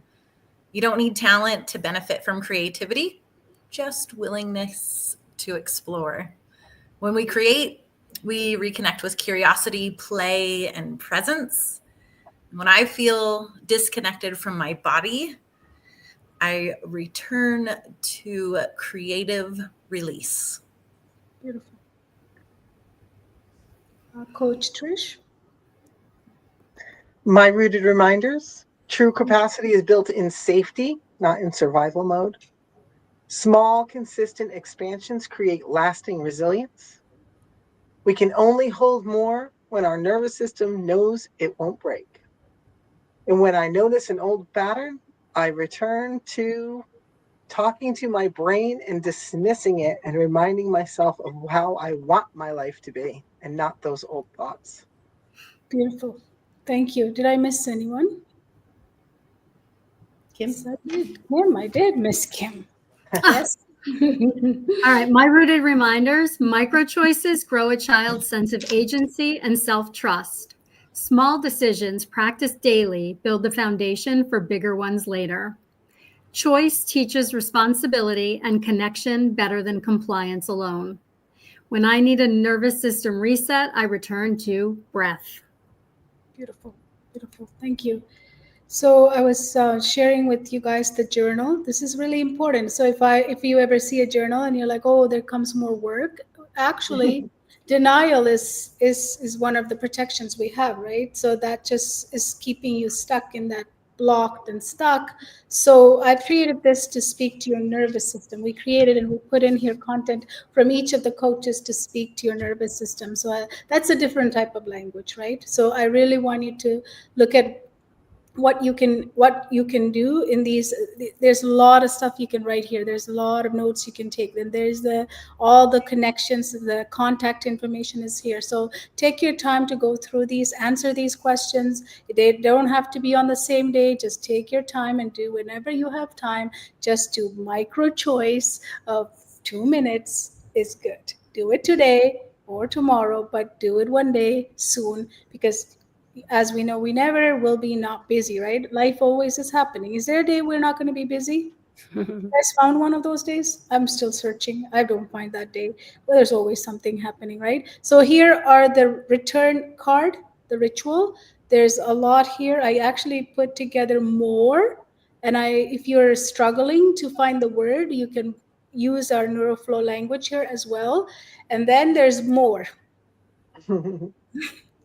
So there's a lot you can really go through this and experience. So I want to end this today with the powerful message to coaches who have worked with students in the classroom and felt like they needed more help outside. You are now a coach. We have a very big emergency. Earlier I showed you pictures of bullying, drugs, all these kind of sort of stuff that's happening. So we are doing something about it, right? And Parenting Flow, October 18 in Scottsdale, Arizona, is for you. We want to invite you, not to bring you with other parents to shame you or say that you should know better, you could do better, do this or that. We just wanted to show you that this world your kids are living in and this world that you're parenting, you don't have the knowledge. That is the ultimate truth. If I was doing it, like if I was a mom now, I wouldn't know. I wouldn't know the dangers that are out there because I'm brand new. I just think innocent, right? I just think that my child is on iPad playing a little game that moves around and moves objects around. I wouldn't know. So that's why we're inviting you to come to our event October 18th. Get our magazine, stay connected with us, and we'll see you tomorrow. It's not over. There's another day. There's another day. It's a good day because we're going to bring you really home and we're going to ground you at home in your home right here so that you can be present in your home with your kids. Right, coaches? Perfect. Yes. Thank you. Thank you. And we'll see you tomorrow. Thank Have a you. blessed Thanks for being here.